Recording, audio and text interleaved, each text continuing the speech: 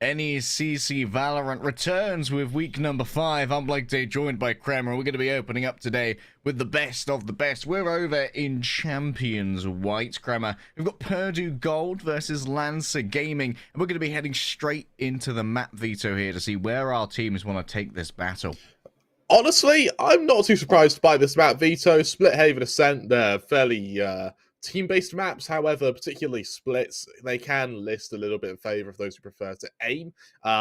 So I would like to see some flashy players from Purdue Gold here.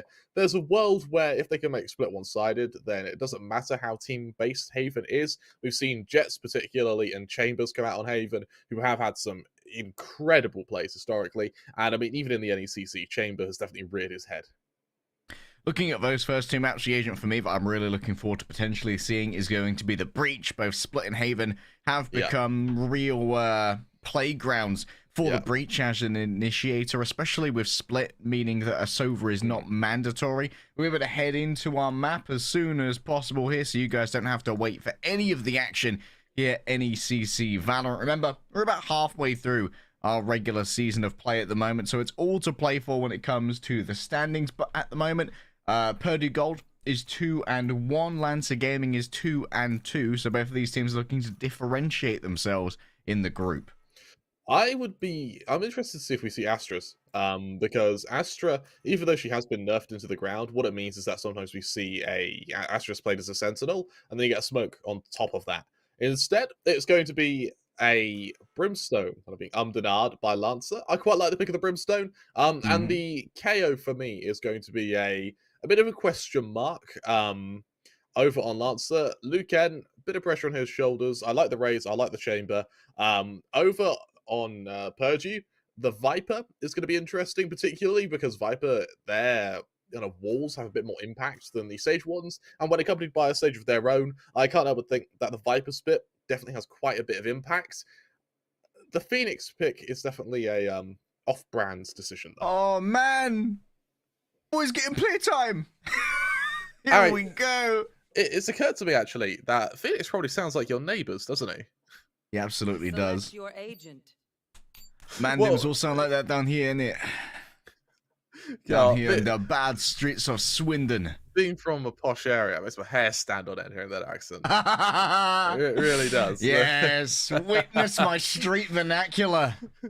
It's like your street, but from Birmingham. Like, it isn't like I'm much better. That's true, but that's what my brother sounded like for a long time. Really? He still does, to be honest. Like, he speaks a lot more. He speaks a lot more sort of like vernacular based than I do. Right. Okay. Just due to differences in how we were brought up, but we'll talk about that another time because I want to talk about some Valorant right now. A lack of initiator over on the side of Purdue Gold means that they are going to be having a little bit of trouble here, Kremer, with early information gathering. Yeah, they are, and it means that some shoulder peaks are really their only way to figure out where players are. For Purdue, I guess to run it back on the Phoenix is a good info gather, but you can't let an ultimate be your only info gather, short of just peeking. For Lancer, I do prefer this agent composition a bit more, as it looks like it'll be early mid control for Purdue, looking to maybe even catch out the save. Any bit of aggression, destroying that wall, making their presence known as they look to launch their foray through mid. However, slowed down by the orb, Mousy has invested in so much utility here. Getting both the wall and 2 slow orbs means they've got no armor alongside that classic. They are an underutiled player. Head honcho, though. This is how the boss does it. Big opening. We might not be able to gather info, but you cannot either. My name, Jeff. Looks to lead the way onto the site. A loud descent as B-Bog will be able to carve on through that wall. Mousy looks to try and cut off the head honcho. The right click is solid. Evidently didn't manage to heal themselves up between those games. Or between those fights, rather. Lancer. 404. Sage already low on HP with the heal on cooldown. This may be something that comes back to bite them here. 7 seconds. I'd like to see Mousy maybe hold this one back for a second. Remember, Shy now getting additional movement speed on that swing, but only means that the bullets fly faster in the other direction. B-Bog going huge. Spaghetti caught on the other side, and I'm afraid, mate, your goose might be cooked. From beyond the grave, B-Bog will strike with that raised grenade, painting the streets red. Solid nade from the Rays, actually. And it kind of comes from a... Take a back step, that nade just renders that whole position of the site just unplayable. Unless you are going to be tanking damage, which unfortunately for Spaghetti, they just have to. There's no other place to run. And for B-Bog from the grave, as you mentioned, the first round goes in favor of Lancer with a big Spectre buy, actually. And for Mousy, maybe even just holding on to the Ghost gives you that extra credits to maybe drop an op to one of your teammates in a future round. You might even want to play it yourself. I mean, Zabu's definitely going to be in the best place to do it on that chamber. But we have seen a fair amount of Sages with the op, especially when you can get those weird boosted angles using the wall itself. A gunfight's happening somewhere, but I'm not sure where, Kramer. I've got the ghost gunfights in my head. All I hear is gunfire. We're only one round in, and I'm already experiencing symptoms. PTSD running wild with you. My name's Jeff, over for an opening. Shy, a bit of an off angle, is able to punish it. And with my name Jeff kind of making that push solo, it's it's punished, and it's going to be an untradeable man advantage now. So Phoenix is spotted by the Brimstone, but instead it's Mousy and Mid who's going to have the main bulk of trouble. I think Angel, she will have been detected by that knife, and did they have suppression? Moving away, there's the fragment. Angel's got nowhere to go but into the gunfire. And B-Bog's like, welcome over, dear. The greeting party is prepared. Real Honcho backs out as soon as possible, somehow avoids that damage. But they are going to be hunted down here, potentially. They reveal their position. It's flash for flash, but Mousy's already got the SMG running. Lancer Gaming survive with 4 players, and I'm pretty sure the player with the Ghost got to upgrade to one of those Fallen Spectres as well, so no dramas when it comes to a carryover of that investment. Solid stuff, and bearing in mind that Mousy didn't have a weapon going into it. So when B-Bog ended up dying, all they had to do was pick up their teammate Spectre, and then you keep every weapon that you had from the round taking into the next. It's a big bonus to play now for Lancer, and while Purge Gold do have rifles around the board, unfortunately, that lack of bonus means that their economy strayed a little bit. 3 players without head armor as well could really be damaged by these Spectres. In terms of ult management, it's going to be about 2 or 3 rounds before we see any real substance from these ultimates, because with the likes of the Sage, with the likes of the Brimstone, they use some fairly long ults to build, and with that, it puts even more of an emphasis on gunplay. One of the things I'm interested in seeing here is going to be the interaction of a potential Stim Beacon and Spectre. Before the Stim Beacon buff, where it gives movement speed as well, it was still one of the... It was only really useful when we've used with an SMG, because it didn't suffer from the huge bloom that made them unyieldly in a rifle versus rifle battle. And especially you can try and make run and gun have some real value with the Stim Beacon's extra damage as well, rather extra speed. There's run it back from Real Honcho's already taken out Shy. Lucan had no idea, but neither did Jeff. B-Bog has slipped around the back, and now they're going to be easily camped on their respawn. I'm afraid, mate, it was just a beacon to B-Bog. And B-Bog follows over after those. Here comes the showstopper. They're so close together. Damage done to Spaghetti. And once again, B-Bog with the multi-kill. An unbelievable performance from the Rays. It's no surprise that Lancer Gaming were happy to pick up the Duelist Rays here. B-Bog having a solid start to this series, and I really like the spontaneous use of the showstopper. The second you get it online, you realize that in a 2-on-3 it's very losable. You just use it to level the playing field, really hit that nail into the coffin, and I mean, getting the additional player afterwards, just the icing on the cake, Harry. Mousy bring out a judge against the ecoing members of Purdue Gold, bar the Real Honcho, who's going to bring out a Vandal without armor. I don't know how I feel about that, Harry. It's a bit weird. One of the things about Phoenix that we didn't really get to talk about, because he rarely sees any competitive play, is that they can't heal up their armor.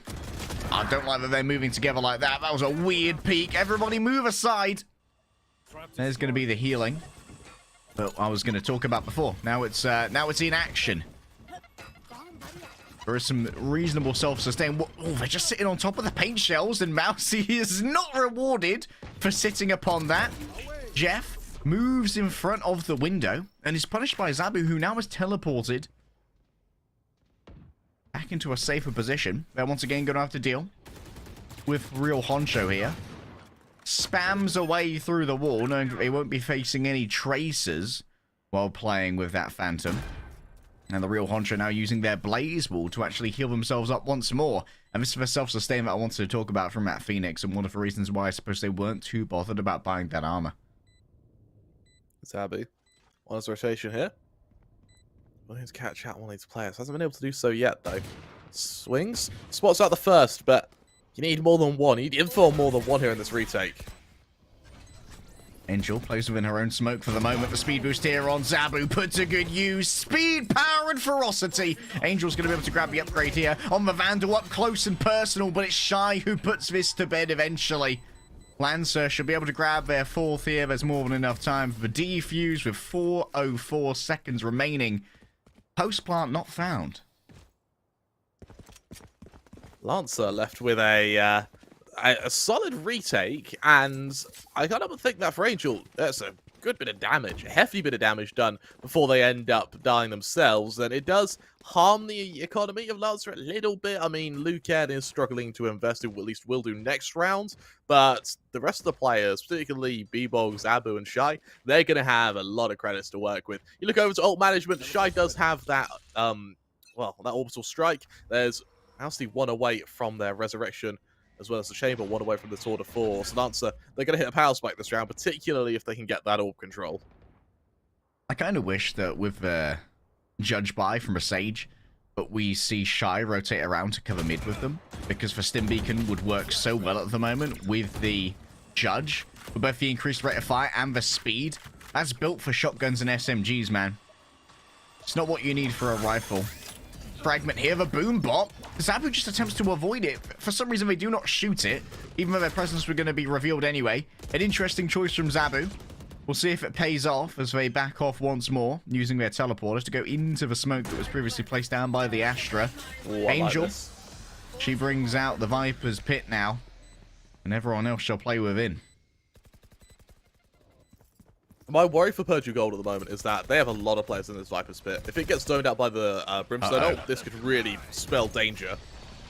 Sky opened, Angel runs, and now everyone moves on into the danger zone. Shy leading the way, My Name Jeff still was alive until B-Bog took them out, but Shy's doing so much here on the Brimstone. A new meta, a new agent, and maybe really like a new world. Really, really strong stuff from Shy, actually. I love how they went into the... They knew that once the Viper's Pit goes down, that's essentially what Shy's Orbital Strike is for at the moment. Until they're on their attack, his sole purpose for this Orbital Strike is to zone people out of the Viper's Pit. And, well, they do so beautifully. Showstopper available for My Name Jeff, as well as the Cosmic Divide available on King Lion Leo. Now, that is matched by a Tour de Force and in this case, a Resurrection, with Lucan one away from being able to bring out that Null Command. Null Command will be interesting here in terms of shutting down any potential pushes, and especially one that might be signaled by the Showstopper, or in some cases the Party Starter. My Name Jeff, a well-placed grenade here, could actually take out so much. Luke is very vulnerable right now, but it's Mousy you've got to look towards. Will not have the buff of the Stim Beacon here, but hey, the Judge can do plenty without it, as we've seen in competitive Valorant a frankly disturbing number of times. Purdue rotating back through A here. Zabu, the main man to worry about. So use the shoulder peek, he doesn't quite commit to it. Instead, we'll sit back sight with Lucan, the main man, to try and take an engagement here. Real Honcho, no flashes for them. A Spectre in hand, half an armor.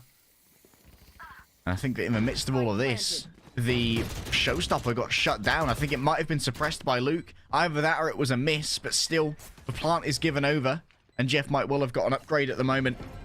King Lion Leo plays from behind, decides how to set down this ultimate, but the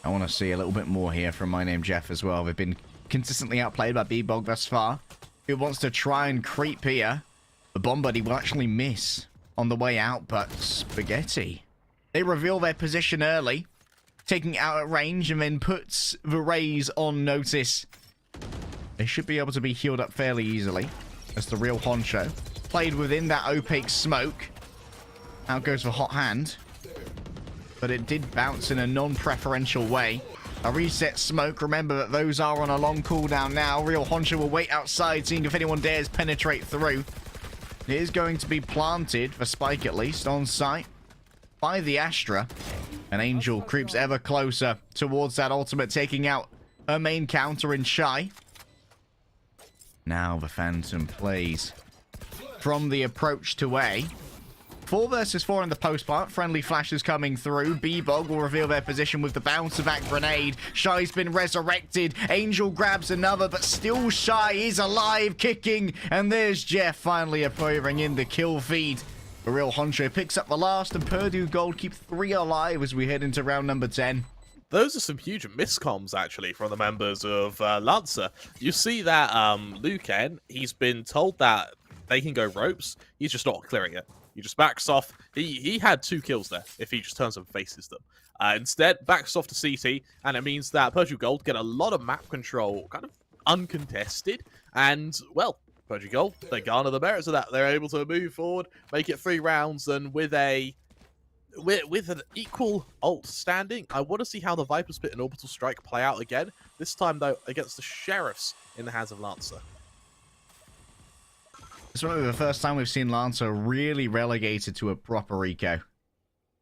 Ever since their anti-eco round, they've been doing a pretty good job of simply phasing out the Spectres without losing their economy. Mousy with a frenzy on the nasty corner here. Spaghetti's already fallen, but honcho taking no chances. Still, you have to deal with the Bucky here. That's going to be potentially a full blind, full advantage taken. The real honcho putting forward a usage case for my beloved Phoenix. My name Jeff. A little bit of a distraction, maybe. Shy got that additional fire rate, and My Name Jeff is so low. The incendiary is walked. I'm afraid that one has no healing properties for our hot boy, who respawns back up in heaven. Shy now noted as remaining in garage, but it seems like timing continues to avoid the fight between the controllers. Angel versus Shy. Dare they emerge from this smoke? All alone, and with little in the way of economy here. Yeah, I think a save is definitely on the cards here. Might try and get some exits to keep this economy ticking down for Purdue, but 3 players remaining. This overall is a big dub for Purdue, alongside, of course, the round. Yeah, I disagree. I don't like that. I don't like the go for exits there from Shard. I'd much rather see the save. And you look at the economy of Lancer here. Luckily, we're in the penultimate round of this first half. There isn't much time left for mistakes to be made. That makes sense economically. True. But you lose this round, and you're down to Sheriff's turn the half. And if you lose the final round of the half, it just adds the stat that you're more likely to lose the pistol round afterwards. For Purdue Gold, they're going to continue their bit of a default here, play for orb control. Unfortunately, they're going to have to do so a man down as B-Bog gets a wonderful opening. Lovely stuff as well. Getting the crosshair displacement. Jeff walking so fast. Wants to continue destroying this. A direct hit with a slow orb almost. As My Name Jeff, caught in mail, slowed on up. Might be joined by their compatriots. And a wall is invested here to isolate Heaven from any rotations through ropes. So Mousy knows they've got to back off for now. Huge investment of utility, so playing for the point instead. B-Bog sends out the showstopper, but My Name Jeff! I am become Jeff, destroyer of worlds, as Lucan lies in wait to be the next one. This could be Jeff, destroyer of worlds. Another. Could the ace be on the cards? The destroyer of worlds has become reality. The Zabu creeps around the back. The timing for the backstab here could be strong. Where's the covering fire? Jeff gets the ace, but still allows Spaghetti to die. But hey, ace is an ace. They are become Jeff, destroyer of worlds. I'm going to be a little bit critical here, Harry. If I'm Zabu and I've just seen that the planter isn't expecting a heaven push and is planting open for heaven, there's only one real place that my name Jeff can be, and that's an L block. Instead, he doesn't really react to it, and, well, Purdue Gold, they're able to make quite a comeback in this first half here, looking to try and maybe even equalise as we end the half. Zabu's one away from the tour de force, Spaghetti maybe 2 away from the res, but that's it for potential ults for the rest of this half, bar those that are already available. As the Boombot reveals presence, the knife as well is going to just confirm that there are at least 3 players to worry about here. It's B-Bog. On the close angle, it's only a Bulldog, but the info's still there. And the info means that Luke can simply pre-aim this. Shy getting aggressive, moving out of garage and moving into the grave. Courtesy of Spaghetti. Not the first person taken out by Italian cooking. Especially if you live in my house. I can second that, actually. Italian cooking, it's really good when it's done well. Unfortunately, in my case, I never do it well. Yep, me too, man. Me too. Look at this lurk from Spaghetti. Oh, the Carbonara claims yet another victim. And now, once again, it is Zabu, all alone. A Frenchman will take down Spaghetti. Makes their way through it over to the tour de force. Not the ideal weapon for a retake, admittedly. That's a good blind right there. But they actually move through their own snake bite. So they take additional damage from that vulnerable. The bravery is not rewarded, but for the rest of Purdue Gold, all they needed was the information because there was no need to save in the last round of a half. I am worrying a little bit for Lancer right now. Purdue Gold, they laboured the half, but the fact they're able to come back, make it equal, definitely gives me a bit of hope for their defensive side. Now, with the Phoenix and Rays, their defensive capabilities aren't quite that of Lancer. I don't think the Astra has as much impact as the Brimstone, but the Viper, again, I kind of see them with more usefulness on the attack, but if their aim is working out for them, which from the end of that half you can tell it is, it may not matter if they're just taking gunfights. If they go into everything with a man advantage, it doesn't matter too much if your utility can't be what does half the damage. Now it's making a little bit more sense as to why Lancer decided to go to split. Beginning when we're about 4-1, I was like, okay. But split is often quite a comfortable defensively sided map. And Purdue Gold, I still have to wonder how they're going to handle info gather on the defense, especially when this means that they're mostly going to be shoulder peeking for info. Rotational management is going to be very difficult here for Purdue. Yeah, it is. And I think that because the resource management is going to be tested quite a bit, I would love to see just some very, very aggressive plays from them, to be honest, as they need to find a way to keep man advantages here. And the duel between B-Bog and the real honcho has been solid so far. My name Jeff definitely outclassing Luken in terms of secondary duelist. And so with that impact, I just want to see if this will work for them. Oh, that's a pretty frenzy. Oh, Angel has been detected. That means that wall should drop soon. And indeed it does. B-Bog at range. The frenzy isn't the ideal weapon for this one, admittedly. But it's the headhunter of Zabu which strikes first blood. We know that when it comes to the pistol rounds, the chambers can be real troublemakers. But the real honcho, troublemaker today. Angel plays around the outside of this whirling smoke. But the question is, will it wait to be cleared? That wall has actually waited for the smoke to clear as well. Might be some clearance into Mail. Angel does avoid getting taken out by that grenade in advance, so they can trade themselves out for one. My name, Jeff, backs off on the head glitch. Just jumps and right clicks, and Shy comes in from the other side. They're on the site, but the spike is not. And now the real honcho can just play the waiting game. They also have a 30 seconds left. Flash to play with here. A flash versus a smoke. Real honcho keeps it in. And lovely spray. At that range, the frenzy's going to win every time, baby. 7-6. Harry, all of a sudden, Lancer find themselves at a loss. kind of weird to think, considering how effectively they started this map. But it looks like Purdue have found their rhythm, they found their rhyme, and for Lancer, at least at this point, tanking the output of that. Down to a full eco. The Judge comes out on the real hot show. Both teams liking the Judge investments, Harry. I'm still only an R-ing about them, but I'm looking forward to seeing if we can have one of those flashy Judge aces. I've still got hope. We've got dreams, Kramer. We've got dreams for days.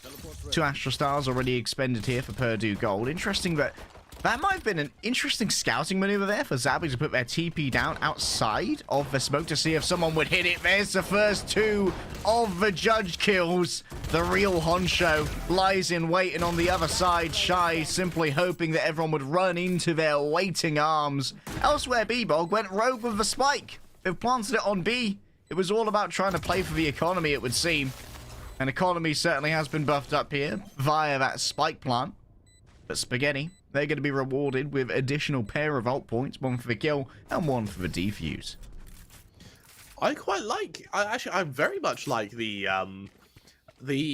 playstyle from Lancer there, realizing that you're not going to win the round, statistically speaking. You might as well just play for the economy, and in doing so, you really negate the effectiveness, the same pitfall that they fell into in their second round buy, which was they didn't have any head armor, and the SMGs were going to do a lot of damage to them because of that. For Purdue now, they now get to go into this with against full head armor, really reducing the effectiveness of all of those Spectres. I wonder if Angel's got a set smoke here. I know there's a couple of weird one ways you can get with a Viper. Oh, that wall, a lot of people shooting it, revealing numbers, and keeping Lancer a little bit worried about the numbers. Or at least keeping Purdue worried about the numbers of Lancers who might be in that garage. That's right on top of B-Bomb.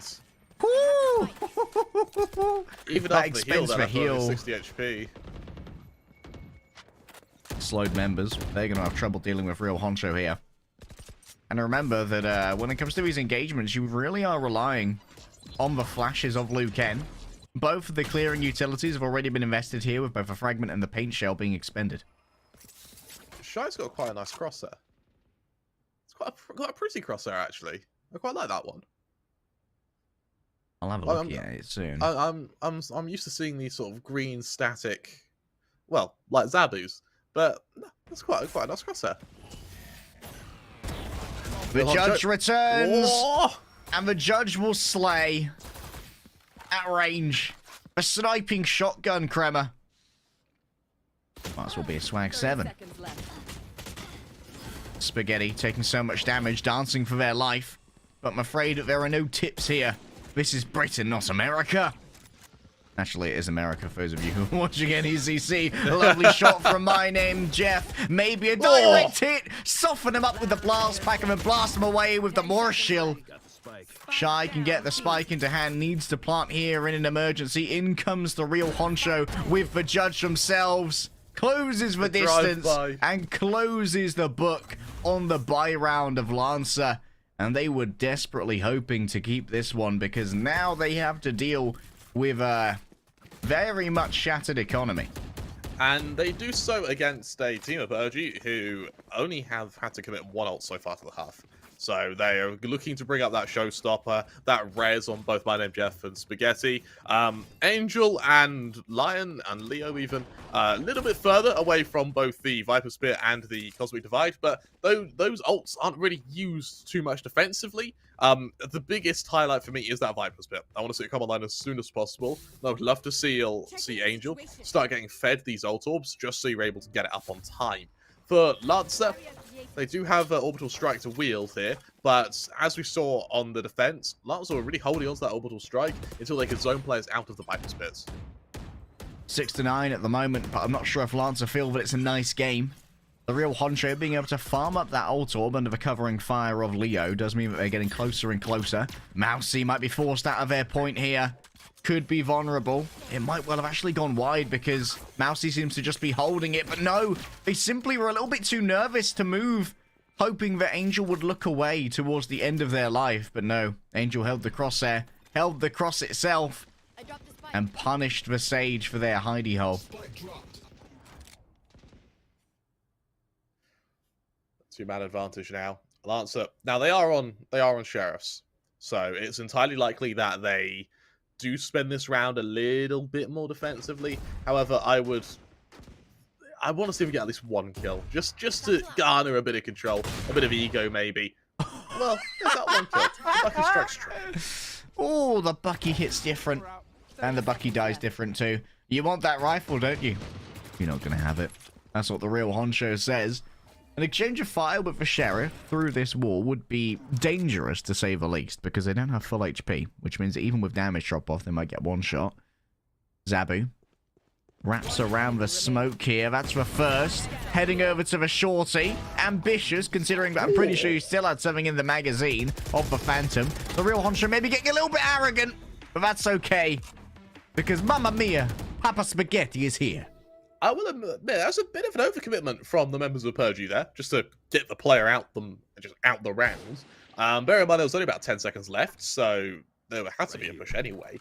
But nonetheless, they're able to win. They're able to go 10-6 up. Let's look at Lancer now, who, while they have the Cosmic Divide available, not Cosmic Divide, sorry, the Orbital Strike. Harry, it's been a long day. They are looking to... They're looking to get that no command, and with 2 away on everything else, their ult's power spike, if not this round, it's definitely happening next round. For Purdue Gold, again, 1 away from a few of their ults. The early stages, the dull rumblings of this round are going to sound very gunfighty. Something tells me it's going to end with colours. It will start with the drums and end with the paint. Once again, forced out of their hidey hole is Mousy. That's a weird texturing there from the snakebite. Real honcho. They could be spotted as they try and potentially platform up on top of this wall. B-Bog waits on the other side. At the moment, fairly non-committal from both sides. B-Bog. Oh, that was a loud descent. Made their presence known in she's mid. Thick. Yeah, exceedingly thick. And that level of thickness has brought 3 players' attention into mid. With Leo not only getting that kill, but he also peeked to get that kill as well. So he knows full well that the real attack's heading to B now, where the Viper's going to be tested. Oh, that is brutal. Angel lay in wait. But now, can you stop the resurrection? An attempt to bait in someone to take the peek from the res, but when you go for the commitment, it is yet another swing. And honcho now brings Purdue even closer to match point. And this is yet again a fairly ramshackle buy from beside of Lancer. Sure, they can get some weapons, but they aren't going in with full armor on many, and Zabu's going to be forced to probably play the Bulldog here. Actually, never mind. They've got themselves a tour de force. But that's difficult to work on the attack. The real honcho actually having an incredible game right now, going 25-11. Solid stuff, and with 3 ults all available, B-Bog all the way from the showstopper, as is my name, Jeff. This round, Harry, as Pendulum like to say, hold your colour. Well, you might be holding Jeff's colour, as they are going to be given out very liberally from the paint bazooka. Real honcho walls this off. There was a slight gap there. No worries, mate. That's okay. That's fine. Didn't suffer for it. 1-for-1 trades. As not only will I hold my colour, but hold my tongue. This, we rise above the gas, Caroline. Gotta get myself a breath. Shy returns to the fray. Spaghetti gets 2. Then the tour de force comes to bear. Oh, what timing. It's a loud rotation away for a moment, though. And down into the sewers. Those sloshing wet footsteps may serve to bait in Jeff, as this is held by Zabu. But look at the backstab, potentially. This should be easy for B-Bog. And there it is. Traded 1-for-1, though. The timing did not favor Zabu. But 1 versus 2 now. Angel is forced to leave her pit, leave her domicile, her noxious apartment. You know what? At this point, what do you want to do, Kramer? Do you save or do you try? Sod it. Try it. Why not? Yeah. Worst case scenario, you bait out some ults from Lancer. You still, bear in mind, you have money. Like, oh, this is already a dub. Oh, the misclick. Was that meant to, like, just deter presence? It very well could have been. It must have been a misclick. All right, Angel might be able to play for exits here as well. She might have decided that, hey, the economic damage is more than worth it here. Because they've got to go out along this axis, right? They are going to miss the first disengagement. The second one comes on through. Shy. And now look at this. They're right next to the operator. What a play from Angel. Big Brains takes out one of the ultimates somehow and gets rid of one of the guns. And recovers the op. Big play. That's all you need. That's actually all you need. Just saving the op, killing a player, and you look at the economy of Lancer. It's certainly not in a pretty spot at all. Solid stuff from Angel there. And with Lancer, all they have now is an orbital strike. That was a heavy commitment into the last 2 rounds. And while the ults have garnered the 1, for 4 ults for 1 round, honestly, I don't see the equivalent exchange, Harry.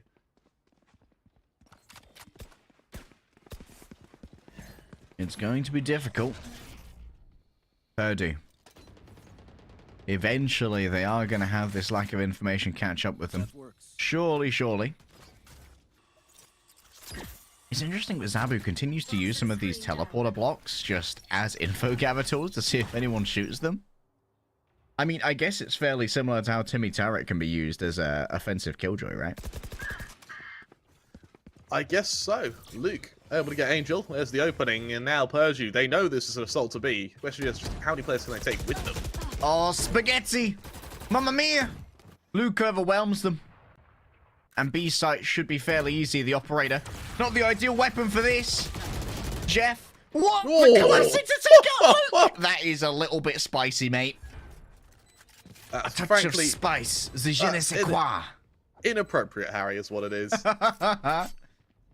But Shy coming around the back. The orbital strike here. Used in the post plant. Could be deadly.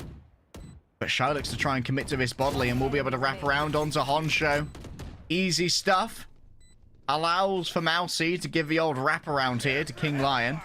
And there is the orbital strike as well. At range, neither of these players is spraying their best, but eventually, Shy and pleading emojis will be able to win the day. That's certainly a pleading emoji, point right, point left, orbital strike me.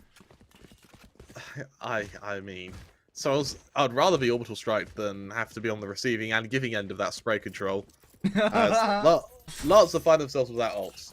And for Purdue, while their buy isn't great, they can level the playing field with A, the resurrection, and B, that cosmic divide on a retake. Something that we've seen a pitfall a lot of teams fall into recently is using that cosmic divide too early, and it leaves them hesitant before they're able to follow up any true damage. Lancer have effectively denied Purdue Gold from finding themselves a power play on this match point. Zabu with a double. A beautiful spray through with the Phantom. You can see the X's over by the exit from A. And now Jeff. They are able to stop Lucan. But they don't have the information, Kremer. They had to recommit to try and clear ropes because they just did not know. No one really has the info gather unless they are able to physically peek it. Boombots deployed. Instantly removed. They show presence, but look how low the players on Purdue are. The heals used, sure, but with no armor on the Rays or on your Viper, they are very vulnerable here. Mousy, down into the ropes. This has just been cleared by Spaghetti. Oh, I love this. Oh, no knife. SMH.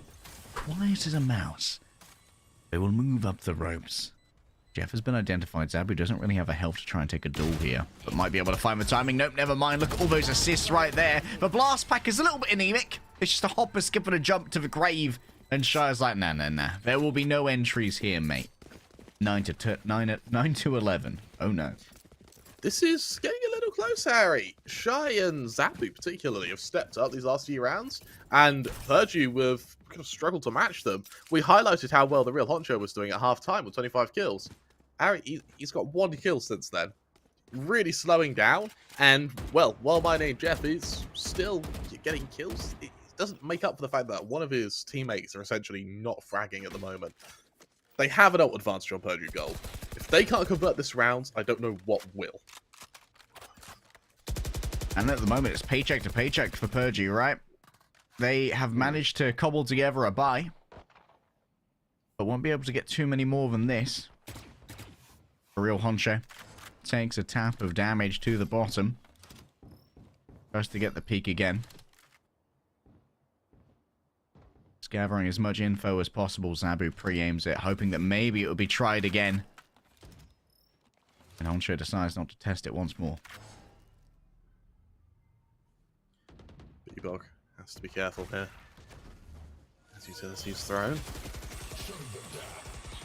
Oh, that's a big response to a slow clean opening. Zabu as well, having some very successful rounds here. It's a big kill to get. And spotting out Shy as well. He's solo here. He can easily be isolated. Oh, now how do you access a site? It's got to be the rush. And indeed it is, up through heaven. 3 players here, but Spaghetti shuts down the first. The second line's on up. And that's confirmed presence of 3 players now. Everyone can rotate with no fear in their heart. Sure, the fragment is going to cut off multiple players in L block. But Luke is going to have to spray through them. The Phantom is the weapon to do it, but I think Spaghetti might have got that headshot through the smoke, just running and gunning. And still, 4 ultimates remain here for Purdue, and Angel's close as well. That is worrisome if you're on Lancer. That was a round that you should, even if you lose it, if you bait out 2 ults, maybe even the 3rd as it came online, then you can take solace in the fact that they don't have anything past their gunplay. Unfortunately, that's not the case. Huge both firepower and ability advantage here. On top of a utility advantage with Zabu. Only on a Spectre. 12-9. Lancer Gaming just a hop, skip, and a jump away from forcing us to overtime, where those economic woes will be leaving them.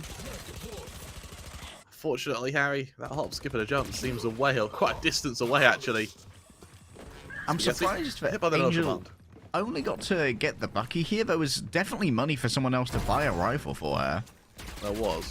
So maybe Purdue Gold not trying to take this power play as much as they should, especially with 4 ultimates on the board. But 4 versus 5, certainly doable. It's going to be a little bit more difficult in a post-plant scenario, with Jeff having to reveal their location early. Dare they blast back in? Run out of ammo. That's true. 66 bullets, only 4 or 5 players to kill. So it's not like they're going to have to share. Here come all of the ultimates at once. Honsho heads up high. They didn't even see B-Bog. And now Jeff will send this out, but the spray is good. Jeff gets 3. A second blast pack moving in. Somehow they ended up with only a classic. I'm not entirely sure what happened there. Weird. They could have run out of ammo. Maybe they did. Yeah. Purdue. Well, there's an ult commitment. Still unable to find that final round. 12-10, and it's getting a little bit uncomfortable for them. Harry, these going out to Spectres. This is going to come down to the final round of the half. And I mean, I don't want to blame it all on that one thing, but why didn't someone buy for Angel? It doesn't matter that Angel didn't have a weapon last round because you're running a sort of ramshackle buy here anyway. You were going to be playing a Force or an Eco. Alright, early usage here of the Orbital Strike. That one is a little bit weird. Almost seems like a misclick, to be honest. B-Bog resurrected up. And once again, it seems like they almost died to a Molotov. They were rezzed within the hot hands, I believe. And it's a mad dash onto the site again. Luke is going to be almost eviscerated by that paint grenade, which was on top of one of the default plant sites. Heads over to the second default as Angel looks to play Doorwoman to this. Zabu is tenderized. This would be a very unique engagement, and it is rewarded. The slow from the trademark means that B-Bog can get the counter frag easily, but still, when it comes to the ecos, those sting quite a bit. B-Bog, they can't afford to take a body shot here from that Sheriff. Can't afford to lose that weapon. It's all Angel needs to hit. That at the moment. Maybe an attempt to bait on in. Come into the sights of the Marshal, they say. Spaghetti has got a treat for you. And Spaghetti has destroyed whatever surplus Lancers may have had off the back of this eco. Don't fear the Reaper or the Void. Oh my. Mamma mia.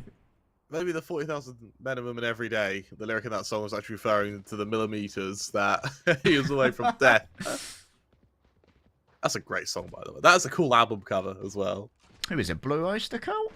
Yeah, Blue Oyster Cult have great album covers. Do you know who else has a really cool album cover, Harry? Pink Floyd. That was an open question. Pink Floyd have some pretty good album covers. I quite like. There's a small band called Stratovarius. You have some really cool album covers. Really like. Bebog there got slowed down by the gravity well. Had a significant vertical hitbox. So many showstoppers kind of go without a kill this game. Yeah. Zoning showstoppers. I like that nade though. That's nice. The cluster munitions would have hit both default plant sites. Real Honcho falling early means that things are complicated. Zabu here. There's nothing to flash from now, but the resurrection will be solid. Just firing over towards where they believe the corpse of Real Honcho is.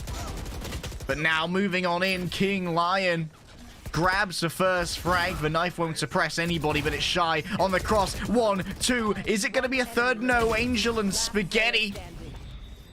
And there it is. Overtime in our first map of the day here at NECC Valorant. And it's secured by Luke, who has a celebratory null command. Solid stuff. And now, all of a sudden, we find ourselves at, at overtime. It's weird looking at the round count here. How Lancer Gaming had a huge lead, suddenly put on the back foot, and then remember how to play Valorant in the final 7 rounds of the match. By some miracle, they've equalized to 12 to 12. I can't help but think that right now, no one's really matching Honcho, who is really playing out of his mind on Phoenix. My worry, though, is can he keep this up? He really had a bit of an anemic second half, and I would definitely hope that he can find that first half form to try and carry Purdue over the line. Broken down completely is that wall. Now Spaghetti has to go up against Bebog. Your attempts to gather information have not been rewarded. Purdue Gold. Now they have themselves some big potential power plays because they aren't having to go up against the Sage Wall. And they don't have to worry about Bebog's fragging power. What they do have to worry about is the defensive prowess of Shy, who can play around their smokes and their stim beacons here to probably trade out for at least 1 on B. He can't be caught with this utility here. It's a silent approach for the moment, an attempt to bounce, but I think it just about gives Shy a millimeter to play in, and indeed it does. If that is considered... Oh, hello, Zabu just stands on top of it. That's weird. That's very weird. Shy might be untouched here, though. It is going to be checked in Lion. The Predator, the team ace for Purdue Gold, who are kind of embarrassed to have gotten to this position where they're having to play overtime. They strike with renewed vigor. Easily. Purdue Gold, they find themselves with a lead, sure, but their defense is what let them down significantly. And for Lancer, same story. It wasn't really a game of attacking here. Both teams, particularly Purdue, they played retake a lot when it didn't necessarily work for them. Instead, we've got Lancer now with a huge setup over in mids where they're looking to go to a bit of a default, maybe even play for the ult orbs, as Luke N will push through mid.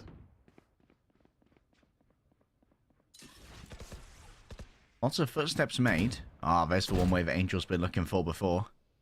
Confirms the presence of one, but Honcho might not be well served by taking this peek because Luke is already pre-aiming it. Who dares step into my den of horrors?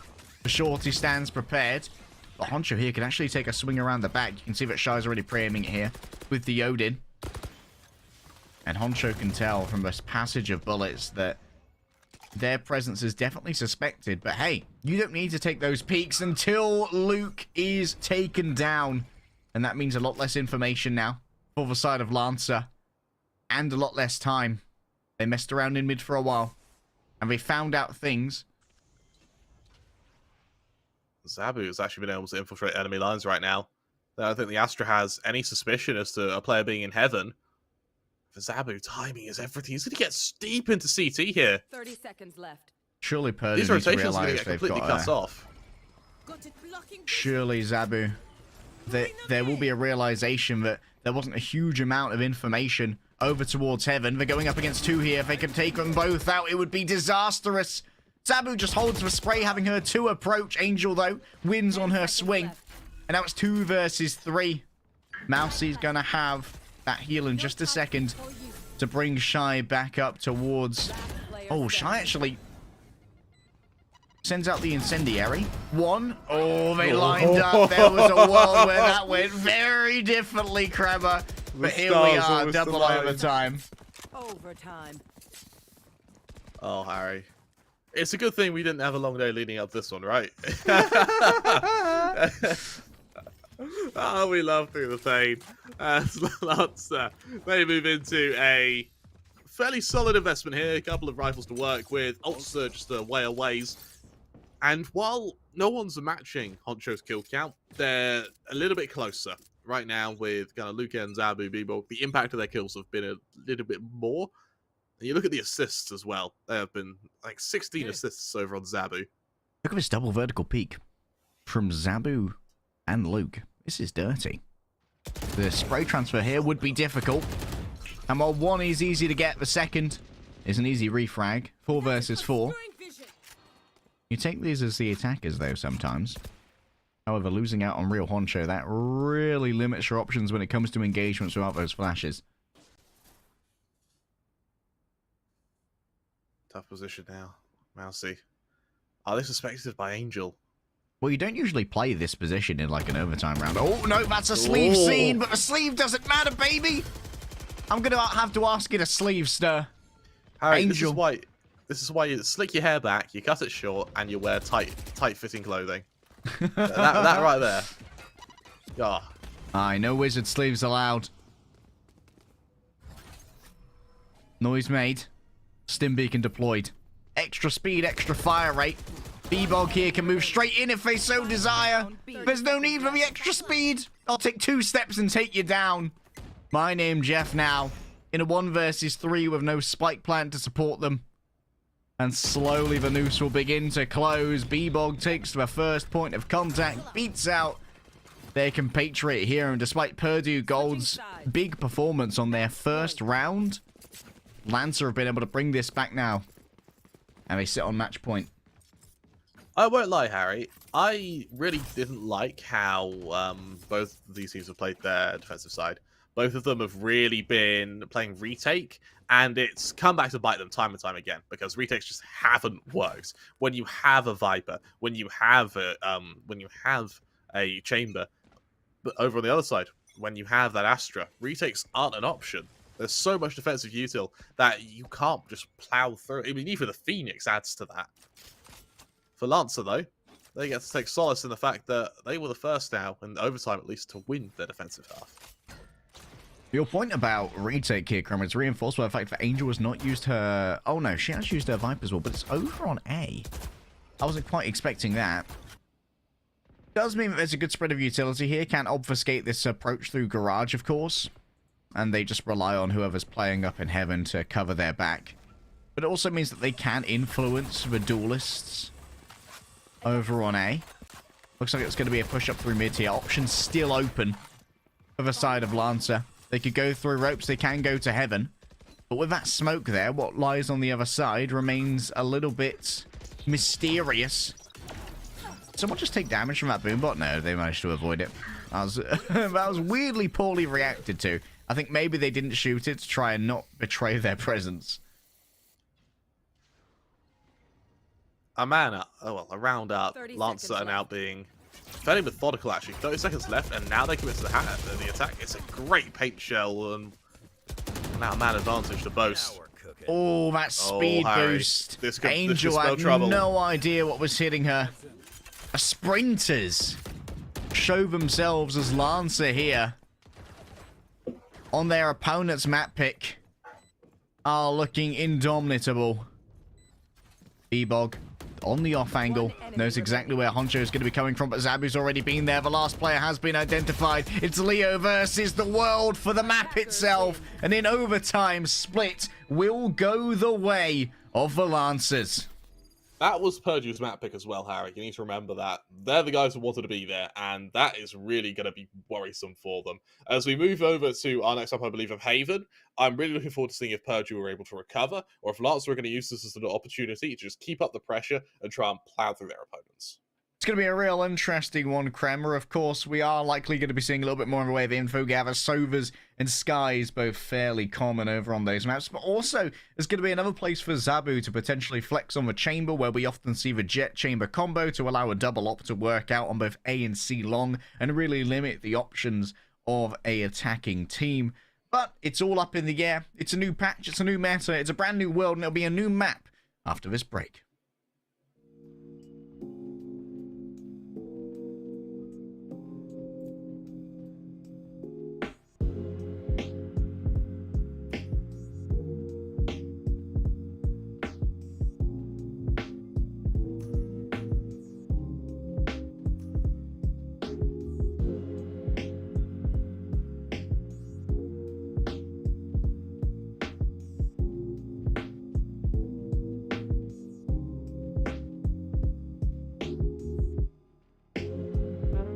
Select your agent.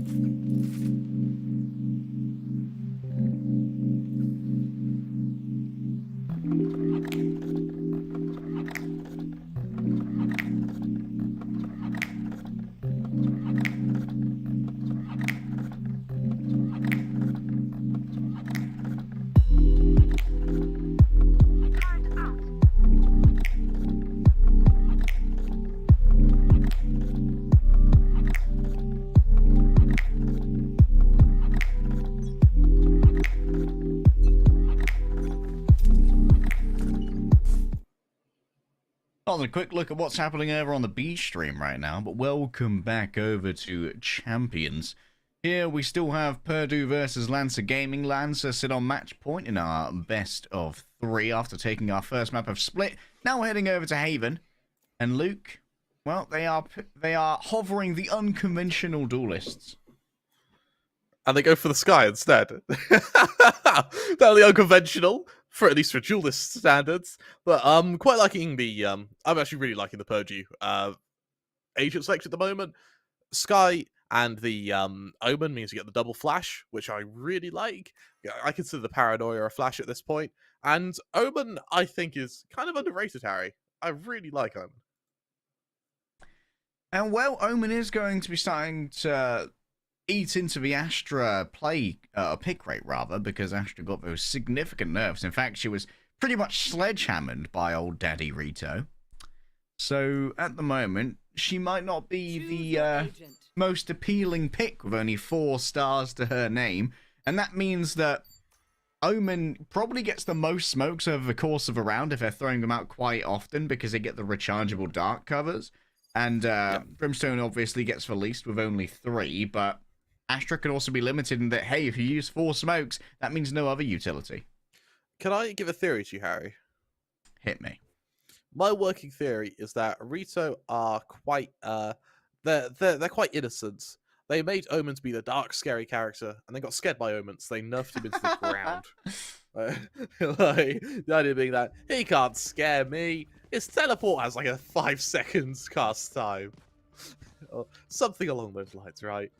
As Purdue goes, they find themselves on the defensive side, on their opponent's map pick, in a very, very uncomfortable position.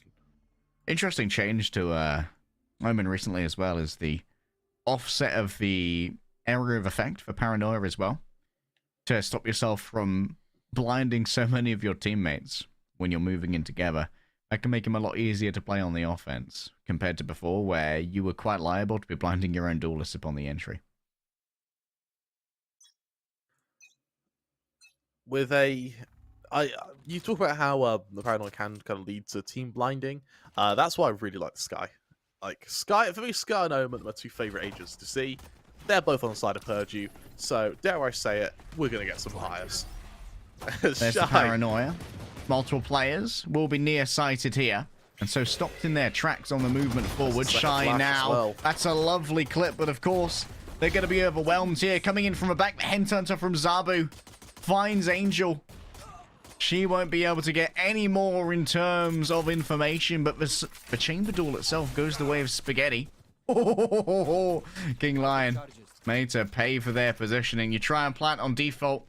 Mouse has got a lineup for that one, boys. Line goes down. While Leo does have 20 HP left, that's enough to kill Harry, and the Mousey getting as much info as possible. Lucan, does he feel emboldened to fight Spaghetti here? Oh, there will be some pings. In fact, multiple pings. That was a beautiful recon arrow. Allows for Bebog and Luke to move in at their leisure and go for this defuse. Don't think there are any real pistol upgrades to be had here. Both are on ghosts. Might have been a sheriff around somewhere, but I'm not entirely sure. Purdue.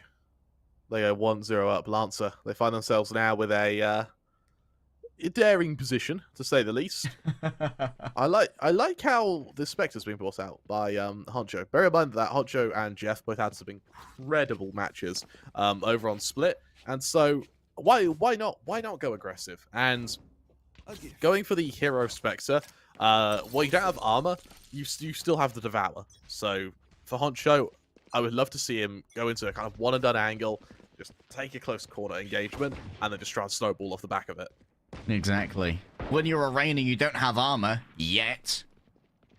The Devour gives you options. Honcho here knows that B-Bog might well be saving to try and get that operator on deck. You do expect it when you're up against both a Jet and a Chamber on the defense. B-Bog, thus far, is going to be undetected. There's the dismiss. The friendly blind, actually, from Luke. And there's the Devour we were talking about. Honcho's healing will be cancelled, though, from taking a bullet from elsewhere. And Zabu has emerged onto the scene, carving through those of Lancer, who would move on forward. Purdue with a double. Actually, I think things might be swapped around. Isn't B-Bog on Lancer? Could it be? I don't know. I might actually be trolling. Yeah, Honcho's on Purdue Gold. The size of the overlay are wrong. Lancer. I was going to say, Lancer, they're on their map pick and they go see attack. I mean, unorthodox, but that makes me worry a bit. And Harry, is that allowed? That jet jump? We were just in the tournament for VCC, and that jet jump was absolutely not allowed. Kramer, we've been awake since like 8 AM. Do not cause a technical pause. I honestly do not care.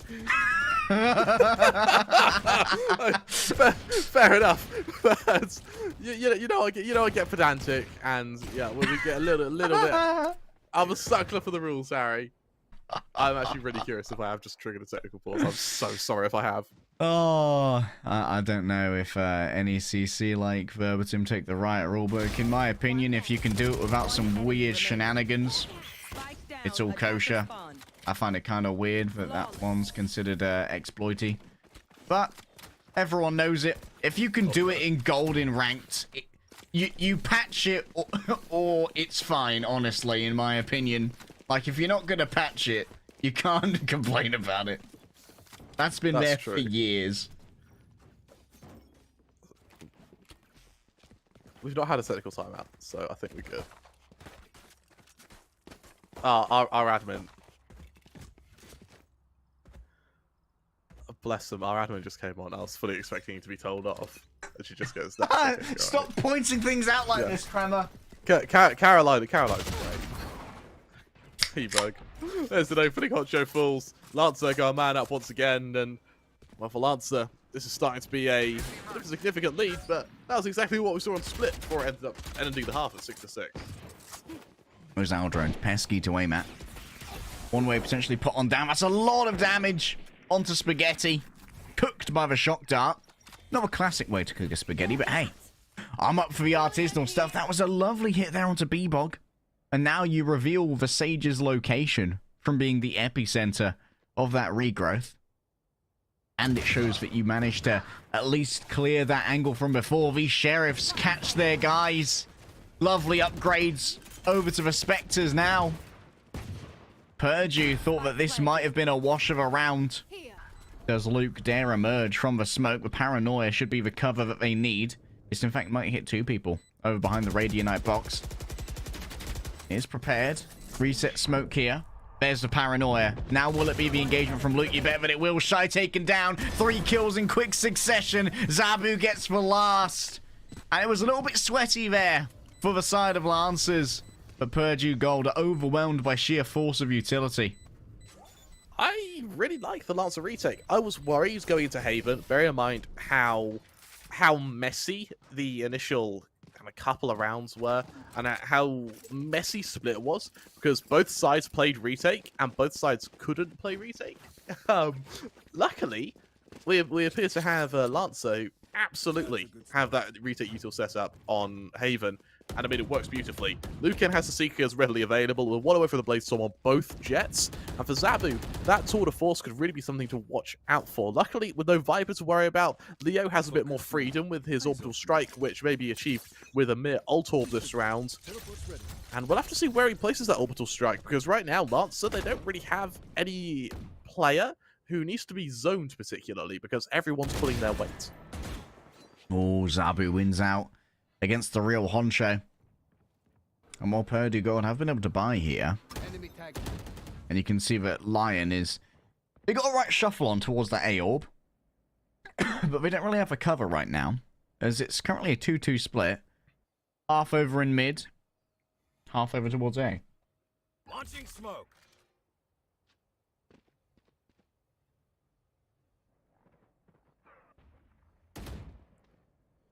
Now, util exchanged. And a bit of gunfire exchanged. Mousy, does he catch out this close angle from King Leo? Oh, King Leo. Rotate and kill at your leisure. That was a weird TP, admittedly. A bit of an overcommitment of smokes as well. But that's fine. All's well and good. Jeff gets the plant. Purdue on the way to potentially getting their first round here. Remember, that post-plant orbital strike could be everything. Luke doesn't have a paranoia to carry them forward now as they exit the high ground. Knows that one is directly below them. It's a good blind onto King Leo, who takes out the Seeker. Will be noted over here. Needs to try and play this as slowly as possible. Still, the orbital strike stands prepared. B-Bog has hunted down Angel. And now for the tap, forcing out the orbital strike. There it is. B-Bog might not be able to win this one in terms of time. What they can do is damage the economy. And that's exactly what they'll do. Knowing that it's unwinnable in terms of the time, they'll just sprint away. 4-1, Purdue Gold now. Back to the drawing board where they figure out what to do next. Because, well, yes, they won the round. It became very costly. And for Spaghetti and My Name Jeff, unfortunately for them, Vandals, Phantoms are sort of off the menu for them. For B-Bog, a great read to identify the fact that the round's lost and to instead just make it as costly as possible. It works significantly well for them. And now for the members of Purdue, it's only a shorty on My Name Jeff. Yes, he has a Blade Storm to accompany it, but is that enough? I think Caroline's watching that to punish you. And Oh, frankly, really? I think she's damn right to. Add the insult to the injury. I'm sorry, I was trying to be a smart ass, Caroline. Oh, you want to play? Get out of here! There are no games to be played here. Apart from maybe some Valorant. Zabu brings forth their own tour de force. It's interesting that we see both the Jet and the Chamber stacked on one site. The Sky joins a foray.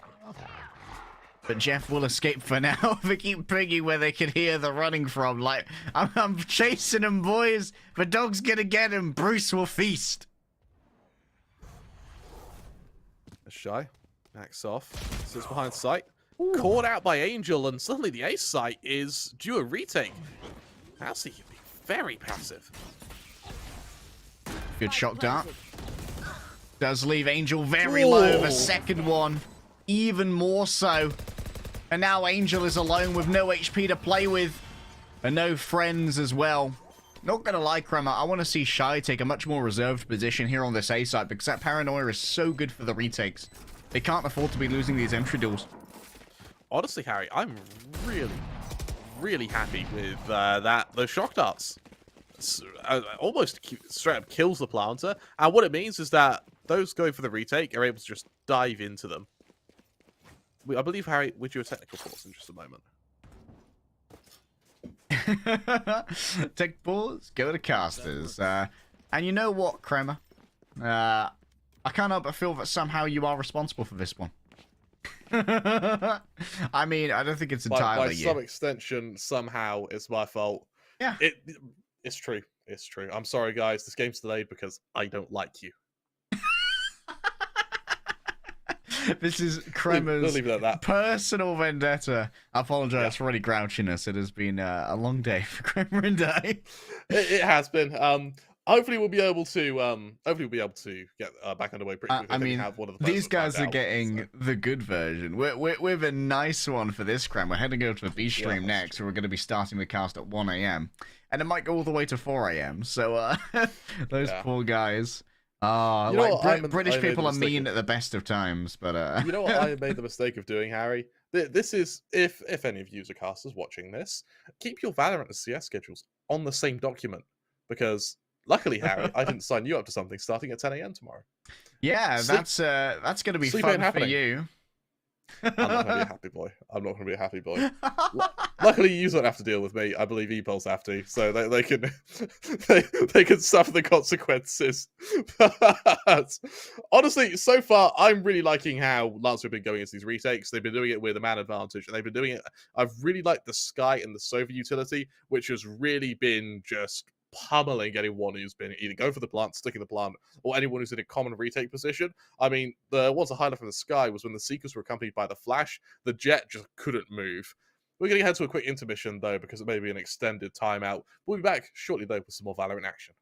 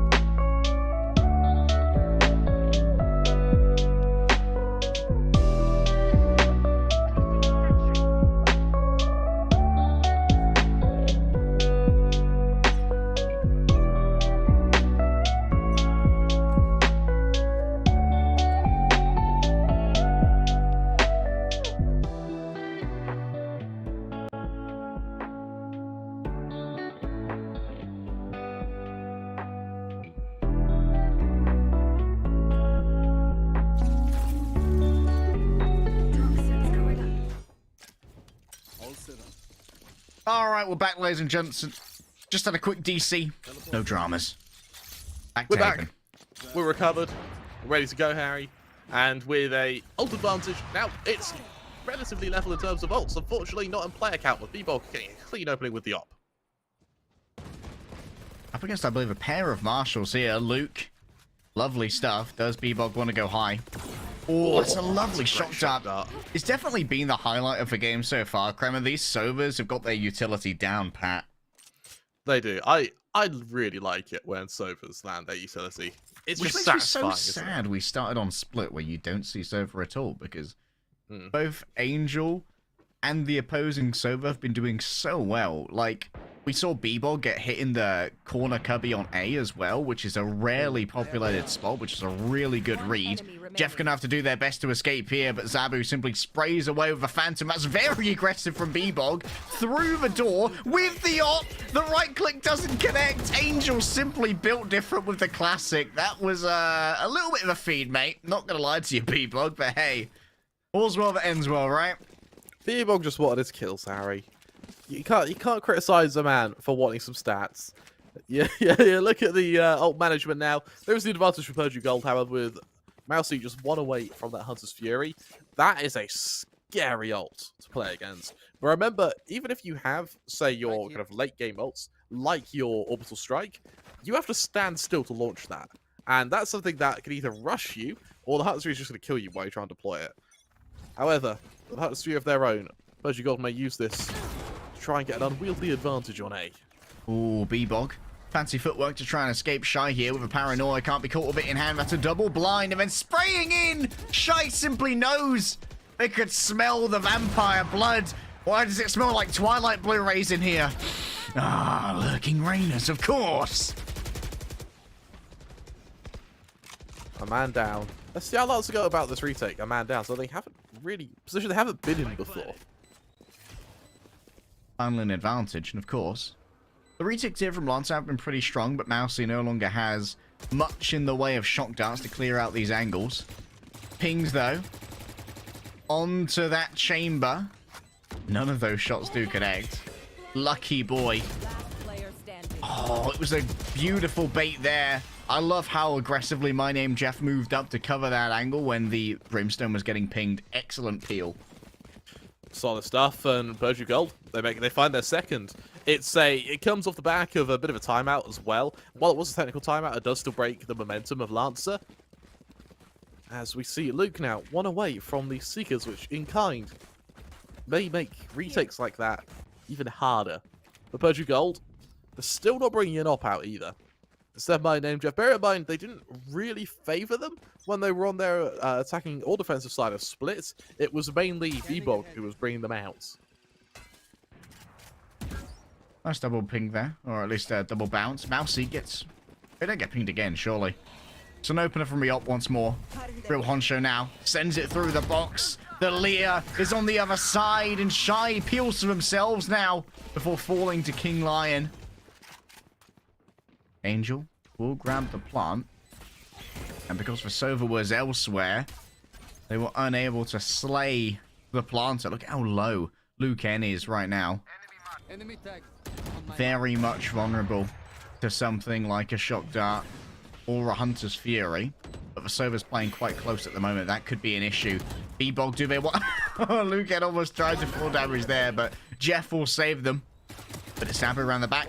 The backstab from El Chambre will be shut down. Angel doesn't even have to use her ultimate. That's a good post-plant utility that's going to remain available here for Purdue.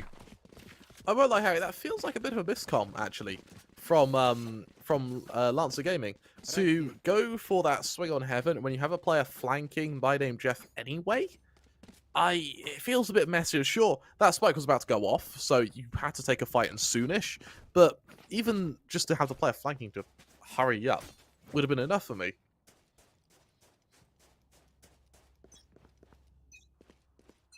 On board with Zabu for a moment here. Purdue Gold. They want to be able to at least even up the rounds here. 6-6 is fairly okay for Haven on the attacker side, but with the 3 sides, I consider this to be a pretty attacker-sided map. My Name Jeff Actually gets body blocked by the friendly owl drone. That's not great at all. The Sheriff, near-sighted Mousy, unable to deal with Honcho. And this hasn't been the greatest loadout in terms of defensive prowess. I'm surprised that A was actually given the Sheriff. I would have liked to have seen someone with a little bit more firepower be the anchor on the site crummer, because Purdue have been consistently attacking A. Question coming here. As Lucan tries to catch out the odd player. Hasn't been able to do so just yet, as saving for Lance is a very real possibility here. Their money, they have a bit, but it's not great. And hearing the aggression, B-Bog, that may just embolden him to run. As they do just that. Lancer, they get the hell out of there. Holding on to 2 weapons. Hopefully they can make it a bit costly. Oh no, B-Bog might get caught here. But no, Luke's good on appeal. It's fine. I'm not worried at all, Kramer. Woo. That's something someone who was worried would say. Yeah. Wouldn't know about that. Purdue Gold. Hit 4 as we head into round number 11. And a timeout's going to be called here by Lancer. I quite like the call for a timeout, to be honest. I quite like it. You're buying yourself a bit of time, you're slowing the pace down, and you're doing so when you're on a bit of a losing spree. For Lancer, bear in mind, they are down economically, they don't have an ult advantage, and while they have a round advantage, that can be mitigated very damn quickly. The Omen TP, while it can be very effective, the most effectiveness the most damage we've seen it do in kind of recent memory is when it's been used to fake rather than actually get behind opponents. And that sort of harsh playstyle can really it doesn't help you in a retake. For Purdue, they have every ult available bar the Tour de Force, but that doesn't matter because the Tour de Force is the one ult that isn't really effective on your attacking side. Purdue looking pretty scary, Harry. The Tour de Force on the attacking side is almost used like a Blade Storm, right? Like an economic buffer for when you're going to have a less well-financed round. I hope that Lancer Gaming have used this timeout here to do some threat analysis. At the moment, Purdue, I want to see a lack of post-plant setups here for Lancer. I want to see them get aggressive, because honestly, in a post-plant setup, you're dealing with both a Orbital Strike and a Hunter's Fury, which would be so difficult to overwhelm. On the aggression, B-Bog sees all of them coming. Can't quite stop. Oh, he just gotta get away. There's lots of crazy, dude. Got a man down. Now the spike needs to be planted. I would have liked to have seen that given over to the chamber. Shy. Seen towards the back, and right now Lancer know it is going to be a long back off for Purdue. With both that Hunter's Fury and the Orbital Strike available, there's no reason not to have your ultimates at the back in a safer position. If anything, I would like to see Chamber here playing a little bit more defensively, looking towards the attacker spawn to make sure that neither of these players who need these ultimates for the post plant would be dropping down and allow your duelists to really cover the front. Sabu wrapping around at the moment. They are going to have to duel against King Lion. And this is a very unconventional place. Spaghetti is going to be caught on this. As they move on forward, will they expect for wraparound from the back? Zabu runs out of ammo. But there is the detonation of the spike. And still, all of his ultimates are available. And Lancer once more have to contend with the threat of both the Orbital Strike and the Hunter's Fury in a post plant. Harry, this is identical to how Split ended. The half ended. With a 6-1 lead ending in 6-6. Or potentially 6-6. Identical to how Split ended. Bear in mind, that game went to overtime, and honestly, the realms of overtime aren't out of possibility here. With 4 ults available, B-Bog is one away from getting a Blade Storm, which may help in a close quarter circumstance, but you need that kill first just to embed yourself. Alright, a body block on the disengage. It's happened quite a few times. Oh my goodness, it doesn't matter. I forgive you. The King Lion won't. There is no forgiveness where you're going. Another miss from B-Bog. Unfortunately, out of the 3 operator shots that we've had Caroline observe, only 1 has hit thus far. Absolutely fragged by Caroline. the true killer of this game. Jeff noted again in the corner, Mousy. sets up their recon arrow. This might be a little bit early here on the orbital strike, but Luke is taken out at the top. Jeff, nearsighted by the paranoia, makes it an easy frag for Shy, and now Lion has to play this alone.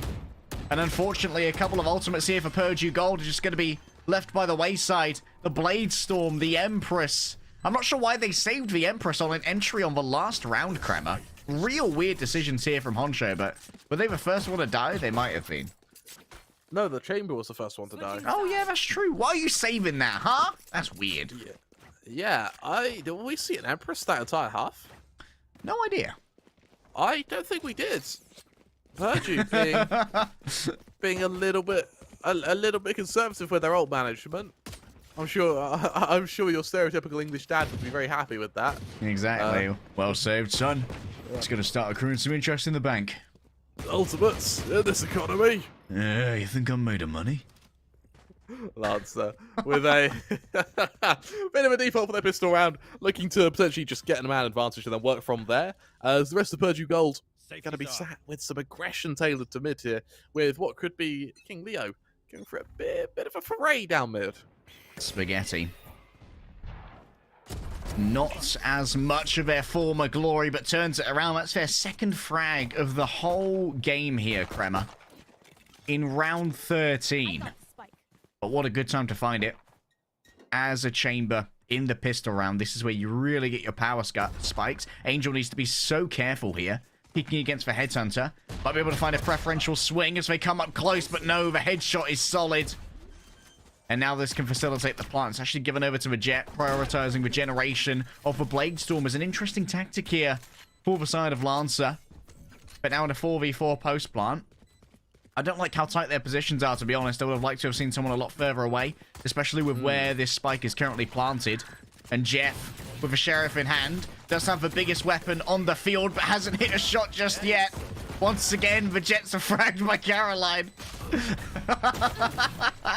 And King Lion, they're going to have to combine with Spaghetti here. Lancer, they grab themselves a pistol round, and we were hoping for big things from that Sheriff, but just simply did not come to pass.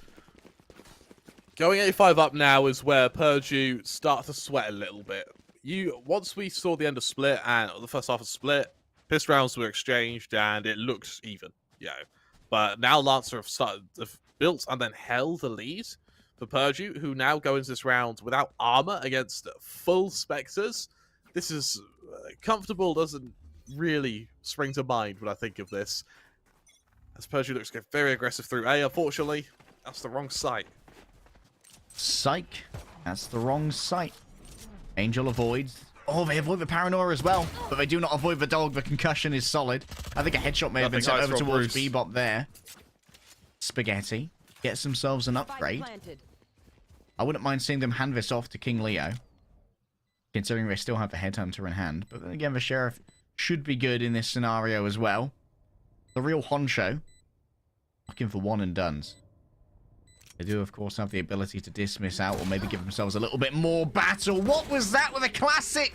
Bebop was tenderized earlier by Angel, and then it was simply up to Honsho to finish the job. A slaughter in the kill feed right here. Jeff just plinks away with the classic to take out Mousy. How did Lancer lose this? That is uncanny. And I've got to blame again, Kremer. Their post-plant positions. Look at all those blue X's. Where are the long plays at the back of C? Especially with where you planted the spike. Especially against classics as well. That's the one gun you play at range. You fight at range. Lancer just take their eye off the ball there, and for Purdue Gold, I mean, credit's due. They punish it. Lancer now have to move to a full buy of, well, the best buy they can muster. In fact, do they even try that? I would rather see an eco, to be honest. I'd much rather see an eco, but that's not to be established yet, Harry. Couple Sheriff's bought, just making sure that they have enough for the full armor and rifles next round. Oh, Bebop was trying their luck there with the Sheriff, but Honsho made sure to show them the error of their ways. And Shy now waits along the outside. Taken down. Surprise! Cooking. Oh, welcome to the savannah, baby. Everything the light touches belongs to me. That's they may feel that they may learn that the hard way. So my name Jeff just going for info plays. Honcho does fall, but my name Jeff stays embedded on this site. Now, see the pacifist peak right there. Ooh. And Luke, while they did get the good blind, could not find the good shots. 4 players remain alive from Purdue Gold against Valancer Semi-Eco. And now we get the real competition. Full buy comes out, Harry. Op on my name Jeff. And Lancer were more than happy to bring the op out on B-Bog. I don't know where the effectiveness of that op is, particularly on attacking side Haven. I guess fighting gay long, I mean, sometimes I'll see if you can flash and paranoia your opponent's out of position, but other than being accompanied by a lot of utility, ops really don't have the same inherent effectiveness that they do on that defense. These teams are so close, Kramer, when it comes to the skill levels. Neck and neck over on Split. And the exact same story here on Haven. Zabu clears through Garage. The trademark has been found. Look at this Honcho wrapping around the back. Takes out Shy. And now, how do you attack one of these sites without your smokes, without your paranoia? Zabu at least might be the one to try and open it. A wallbang. From where, Kramer? Look at what... What? He's just ruined... How did he wallbang that? He was in defender spawn. Look at the flank from Honcho as well. This would be a great time for an Empress. It would be. If he ever wants to use it, never mind. We're going to save it for next map. Just not today. The Hunter's Fury may really help in an afterplant. We're just going to have to add a Jonathan Frakes every single time we talk about the Empress. I honestly, I bet he knew when he made that he was going to get turned into a meme. B-Bog on the entry. Lion inside the smoke. That's mine to play with. 1 versus 2 now. Mousy has to stick the plant. Actually resets themselves here as they do get hit by the shock dart. They forced out already. Oh, they know exactly what this is about. I'm not sure if they even have time for the plant right now, Kremer. Doesn't matter. Jeff takes him down. And that is going to be some extra money denied from Lancer Gaming as they're full by Flounders. I don't quite know what the worry was there to avoid the plant, but... I think the shock dart came through the first time. Yeah, it must have been, but you look over to what will now be a difficult position for Lancer. Another round of Sheriffs, Classics, a kind of garage buy from a kind of half-filled economy, and, well, pessimists would say half-empty economy. I like to think of Sheriffs as just big guns that haven't evolved yet. What is this orbital strike? Where is it? I don't see on the mini-map. Oh, I believe it was actually on the approach to C-Long, maybe? Either way, Shy has done too much damage with the Sheriff. These trades are not acceptable. It's certainly a unique commitment. B-Bog's gone running, man. Who's going to respect B-Bog here? And Shy's got an upgrade as well. Over to the Vandal. Suddenly, this is winnable. But remember, Shy does not have much in the way of health. And we know how accurate these Sovers can be with their shock darts. B-Bog doesn't have armor either. The first, that's so good!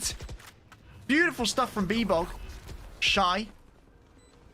Oh, they're going to have to contend here. With the drone, it's lovely stuff! They counter-rotate through the opacity of the smoke. A beautiful turnaround here from Lancer. I've got to admit, I'm bloody impressed, Kremer. Angel, now with a 1 versus 2. It's not going to be easy, but they can at least try it with 5.6k. I want to see the attempt, to be honest. Even if it's just to try and build up towards the Hunter's Fury. A miss from B-Bog.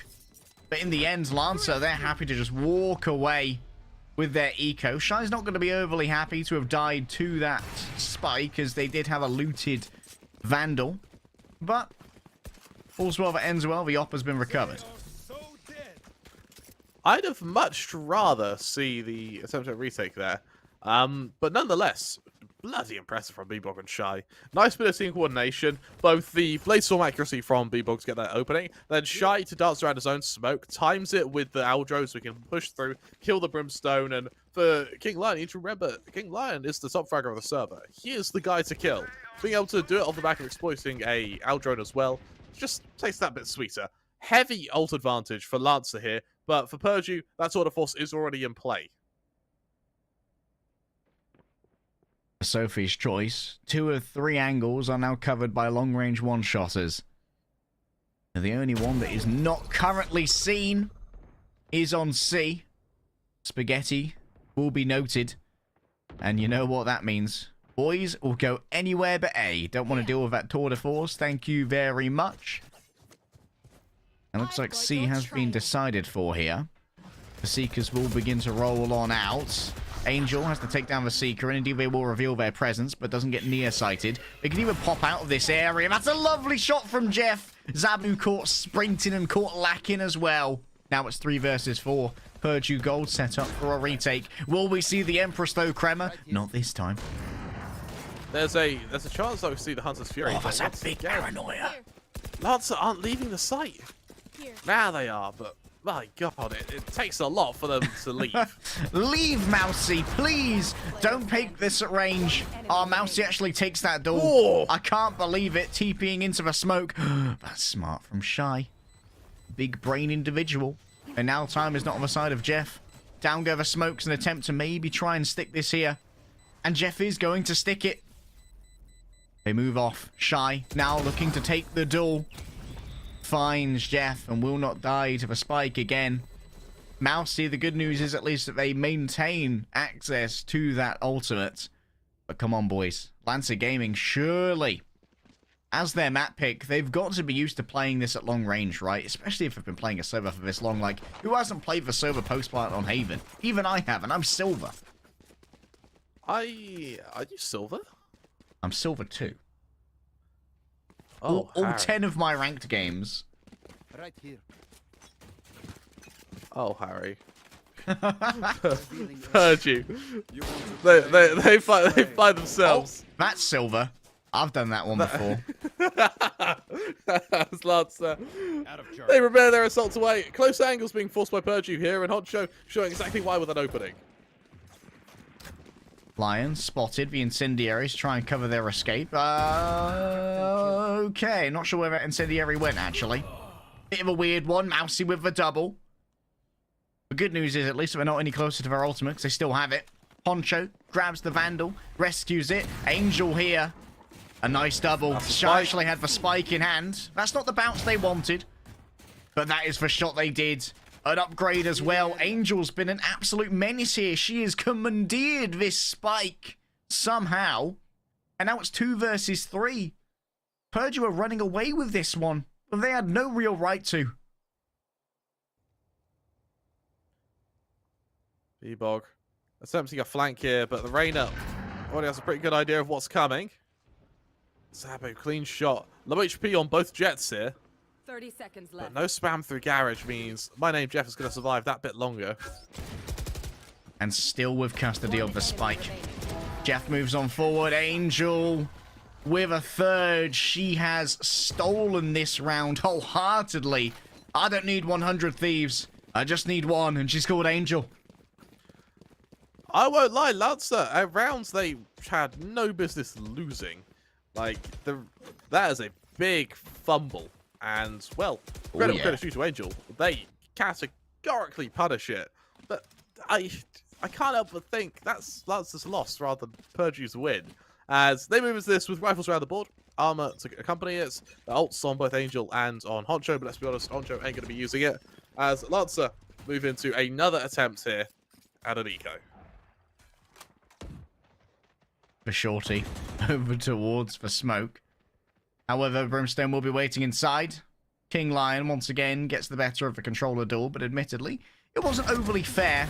Poncho here, of course, still with the Ancestral Empress available, but there's no real need to use it here. An upgrade. A second frag now. bit of pre-fire. The cardio pre-fire, man. Angel's feeling it after that last time. We're just like, yeah, I trust the bullets. They will go where I want them to go. Guide me. Jesus, take the wheel. The Kalashnikov, take the wheel. I'm sure with the backstab. Easy clap onto the eco. Now I want to see the Empress. I know you want to, Harry. But maybe the meme is worth more, Kremer. Maybe the meme is more valuable. Maybe. And timeout's called by Lancer. I like the fact they're falling back on their timeout side. They realise that this isn't going to be a repeat of Split. This is going to be a back and forth, a knife fight in the yard, Harry. And economy is going to be everything. Right now, Purdu, they just happen to have a lot of it. With the Hunter's Fury still available for Lancer, in that time, Purdu have actually used theirs and brought up another one. I'm interested to see if there will be a repeat of this. Yeah, we haven't seen a huge amount of plants over the course of this attacking side from Lancer, to be honest. They've been oft interrupted. Purdu have definitely made a better case here on their defense for a preemptive strike than a retake, where it felt that Lancer were very much allowing space to be taken from them and then offering the retake instead, because that's where the paranoia could get a lot of value. Purdu are simply inflicting early wounds by saying, you know what, Honcho, you can go forward, and if you feed, that's fine. We just want you to get some early kills and really set Lancer off kilter. I wonder if there's a realm here where if Purdu are able to convert this round, they reset the economy of Lancer once again, we just go to a third map. Like, that sort of, this round may actually just dictate the outcome of the map, just because of how much economic impact it has. Outdrone deployed by Mousy here. Looking to get a bit of control. Angel just going to hide behind sight, hoping that they don't reveal the fact that it's a 3-man commitment. Oh, Mousy. Not about the post plants anymore. Was that a tag right there? I think it may well have been. Onto the chamber. Luke does even more damage. The dog sends spaghetti.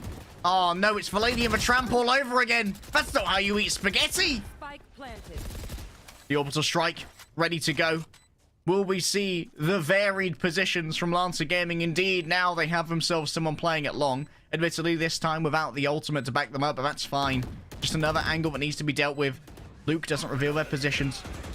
There's the orbital strike, and Luke takes the swing after their own bird. Jeff gets a pair, but as they swing into Shy, the preparedness is there. And this won't be a dropped round here from Lancer Gaming, which was absolutely critical, because Purdu could reinvest, Lancer could not. Absolutely right. And for Lancer, that was a Hail Mary. And they I don't say lucky, but they should be very thankful it worked. With a TP available on Omen, and with a Tour de Force available, or soon to be available on Zabu, I can't help but think those are the two ults you actually don't really need on your attack. You really want those Seekers, you really want that Hunter's Fury. Overall, Purdu, I mean, with a Blade Storm and, I say an Empress, kind of put quotations over that, and the Hunter's Fury, it's the Hunter's Fury that really is going to be the big impact here. That's the risk when you play the op with the Reyna. And now Shy is up top as well. Jeff needs to win this fight. They've already used their dash. Multiple people moving on in. They line on up. The Hunter's Fury doesn't connect just yet. No pings, no easy plays.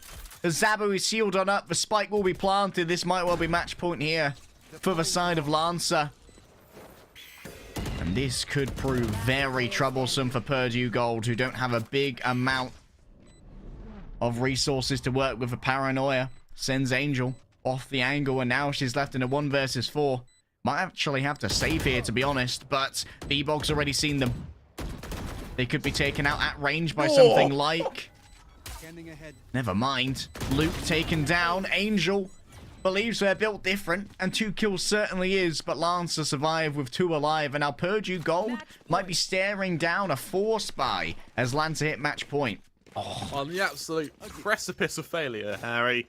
Considering how heartbreakingly close both these maps have been, for Purdu Gold to go out 2-0, it would break my soul. It really would. Both the teams just been playing so damn well. You look at the ult management, yes, the advantages in favor of Lancer, and now with the Blade Storm, now with the Seekers particularly, a hit 2A is going to become a bit more comfortable, purely because once the Seekers go over the top of sight, once they start going into heaven, a retake becomes very difficult to achieve. Honcho use the Empress. Don't save it for an entire match. I will mold out of my brain. Please. Oh, that's beautiful. That's Spaghetti clean. taken down. B-Dog is great. Oh, no. Oh, it we could got- be the whole match no. save on the Empress. We live in a post-Imperial world. And B-Dog with the right click into the spine of Jeff. They line on up. B-Dog with 4. And Lancer claim the 2-0. While it was a struggle, Kremer, in the end, it is a victory. My heart goes out. My heart absolutely goes out to every Rainer who watches this, who just don't get their ult. I'm sorry. There's no Empress available in Haven. It's it was a little bit of a tilter for me to watch, to be honest. I think that Empress is one of those ults where there really is no optimal use case for it. Like, ideally, you just want to be using it against. Oh, hello, there I go. You just want to be using it like against a full buy to be able to continuously refresh, gather some information from those dismisses, and get the optimal heals as well, so you can take gunfight after gunfight. It's really good for trying to stop a push as well, especially considering how many rushes we saw onto A. I'd love to have seen Honcho meet some of those with the Empress. You're absolutely right. I like how well Lancer played that. However, I think there were still mistakes we made on both teams, and because of that, if we was a rematch, kind of 2-3 times over, we would get a different result every time. Sometimes 3 maps, sometimes a 2-0 for Purdue Gold. Unfortunately, just on the day, it was Lancer playing better. I fully expect to see both these teams in playoffs. There are some solid plays there, and what I quite like, particularly from Purdue, is their duelists aren't everything. Their duelists, it doesn't matter. You've got you've got Angel on the Sova, you've got your Sentinels as well, who just all can frag, which means that it takes pressure, it alleviates pressure from your duelists, and that means you still have some heavy impact. All right, and that's only the first of 4 best of 3s we've got lined up for you on the A stream today. We've got Blue Gold Esports versus Keanu Huskies next, and Cromer and I are going to be moving over to the B stream, and we'll figure out soon what we're going to be casting over there. Thank you very much for watching this first match. We'll see you after this break.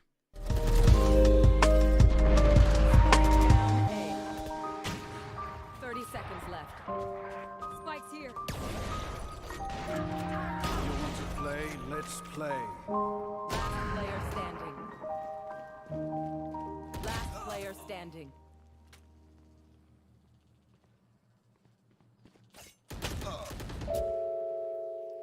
Ten seconds left. I have the spike.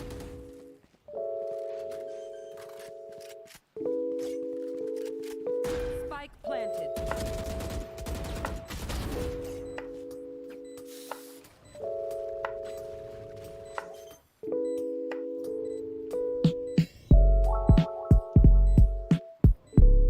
Clutch.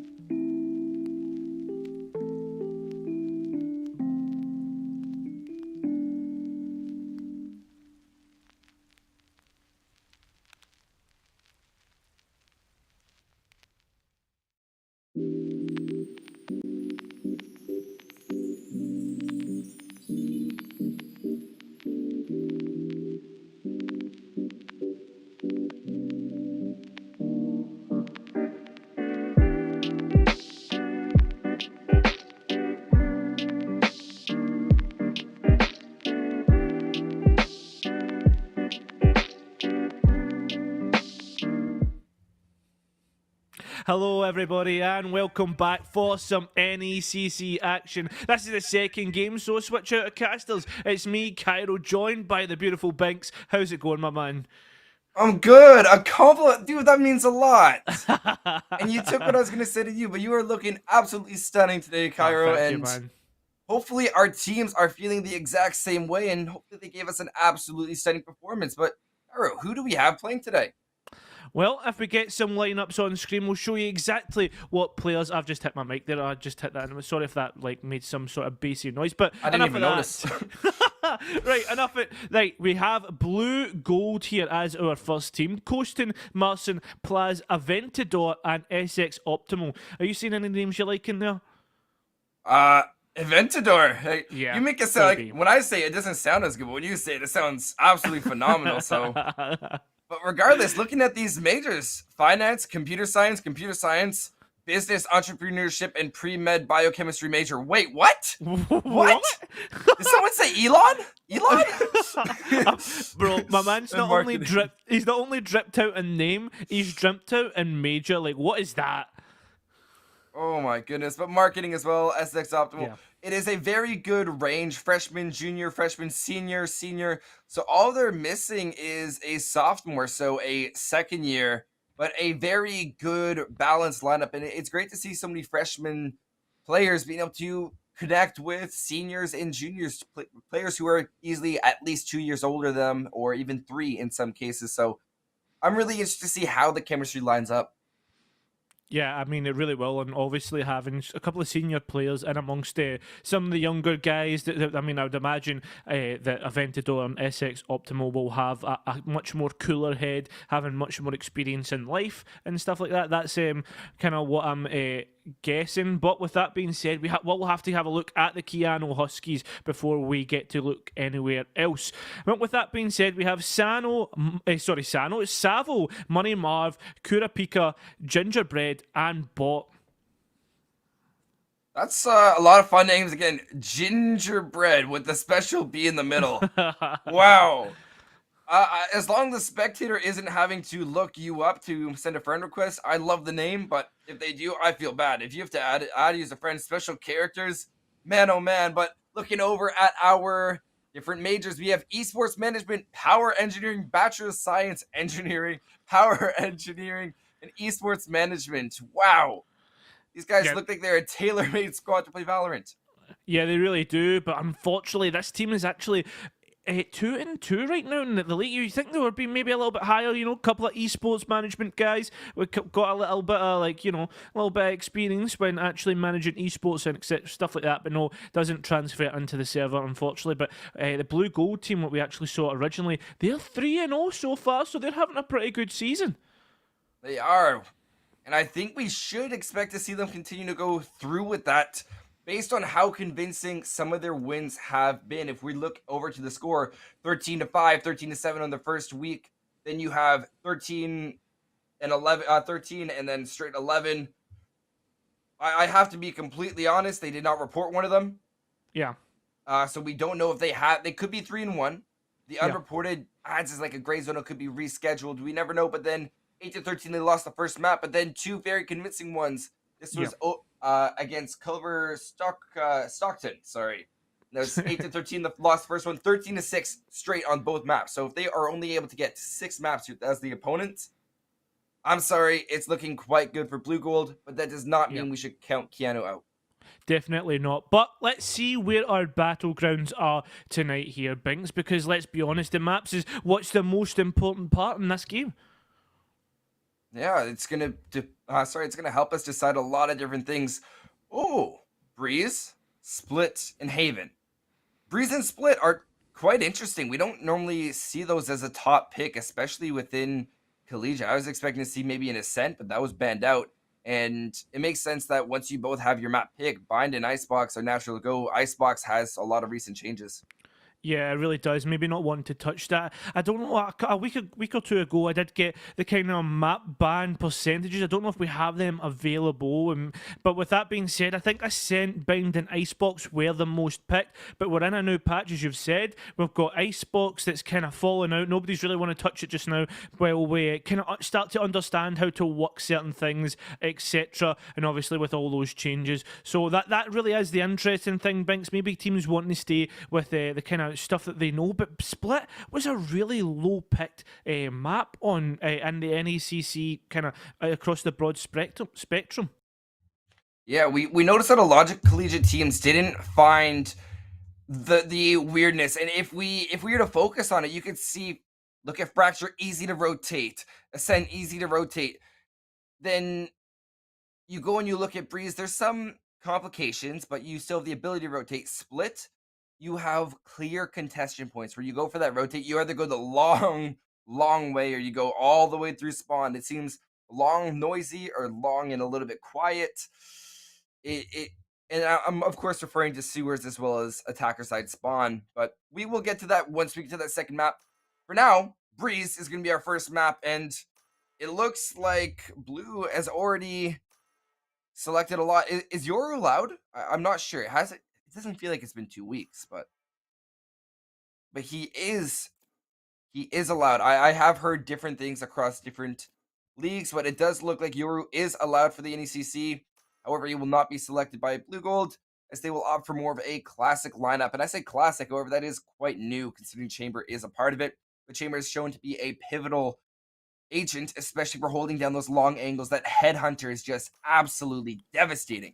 Oh yeah, and then you've also got to think of the signatures that can just give that little bits of information, whether they get destroyed or whether they hit someone. It could also be used against them. I mean, that information could be just one player looking in towards site that could be called on by an IGL, etc. But we'll need to see how that's communicated. I'm really interested to see how Aventador plays on that KO. That'll be a good one to be watching. And a double initiator combo actually for Blue Gold.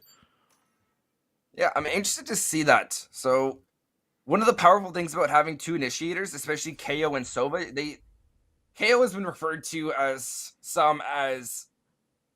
basically a discount different Sova, which is true, where you can throw the knife out as a spotting thing, but it also doubles as a different ability where you're able to shut them down. So if you have the information and a shutdown, you're able to confirm an area where you can just generally know, and if you have those alternating between the two, it gives you a lot of power. But KO's flashes also have such a comfort aspect to them. A lot of these players coming from CSGO, other games with flashes, especially CSGO, because it is the flash bang mechanics, and the molly, it just seems quite obvious. And did I mention he can shut everyone down? So if Jet or Chamber has their ult out, oh no, get rid of that. Oh, Viper has a wall up? No, I don't think so. Let's get rid of that. Oh, this guy's getting ready to blind you. You don't want to get flashed? She's not doing that for a while. I love that, and I mean, it is such oppressive utility being suppressed by that KO stuff, which is going to be an interesting one, as it seems as if already we're shaping up for a B push on this pistol round, and already we're going to get that drone to just kind of cover those small corners, which I like being brought out by Optimal. We'll get pinged onto one that is the Jet, the information on, and there we go, the suppression has came through with that knife. Marcin's actually lurking in towards mid, gets one, and there's plenty of information for these attackers to work on. The Sova has the spike, which is something we don't tend to see, but what we tend to see is a Jet fragging out, two coming back. It's 3-3 right now, and the Viper wall is up, trying to get that ghost, and the plant is starting to go down. These players stuck in a 3 versus 3 situation. We need to see who can win this one out. Marcin lurking on this wall will be absolutely pivotal, as we see the molly does go out as well. Marcin's luck comes up huge with 2 double kills, and he's going to get the ace on the pistol. Of course you did. So I was going to criticize the Chamber for not taking the Headhunter. I don't think I'm able to do that anymore. Currently the only one with... Oh, never mind. It wasn't a flawless round, but only one of the team with kills. Absolutely insane. with the Ghost, and that came off of their positioning as well, where they really situated themselves right on the corner of B, and it allowed them to play in such a sneaky angle as the defenders rolled right on in. The defenders of Keanu, they had no chance. They have to make sure to spot out those rat angles, especially on a pistol round, because that's when you're trying to check. Savo, the counterpart chamber, now really trying to show that, oh, don't forget them, don't count them out of it, because Keanu steals a lot of chances to come back. Yeah, without a doubt. And I mean, maybe the choice for not to go for the headhunter was to save some kind of credits for elsewhere, and also you get more bullets in a Ghost. Maybe that's a reason. Just saw that trademark there, and the Sky doesn't want to push any further. But the aggression from the defenders is absolutely huge. Aventador does get one onto Gingerbread, and the swing comes through from Plaz. They're going to take those 2 kills. The Jet of Money Marv can't get any sort of pleasure out of shooting at Ghost, won't get anything from it, and there's only 2 defenders remaining. I want to talk there quickly about util use, but I don't have time. Money Marv is going to be able to snag one. Plaz really using that Spec to their advantage. They are going to connect onto their second one. Savo, Headhunter in hand, will have to find 3, and they're going to have to be huge kills each. Maybe upgrading towards a rifle. Time will tell as the spike has been planted. He's looking up, expecting one to be tube. However, all 3 remaining attackers are waiting all by that cave side. They have no reason to take an aggressive stance. Viper has the wall to assist. Savo able to upgrade to a Ghost, but in this type of conflict, it won't be able to do them much. Pushing right on up. And there's the beautiful Viper's wall. How are they supposed to push up? Lit up to 1 health. Won't be able to see. Recon will spot him out, and Marcin with the Bulldog will be able to find their second capitalizing kill. And whoa! Attackers have 2. Who would have thought with a bonus? Yeah, it's absolutely huge. And I mean, see, on top of that, with the fact that they're just able to down those, it means that this round could be a lot more winnable. I don't know. We'll see how it goes, Binks. But on top of that, we are seeing some ultimates almost online now. Look at the tour de force on Marcin. I mean, we already saw he got that ace and also an extra kill in that last round. So 1 off, if he gets one of those ulti orbs, he can really start to lay down some damage in this round. I think that might be what they're going for, as it's a very smart way to be going about things, especially if you're not going to... Oh! No, it wasn't even... Oh, it was. There we go. That was a beautiful call, as we will now see that Marcin pulls out the tour de force. An absolutely crazy overpowered op. If you thought op was not overpowered enough...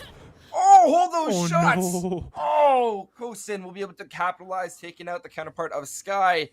Regardless, Blue Gold now once again has the man advantage. And I like how they are waiting. Look at the Viper waiting to throw down that wall, and they are using it to absolutely brilliant standards as they block out the line of sight. They have to go for the plant and especially push up. Now look as Bot is going to try to swing around and get these kills. They have no real option. KO Knife is going to be able to deny and disable both that Brim, so any smokes will no longer be an option. Oh, that Molly to deny, not an option. And the plant for Blue Gold will be successful. It really will. That Viper will just denying the chamber the lines of sight, and it seems as if, oh my god, Gingerbread out of absolutely nowhere gets a 4K. We saw the initial kill in towards mid Binks, and what a lovely retake from these defenders, only losing 1 player. Well, I'm not gonna lie, I didn't see it. But I do suppose that when a Viper wall is up, that blocked line of sight goes both ways, and when one team has a rifle advantage, and we saw that it was a clear attempt to save on the side of Blue Gold, as they are now all buying their rifles, I think there's no question there that they use the Viper wall on the side of Blue Gold, so Plaza's Viper wall, to get into a beautiful position, and Gingerbread, oh man, really came alive and tapped heads with that Vandal. Seem to have 2 talisman, or talis people, sorry, in this game as well. Gingerbread and the kind of chamber really popped up so far, but oh no, they're not clearing the correct corners. These attackers, Coastin will get the refrag. I don't know if that was deserved, but they get the second. Also, look at how that dart actually stops people moving into the site here, which is a key position as well. Viper's pit almost procced, but no, they're going to hold back on this one as Coastin gets a 3rd on the round. Gingerbread swinging. They're on for 4. Only 1 remaining. It's Kurapika versus 4. far, but can they get even one? Yes, they can. Coasting shut down. 3 players remain, and they're going to actually just hold ground in an aggressive position. It seems as if the Sky can't make up their mind, moving towards the mid position to see if they can get any exits here, Binks. And probably a right decision. No, it's actually going to be a save of that rifle. Probably the best bet. They have 24, so if the other people on the team choose to go for a save, they might not even have to buy armor. So, great save and a great choice to save. Nearly avoiding every single agent on the side of Blue Gold. But now 1 to 3. And I gotta say, it's been quite convincing for Blue Gold. We saw an absolute highlight play from Gingerbread that cannot be denied. But we need to see a little bit more if we want to, if Keanu's gonna come out on top. And I can't remember correctly, this is Blue Gold's pick, correct? Yes, you are correct, yeah. Wonderful. So I have a memory that's working half the time. That makes me feel a little bit better, but look at this. We saw this in the first round. The Blue Rush could be well underway. Bladestorm coming out. The denial with KO is exactly what you want to see, and a long advanced Viper stun. Optimal to be able to capitalize on that, but when you have someone throwing blades, that could actually do more harm than good, for the main reason that all those knives have now been extended. But hey, they have sight, they have a Viper's Pit, and I gotta say, I don't see Blue Gold going anywhere this round. I certainly don't either. Optimal in our key lurking position, can swing at any moment, does so, and we'll see one, can't get the second just after walking away. Money Marv though, just tucked in as well, and Optimal really not in an optimal position as they get taken out. Marcin gets a key position all the way up top, from the top rope, brings that elbow down onto Bot's head. Seems as if the Jet tried to walk through the wall, and when you try to do that, it's just not advantage. You're walking through without any sort of information. Just wait till it drops. But even at that, the time would have been low. Marcin 8-1 so far. Look at how Blue Gold are really coming into this one. It's not even off the back of Marcin. I have to highlight Plaza's beautiful lineups with the Viper. He's using that wall to great effect. The Viper's Pit was clearly no mistake. They had it cover a distinct amount of area, but it does not stop there. Evantador on the side of B. If you look at the top left of your screen, all the way to the top left, that's where Evantador was situated, and it worked very well for them because they were able to wait, and they used the Viper wall to work with them, and we see a repeat. And I'm going to be honest, I see this working just as well even without the Viper's Pit, and you'll see it. One of the players, possibly the Jet, is going to push up and get aggressive. Sova's going to play super far in the safety. Once Chamber rotates around, they'll be watching, but this is set up to establish a cross peak. Marcin watching the flank. He'll be able to get all 3. That should take him to 11-1 now. Looking for the remaining player of Money Marv, and they've done a phenomenal job of splitting the site and just going for it. Bladestorm still in their hands. They have a classic, and there's Marcin with the 4K. 12-1. Blue Gold 1-5. Marcin should probably change his name to the Terminator, because that's all he seems to be doing in this matchup so far. I mean, the way that he was playing that lurk in towards the elbow position, just kind of holding back, waiting for the perfect time for, well, the players not to be looking at him. I mean, the trigger discipline, I guess the discipline not to swing, was absolutely huge here. And we look towards the other side of the board. Every player seems to be struggling to get there. But now we are in a situation where both teams are on rifles. We even have an op on the side of these defenders, which I think could probably be key, as they're trying to challenge Money Marv, and he has Cave on lockdown for the time being. Viper wall being used. Whoa! Anyone see that push coming in through tube? I know I did. You can use your map to great effect there, but unfortunately, Coasting will be shut down. Savo now going to make their push up. They have the True to Force. Both these chambers do, and we could see a retaliation, but Marcin already has that offered. I mean, they don't need to upgrade it to the True to Force. Spike will now be planted. Left up to Gingerbread. Swinging around. Pika assisting them as well. There's one. Gingerbread to find it. Refrag by Evantador. Now Kurapika drones out with the dog. Won't be able to find much. Might go for another save, and that will once again be the case. Unless they are rotating the cave, they might try to catch them for some quick frags, but Harrow, I don't see anything big happening here.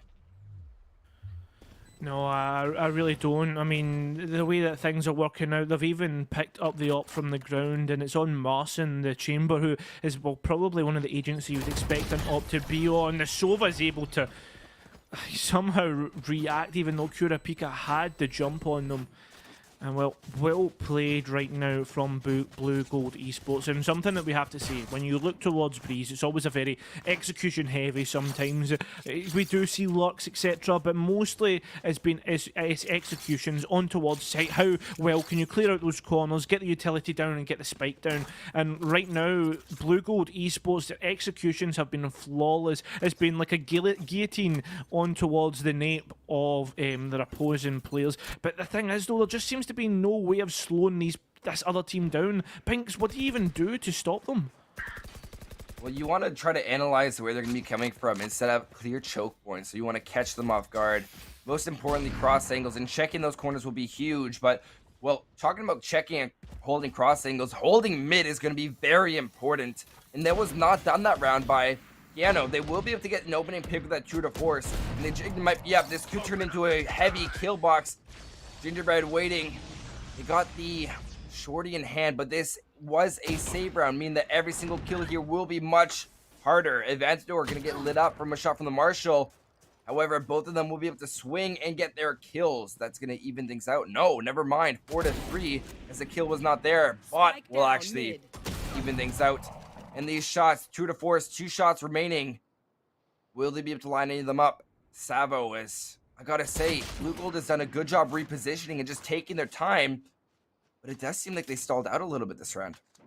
It does seem to be the case, but they still have a player advantage. That's one thing we have to say. Savo nearly caught off guard. Optimal. Oh, he's the one that's going to get caught off guard. A lovely swing from the chamber. But look at this. The spike's been taken and moved all the way towards A. Maybe a little bit of a distraction. A human flash. But with that being said, it seems if Savo's not wanting to actually progress, maybe thinking that there's one player going to swing him, maybe they're going to get aggressive. The Viper already going to be going through and doing the scout work with a scout in hand. It doesn't seem as if anything's going to happen right now. As Marcin is down in towards double doors, or I guess mid-link if you want to call it that. Aventador's playing passive. And it seems as if the health is on the side of these... What?! I was about to see all of these defenders, but no, not to be. Oh my god, that's the second time in the round. Avantador was lit up by, I believe, Money Marv using the Marshall at the start of the round. And they were able to maneuver themselves. There's no healers on the board. They just positioned themselves and played a safe angle and just won their gunfights. That is absolutely huge. But it did show flaws in Blue Gold, where once they went for that mid push, they didn't move to take anywhere else. It seemed more like a stutter play. Viper's Pit will now be set up, and wow, look at this. On the side of Blue Gold, they'll rush right on in and take out Gingerbread. Viper's Wall will fall, or Viper's Pit, but the other Viper's Wall of Coastin will be able to, of Plaz will stay up. These names, Cairo, they're just getting to me. It sometimes happens. I mean, I'm a bit old myself, Binks. I mean, I don't know what age you are right enough, but I mean, sometimes names are just horrible for me. A 5 versus 3, sorry. It seems if the Seekers are going to be popped, trying to get some information, but the information not really working out. There's only one kill's been able to be capitalised on because of that. Money Marv's just trying to can't see the shoulder of one, but when their shoulder comes out, they're going to get picked up. Marcin just hunting his last remaining player. It is the Sova, or not the Sova. I keep seeing Savo, keeps thinking Sova, but it's Chamber, and they've managed to save the rifle all the way down. And the attacker spawn. It seems as if this is just an almost ticking clock at the moment. Well, sometimes it can change. Why are you sometimes. peeking? Yeah, I was just going to say, sometimes Breeze can just be attacker-sided, but Marcin's 16-1. He's still not died since that rifle round. Oh my goodness, Marcin's just on fire. He still has the tour de force, but why would they use it if they've just had the operator and they have not died with it? Oh man. I think most of them are close to maxing out if they didn't have to buy all this util, and that is just crazy. So very crazy to think about. And now it looks like a tube and A push. This could actually favor Keanu because that's what they're set up for. Pushing up, it's going to be bot. You can't push it that aggressively though. You have to wait for the attackers to make the first move. It means bot will fall. No smokes to the side of Keanu. Seems as if there's no bodies for the side of Keanu at the moment, they're just continuously falling. And Money Mark's only got a Marshall. Look, just like that, the round's over before it's even started. They're going to get that spike down for the extra eco, and one more round here for Blue Gold, and, well, we're maybe looking down the barrel of the gun of, well, I mean, potentially Breeze being over, because, well, when you think about it, Binks, one pistol round and Blue Gold could finish this whole thing up when we get into this next half. That's only if they get this next round. That's really scary to think about. And I didn't realize it yet. And if we haven't realized it, where the score has just been going up right in front of us, I have to wonder. I just have to wonder what's going on inside of Keanu. They can't let this game just like slip and it's gone. They have to wake up, make their move right now. But playing safer this time. Smoke's coming down, sounding like an absolute TIE fighter. It won't matter because that Stormtrooper aim is there, but Toastin, anti-Stormtrooper aim, will hit the head. Yeah, at this point, I don't even know what you would call it. Gingerbread getting ready to swing, does win the fight against Coastin, so that's pretty decent. We're in a 4 versus 4. So the force is available, but going to stick with the AWP anyway. Marcin finds the head of that Viper, and well, that orb from the Viper will go down to just deny any flanks coming through from Cave. The swing on towards Yellow does not work out. Aventador wins against Kurapika, and Money Marv is the last remaining player. Gets 2 though, and the dash was up and available, used already, burned, but time might be a little too low as the 2 players went in towards Cave. They win the most important round in this half for them because, well, that's 10-1, and it's maybe Breeze over before, well, we're into the next half. Will Marcin use the tour de force? That's what I'm wondering. But Cairo, I'm about to, you know when you hear something and you can't unhear it? I gotta give a quick shout out to my friend Cuppafrag, who has completely ruined Brimstone for me. I made the TIE Fighter joke, but I don't think many people got it. When you listen to the sound of Brim smokes falling, they sound like TIE Fighters now. How fast they are. And I'm sorry, you will not be able to unhear that. Oh! Oh! Oh my god, what is happening? And somehow people are still alive. What? What? What? What just happened? Bro, that's what we get for talking about Star Wars. That's what we get. Marcin finally gets felled for the second time in this match. 22-2. A KDA of 10. 10! What?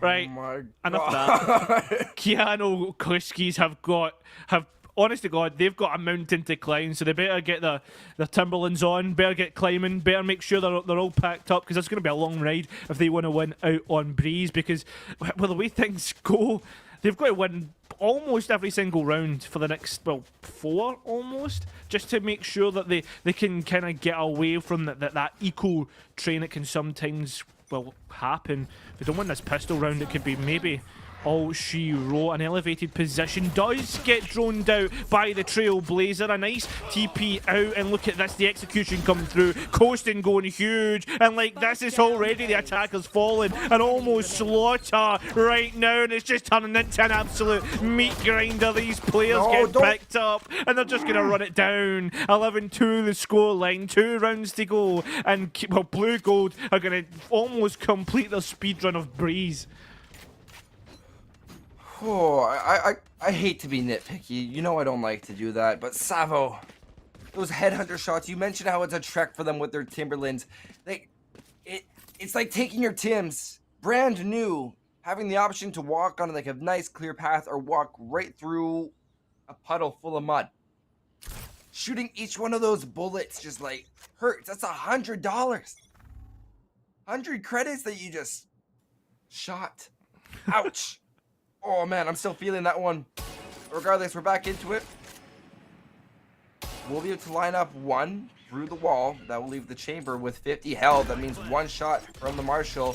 Plant will now be successful as Keanu has sprung onto the site. Chamber now pushing all the way up through Tube. They have the good positioning, but they're spotted out by that recon dart. Gingerbread to use that Marshal with great effect. We'll need to find the head of Coastin, but Plies with the snake bite as well as Optimal using that Bulldog. Just waiting for it. They have the key positioning. They have the man advantage now. Plaz pushing up. They have the gun. It's going to work for one. Optimal with the Bulldog will find it. Money Marv to find Plaz. Time is ticking. One shot from this Bulldog, but they have the Spectre. They can make it work. They have to make a move. Swinging around, it's going to be Money Marv to find it. And look at that. They're going to upgrade to the rifle with that Vandal. 3 to 11. Things are not over yet.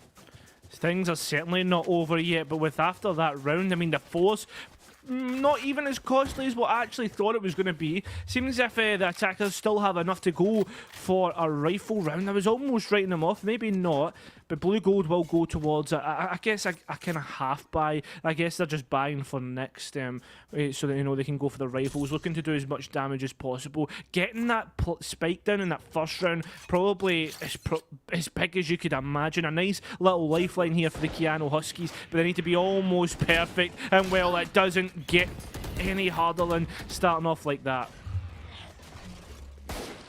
That knife is going to be able to disable a lot. And now Toxin low. This is going to be a late plant, meaning that this guy's going to have the line of sight if they need it. But nope, that's going to be Kira Peak going to be able to find 2 huge kills. Optimal to refrag with that Marshall. Beautiful headshot. TIE Fighter smoke is going to come right on down. And here comes the Recon Dart. Or sorry, Recon Bolt with the Owl. It will work out. Plaz sneaking on in. We'll be able to snatch up the Vandal. Shooting, we'll find 1. Looking for 2 more. Sprays. Time is ticking. They have to look out for mid. The timing is there. Kurapika has the jump on the Viper. Will be able to find it, and that's their 3rd for the round. Kurapika just in the right place at the right time, and I think that was no mistake. No, it certainly was not. I can't help but say Kurapika must be the most satisfying name in this whole game, apart from Aventador. Can we get an Aventador Kurapika 1 versus 1, please, admin? But with that being said, 4-11 scoreline. Again, Keanu Huskies very much alive, but they need to win the rifle round. The rifle round's probably the most important one out of all of it. We actually have Gingerbread on a Guardian with the full shields, and Savo only on light shields. On the other side, Coastin and Optimal, they're the ones that are on the, I guess, a relegation, not quite a full buy just yet. The push coming through Tube. Seems if we are going to get that Brimulus stimulus as they run down the tube, trying to catch players off guard. We've got a Trailblazer to actually check the corners, but there's 2 players avidly waiting. Oh, this is beautiful here. We are seeing the knife to suppress these players that are in tube, making it feel claustrophobic. Optimal's going to pick up Gingerbread, the player that was on a Guardian. Now look at Coasting. They're going to get bought, and it's just turning into a bloodbath once again. It's like the scene in The Shining when the blood comes out the elevator. But with that being said, it's all up to Savo, stuck in a corner between a rock and a hard place. We'll get 1 to try and escape. The flash comes through. We'll only get 1. And Aventador shuts it down. Map point going towards Blue Gold Esports. But can they close it out? I think they're in a very good position to do so, especially since they have that eco. Look at this force now on the side of Keanu. I actually want to talk about that Guardian, because we saw Gingerbread with the Guardian, and some people love to question, why would Viper take the Guardian? It's just that extra little save, sort of, but if you're tapping heads, the Guardian is a very comfortable gun. It feels like a step up from the Marshall, but not quite an op, and it's a very good comfort zone, and I think the person who really proved it to me that Viper with that, an initial push, sorry, with that Guardian is very viable, is from Northwood, who we saw play in the Samsung tournament here at the NECC over the weekend. Or, sorry, last weekend. And regardless, they're sprung onto site. Cairo, I never have time to talk about anything. They already have their kills. Optimal find the opening kill into Money Marv. Plan was not successful. Second beacon coming out from bot. They'll get fragged out quite quickly by Optimal once again. And it looks like we're spiraling towards the second map because that tour de force is already there. Hit by the Hunter's Fury. And that will be the second one. A 3rd kill from Optimal. Almost all off of utility. Cairo. Wow. Wow, indeed, Binks. That was one hell of a performance. Blue Gold Esports, more like SEAL Team 6 Esports. That was absolutely clinical. And, well, I'm not looking forward to this second map if I'm the Huskies. Definitely not.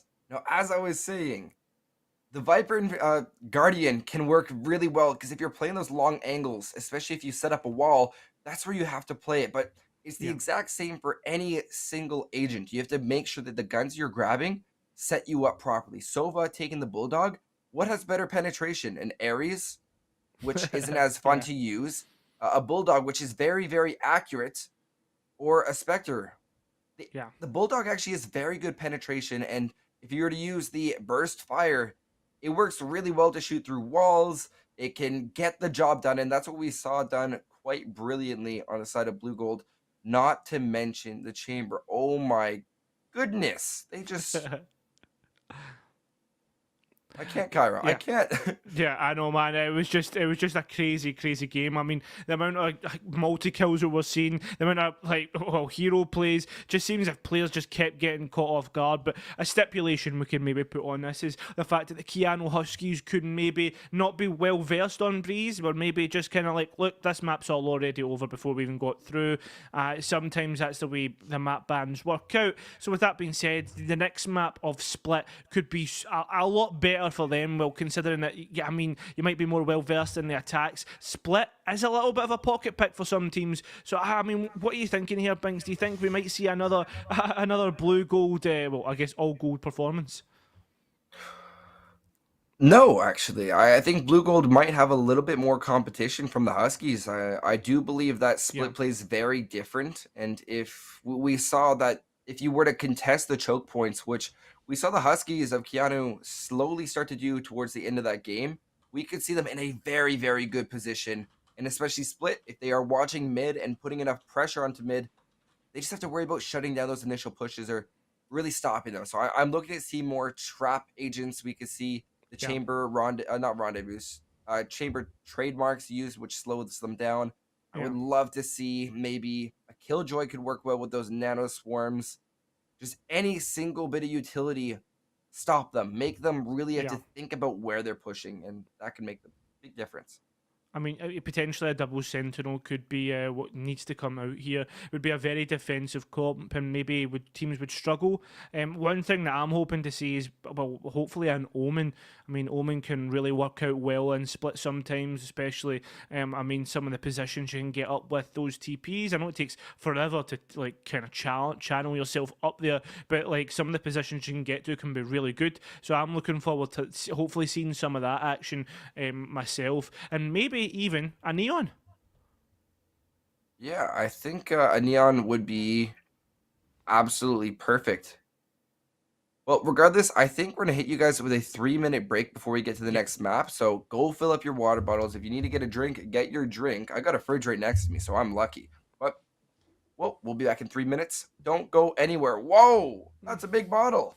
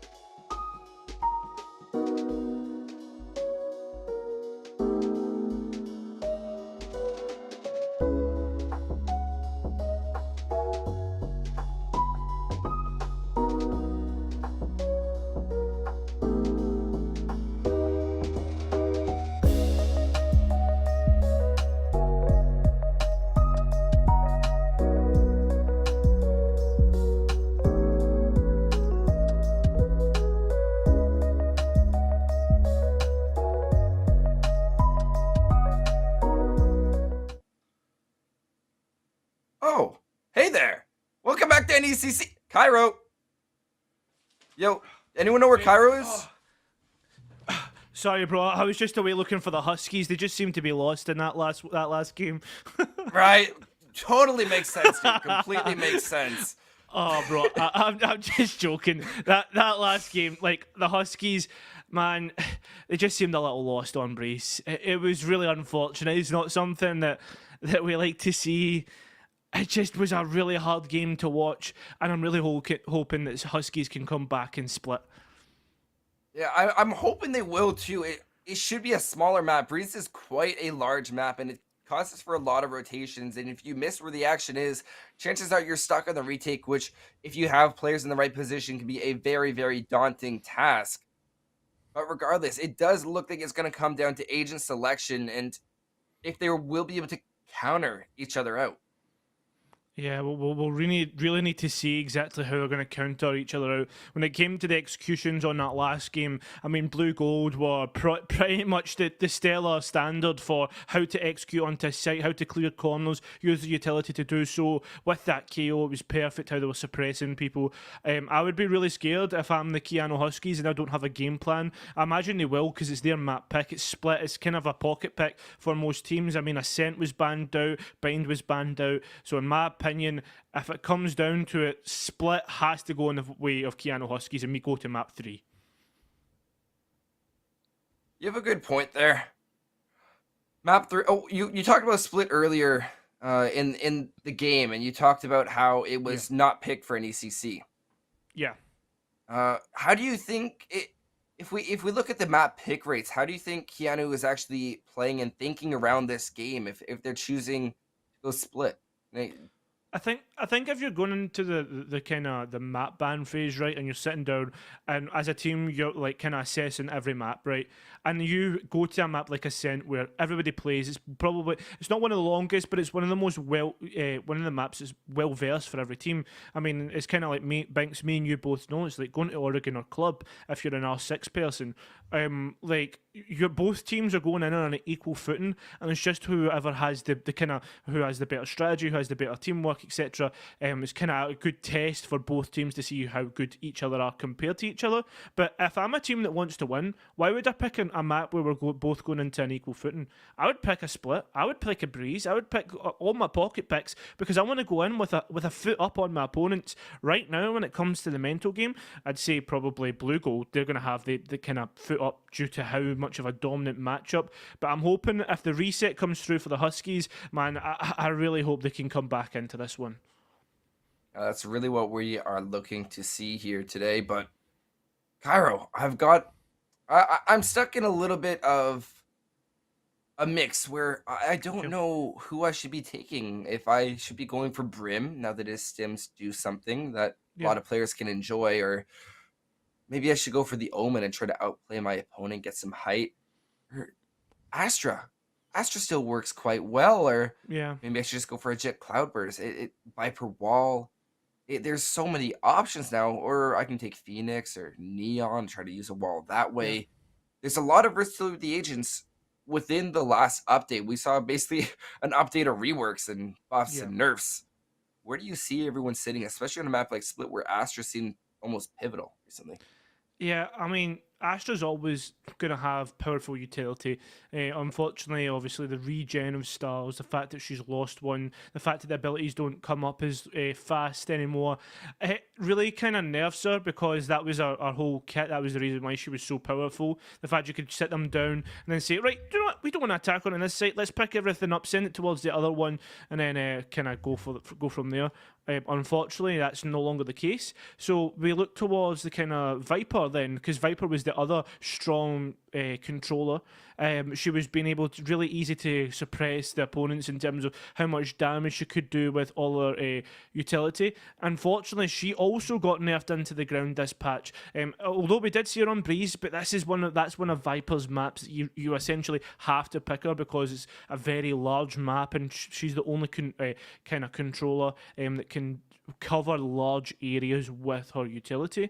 So then you look towards the last two. You've got a Brim and you've got the Omen. The Omen can now regen smokes faster than Astra, and Brim, well, his smokes and obviously come down faster. You've got the Brimulus Stimulus that can just do so much in terms of rotations and stuff like that. So that's where the kind of headspace is. If I'm a coach, if I'm an IGL, just to give everyone a kind of a breakdown, sorry, then the fact that comes down to it just depends on what teams are more comfortable on.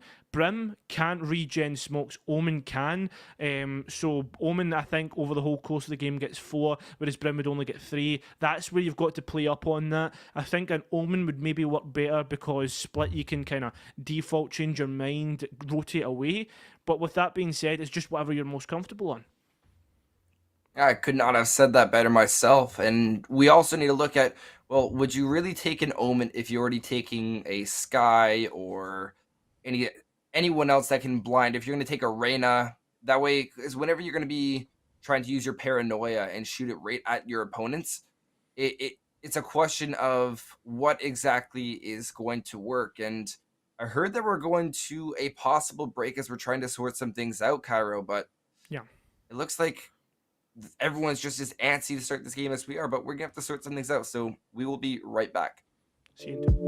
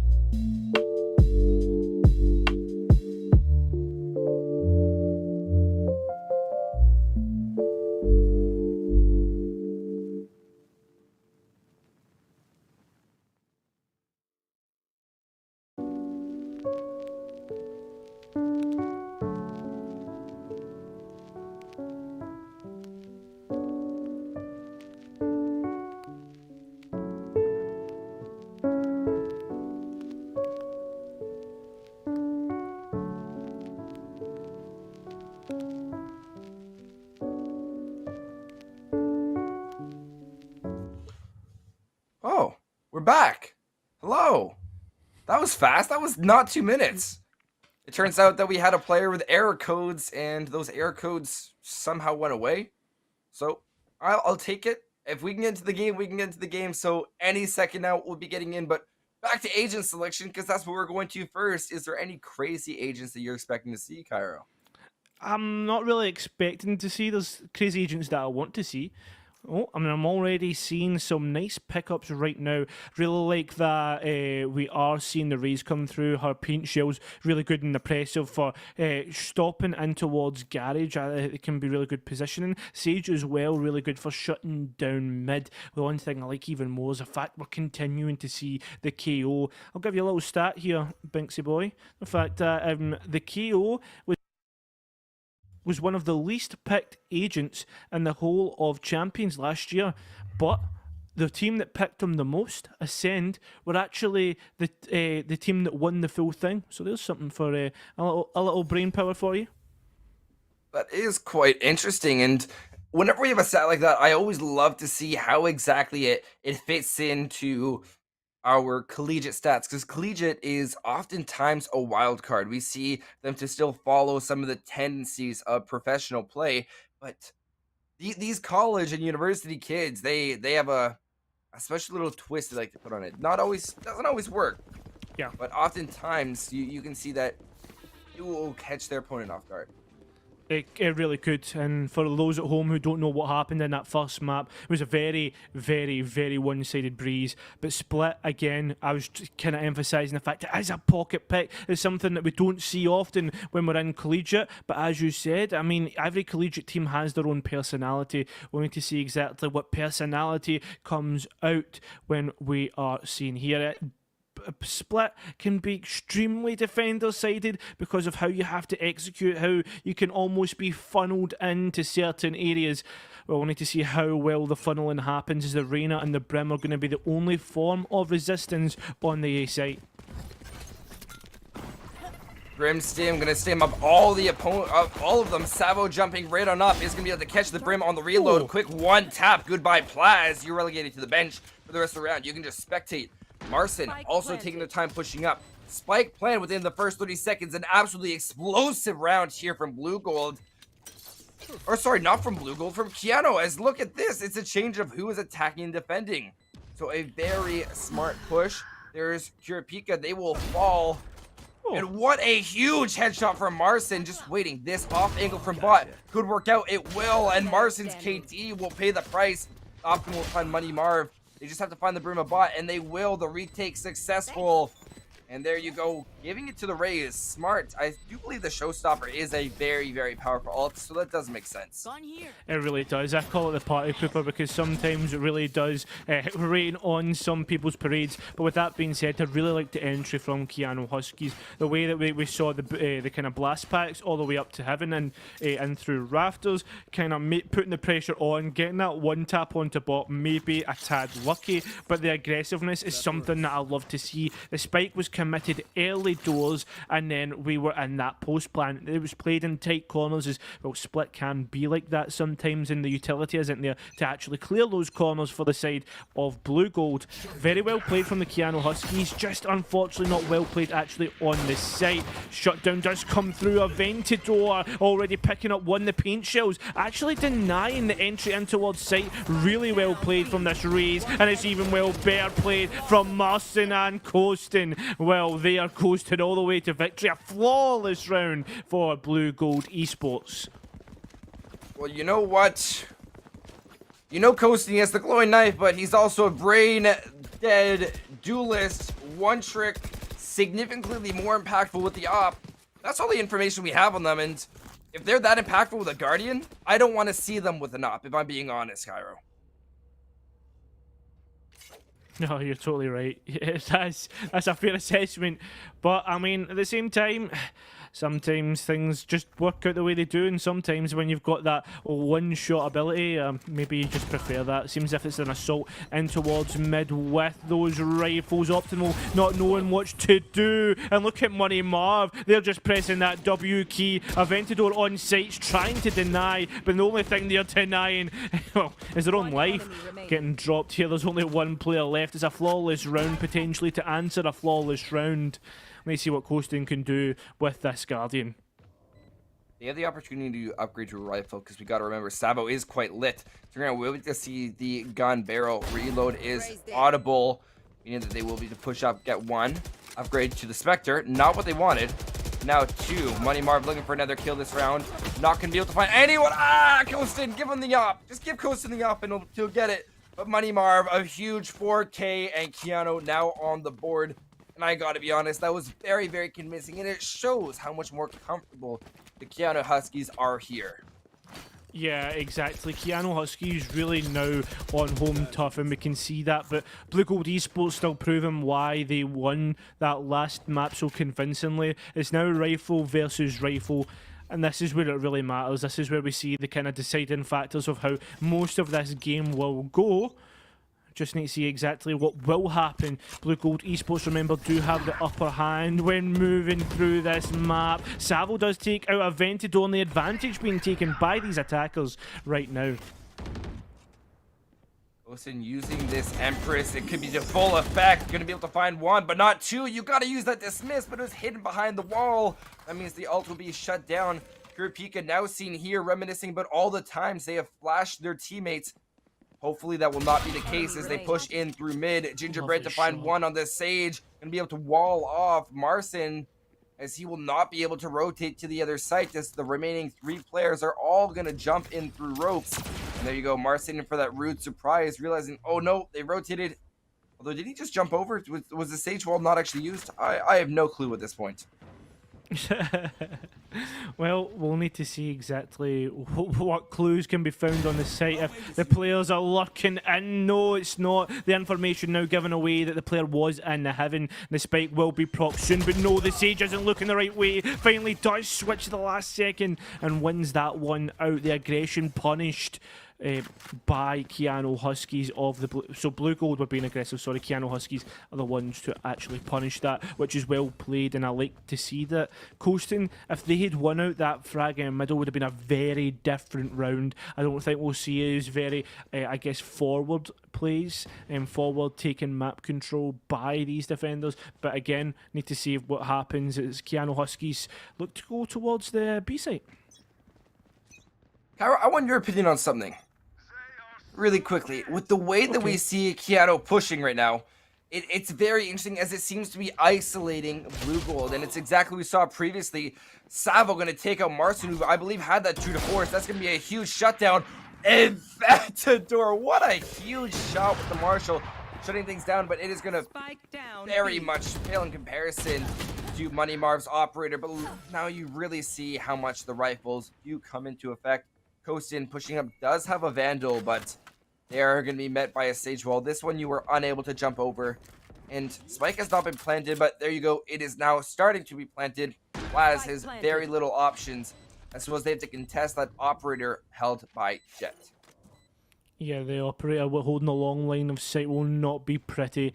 Kostin does have a Vandal, but has no shields to protect them. Seems if the Jet's just protecting the back flank. The res is available if things do get spicy, but right now it just seems, well, almost as spicy as turmeric as that molly goes through and actually misses out the players due to one being elevated and one tucked in towards the corner. Player going out, can't actually see, does give away the position of those two players, and it seems as if they're going to be able to win that. Where does that came from? Plat's got the upgrade, and with that, when the two players shot out the Lear, they gave away exactly where they were, been able to capitalise on that, and the Jet had to push through the smoke. So well played to use those last two smokes, and that's a thrifty round for those defenders.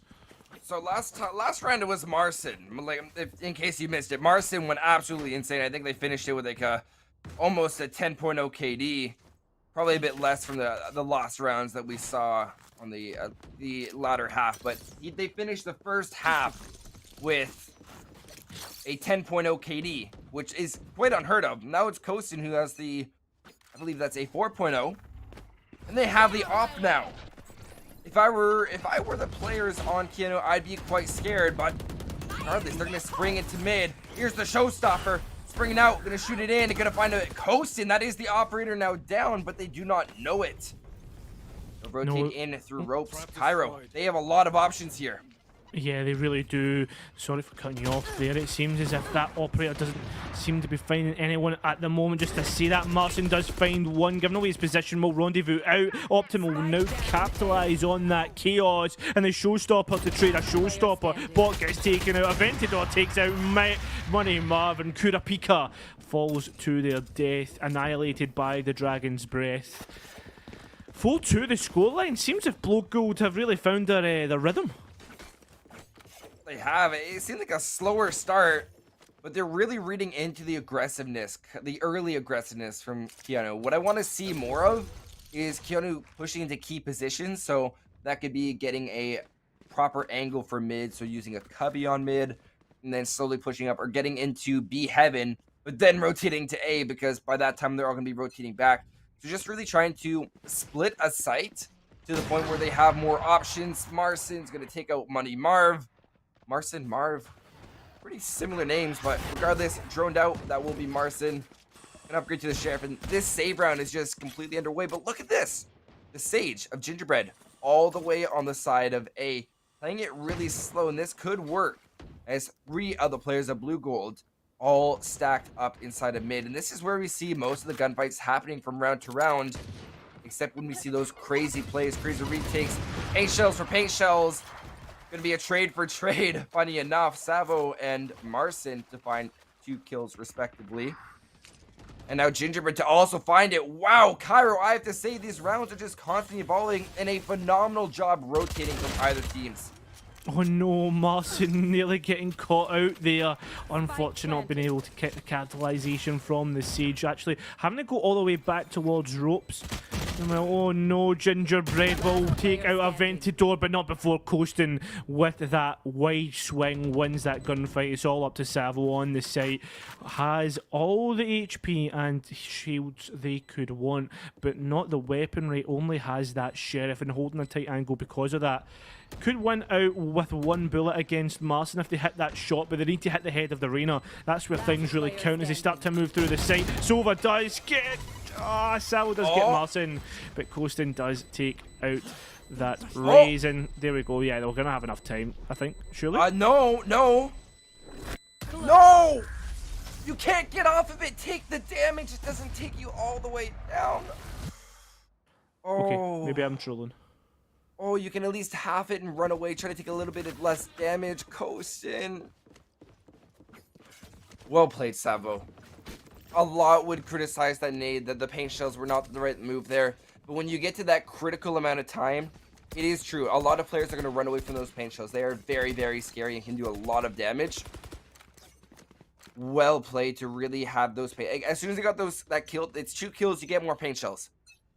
Beautiful use, beautiful execution, and a beautiful rotate from Keanu, and they'll be able to stay in this game just a little bit longer. Yeah, the paint shells usage was absolutely terrific. Sorry, I completely missed that. I was like, oh, he's got the... It's fine, he's just going to defuse there. Well, it seems if Coasting is still continuing that aggression, but, well, the roar of the operator doesn't exactly catch anybody off guard. As Coasting was getting ready to swing, did get caught off guard. Look at this though, the KO's just waiting. All the information in the world, but won't actually be able to get it. With that being said, it seems as if the B site fully has fallen into the control of these attackers, actually being able to hold behind. The siege wall. Seems as if that orbital strike's absolutely perfect for bot, but not before. Look at this. The players start to drop on the floor. The res comes through. It seems as if an orbital strike will be traded. The ults are just being traded all game right now. Optimal getting their third of the round is going to try and half the spike, but the player is going to get ready to swing. Does actually lose out, and he's on the cards. The cards are going to fall. Wow. These rounds that we've been seeing have been so give and take, where we don't see them coming down to absolute flawless rounds that we could have on the first map. These ones are coming down to the very last pick, and it shows how close these two teams are.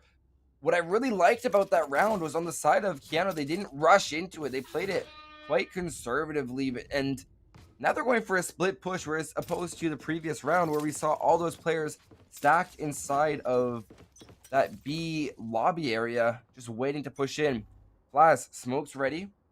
It's going to get ready to push in with this team. It's going to be a split push towards mid, waiting and hoping that Blue Gold pushes up. This is quite convincing. It could work out really, really well for the players of Keanu. It really could. The aggression not working out quite well. No, as I see that, it's a trade coming out there. And remember, it's Blue Gold that are actually on this eco. Seems to be playing really, really, well, I'm not going to call it ratty, but they're playing shotguns, and that's not what you want to see. We can already hear the mold coming through from Keanu. The Seekers do come out, and it seems as if they're going to try and get this information, capitalise on it, moving towards rope rather than heaven.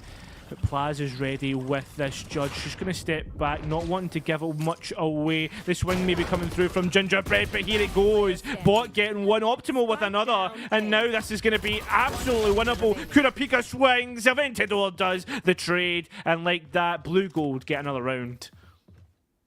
You never know what's going to happen, and oftentimes it seems like when Blue Gold's going for those saves, do you know what makes it so potent for the, or it's so winnable for them? It's solely off the fact that Blue Gold plays in very obscure angles on those save rounds where they're trying to catch Keanu off guard, which if you guys look back to that first map, it was Keanu's inability to read and constantly check like obscure corners that Blue Gold was able to net so many kills, and they will be able to maintain their lead because of it.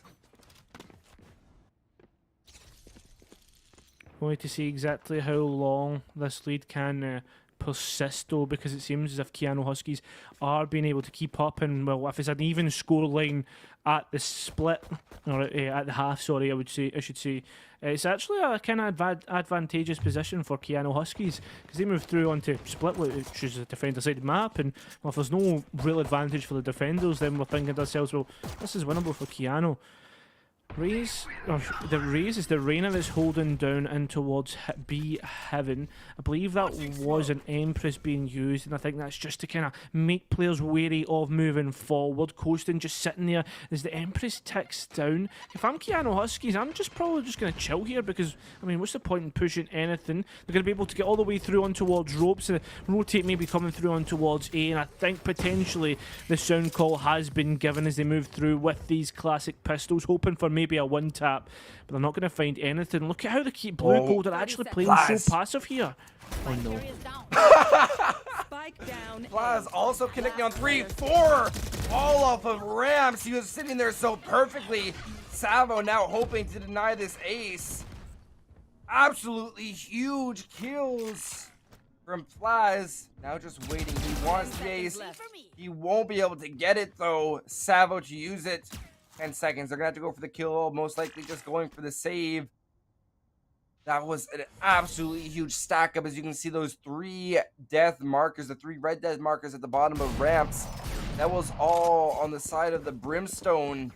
Being able to just sit in an obscure corner that was not checked. They pushed up early round and no push came from that side. It was a push from ramps. And when that was called out from the clear sound, Blue Gold was in a very key position. Well played by them, and they played perfectly into that round. Well, the way things are going to have to go through now is, well, 6-4 Blue Gold. If they make it 8-4, that's where I would maybe worry for Keanu. That's not the case right now. Keanu need to get everything that they can. They do have those rifles that can actually contest their opponents of Blue Gold. The operator firing off its bark, but, well, there is no bite to pick up heads. But look at the elsewhere. The aggression coming through. Aventador and Optimal really working out. Savo trading out. It's all down to a 1 versus 1. It's Marcin versus the Rays. Savo swings, but no, you don't want to put your head in the mouth of the lion. As well, that operator will clamp down, taking up its kill. 7-4 the round, and well, we're relegated to, well, half buys and pistols. That works. This is quite concerning. I'm not going to lie, especially on a final round. 7-4. This could give Blue Gold that 8-4, which it's not a 9-3, so you don't get that added curse with it.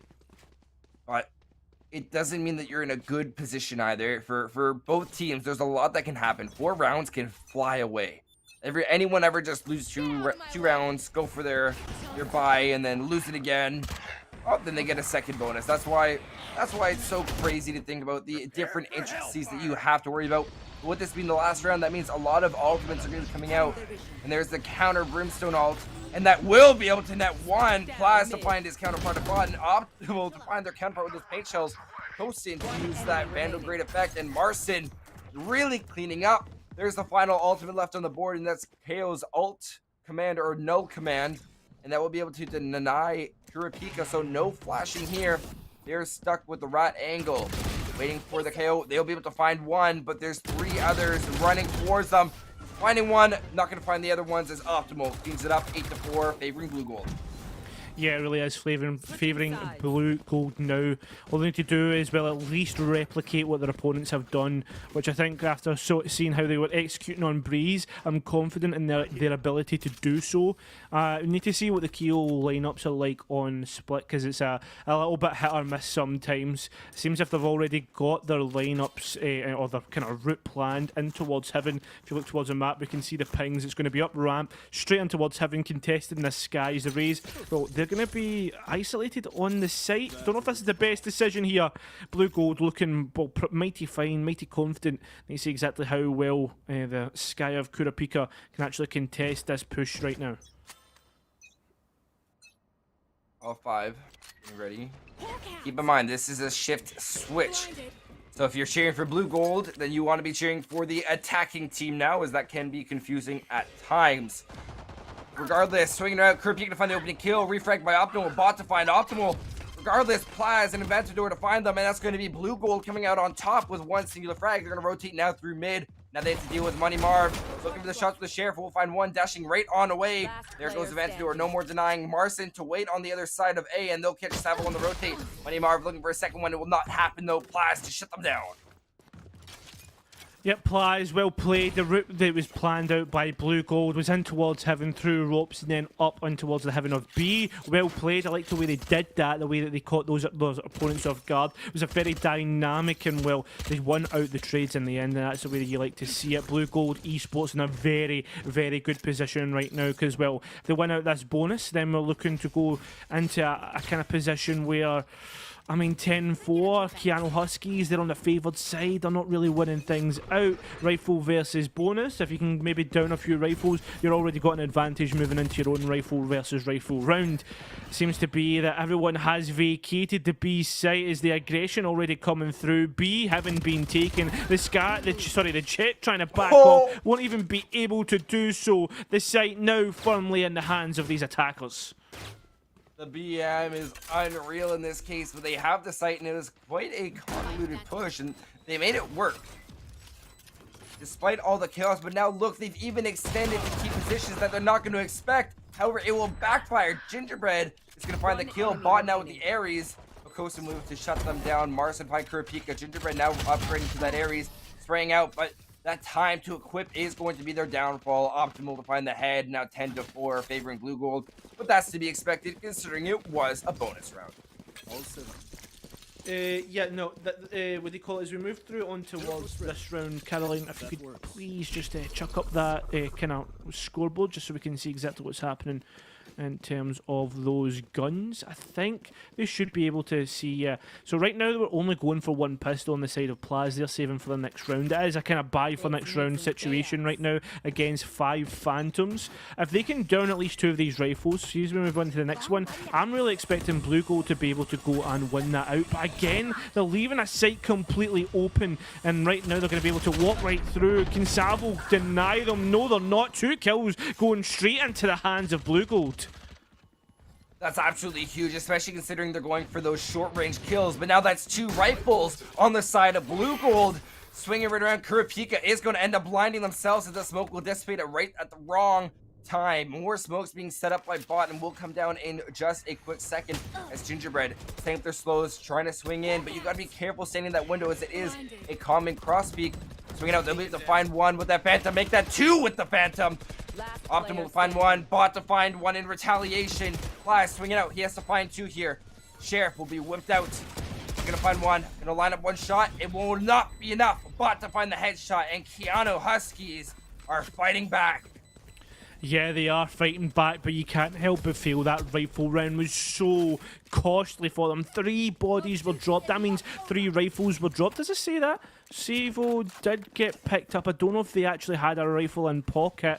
So I think that might actually be a wasted res. I can't believe that. That might actually be a wasted res on the side of the Keanu Huskies as well. There was no Phantom on the body of the Rays. That's so unfortunate, having to use more of that economy. It's going to be 5 rifles versus half buys, dribs and drabs, pots and pans. Oh, I mean, hopefully Keanu Huskies can do the work here, as they are on the favoured side. I have to emphasise that. In through mid, this is a big contention point. We also have to talk with the chamber waiting over on A. That could work out, but there's no one pushing up. We don't see Keanu Huskies getting aggressive in any regard, really. They're waiting to make the second move, which is a retaliation move. And if you're a big fan of battle royales, this is the equivalent to third party, and you're waiting for a pick to come out and get the refrag. That's essentially what it is in almost every single case. They are able to see that there's a heal coming out. I believe so. I'm not sure about those visuals. Kostin to find 1 is going to dismiss away, missing the opportunity to go and overheal. But now 4v4, Rays extremely lit up. They're going to try to go for this push. Spray out with the Bulldog, we'll find 1. Optical with that limited health, we'll find Money Marv. 3-3, Plank going down, Showstopper in the hands of Optimal if they need. I don't know if they will need it. The Empress has been procced by these attackers coasting. Oh no, the luck could be huge. Look at this. Into the hands of Kurapika. Potentially more available. Now they have to retake in towards Heaven, as that's a key place to deny on towards default. The Showstopper wasted by Optimal, just denying time. Coasting will pick up bot, but Savo's coming in from behind. This could be huge. Gets 1, maybe 1 more. Sees Optimal, the spray, the spam doesn't work. and Coaston's just going to play behind. Paint Shells to deny time. Coaston wins it out. The attackers go on towards round number 11 and destroy the economy of the Keanu Huskies. They're in shambles, but not for the right reasons. They are doing so many things right. If we look at the way Keanu's playing, we can see that they are holding their angles properly. The mistakes they were making in that first map, they're no longer making. They're coming down to the final kills. The final kills around. And if we look, Savo on that previous round, they brought it down to a 1v1. That was a 1v3, and I can't stress that enough. They are hitting their shots. They're doing a phenomenal job at that. Even on these save rounds, both these teams are bringing it down. So this is one of those instances where that scoreline does not really line up with what we're seeing, where 11-5 does not do it justice for this game. It really doesn't, and that's unfortunate. Money Marv has used the Blade Storm. Bots dropped that Brimulus Stimulus Gingerbread just a little bit out of reach. It seems as if that spike is making its way towards A. The lair has gone out just to deny, but look how close Gingerbread is. Tension can be cut with a knife, it's that big. Optimal moving through, Paint Shells to go out, Blast packing all the way in, that's a super pack. And right now they're going to move through in towards Elbow. Savo only has the shorty, will get taken from behind. Kurapika though, their shorty's going to work, but only good for one. It just seems as if they're trying to deny as much as they can. Money Marv using their Blade Storm, just being able to narrowly miss that KO knife, and now it's all up to Gingerbread, who did get the upgrade though. They did, meaning they can't possibly make a move there. So far off, there's no chance of them having any sort of revive here. But if they can find 3, this could be it. So they'll find 1 with the best Vandal skin in the game. I'll explain why later, but that RGX is absolutely huge here. Looking for 2, it'll be optimal. We'll be able to get that huge kill, sending them to match point. Back to the RGX though. Cairo, have I ever told you why it's the best skin? I think I have, but I'm not sure. No, you haven't. So you know how whenever you use the Blast X, any of those skins, and you shoot it through a wall it can't go through, you'll see the bullet there? Yeah. It's actually the exact same with the RGX, where it will leave a very clear color imprint. So let's say you have it set to red, you're gonna see a red imprint in the wall, or blue, you'll see blue right in the wall. And that's actually really huge that a lot of people don't realize with the RGX, and it makes it a very, very powerful means of denying any sort of push. Bot narrowly able to escape that orbital strike as we go hurtling towards what could be our final round. Yep, Bot's trying to deny that though, picking up Coaston there, but has been relegated to very low HP. We'll probably try and find Gingerbread so they can get healed up, but Gingerbread's on B Heaven, so that's not really available right now, even though they're trying to peek out and get that Marson with a beautiful shot on that tour de force, creating an area of effect of slow. The Jet not really want to swing into that because, well, the dash, that'll be slowed. Could be even get picked out. A lovely spam. And look at the kills that come through. We're into a 2 versus 2. We're trying to get our words together, but these two teams are just at each other's throats. That is absolutely phenomenal rotating from both teams. Now on the side of Keanu, they have 2 players together. Cross peak, possibly going to come out from Blue Gold. Sorry, from Keanu. I gotta wonder, Cairo. It's going to be a matter of who gets the first kill, and if that kill is not refragged, we could see a completely different game. But no! Look at this, a possible rotate! Keanu believes that they have to rotate to the other site. This leaves things completely open with 18 seconds. They're waiting in their spawn. This is absolutely huge. There's no way for them to know, and they're going to be stuck on a retake with more than enough time. Molly going to come out completely useless. Savo pushing up. Oh no! And as the spike goes down, the realization that both Money and Savo rotated to the wrong site, giving the Chamber and Brim the time to set up, which could mean the difference for this match. It really could. The showstopper is available though, and well, it's already going to be proc, blast packing in, and no, the Chamber! That's just so unfortunate. Will trade though, which is huge, and Money Marv's seen the barrel of the gun. Will pick up that head with a pre-placed crosshair. Well played from these defenders, even though they seem to have all but lost it. The thing that really mattered was the fact that, well, the attackers had put down the Brim smokes. If you remember, they last 20 seconds apiece. They had dissipated by the time the retake had came through. Right now, 12-6 the scoreline. Keanu Huskies still have that mountain to climb, unfortunately, with the way that things have worked out. And they've not really got much of a buy here. If I'm blue gold, I probably wouldn't buy rifles or just go for an eco and just save up and try and take it to their opponent's next round, because at the end of the day, that's kind of the way it's going to be. Or maybe they've realised that their opponents might not have much eco. I'm not sure, but the one thing I do know is the 8xq is coming through, and that's a lovely paint shell. Unfortunately, it won't be able to net too much damage, but it lit everyone up just a tiny bit, which could make a difference. Optimal to find their counterpart of Savo as they go hurtling towards the site. They don't want to go for a slow push this time around. They're going right on for it. And that means Keanu's going to have to play on the retake. Bot to get taken down. Spike now planted. Avantador flashing out. Not going to flash the stage, but Gingerbread's going to be able to win it out. Pure Pika is actually going to be able to get a kill with the Hound. Marson with 2 huge headhunters. Now, all left up to the lone sky of Kurapika moving towards screens. The headhunter is there in the hands of the chamber. They're going to swing right on up, looking for the brim. Going to take one shot, not choosing to upgrade the rifle. Swinging right around. There's a cross peek in favor, and Kostin to find it. That's going to be the quick 2-0 for Blue Gold, and what a game that was, Cairo. Yeah, I mean, Split and Breeze was just...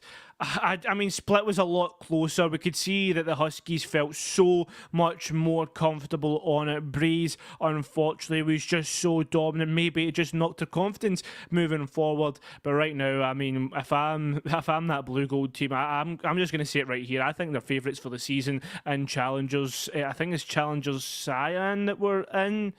Yeah, it's Challenger Cyan. I'm going to have to say they're my favourites for this whole tournament, because these guys are absolutely clinical, putting on an... I mean, they were putting on a clinic, that's the best way to describe it, showing everybody how to execute, how to take down their opponents. I am really scared if I'm another team trying to challenge them.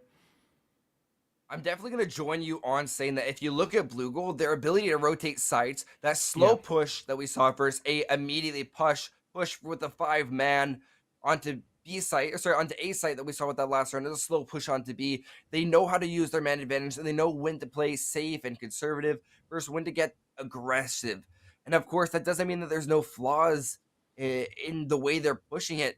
There are, but they are covering so many of those angles that when they're able to work off mistakes made by their opponent, it works very well. And in the first map, that's exactly what we saw that happen. They worked off the mistakes of their opponent using the Viper Wall. But especially on the second one, Keanu weren't making as many mistakes, and it really came down to those gunfights as Keanu really picked it up 1v1 in so many of those rounds. And that's where I have to say it could have gone both ways, but Blue Gold ultimately coming out on top. I don't think it was a mistake. No, I really don't think Blue Gold were a mistake to come out on top. I think, I mean, the thing is, though, map 3 could have been a different story. But with that, I think they were very well versed. I think they probably will have a deep Valorant map pool. But anyway, I mean, that's us finished, Binks. That's us done for the night. Whoa, it's still early. Yeah, well, for me. It's 2 a.m. over here, man. I'm literally falling asleep in my chair. Oh man, I can imagine.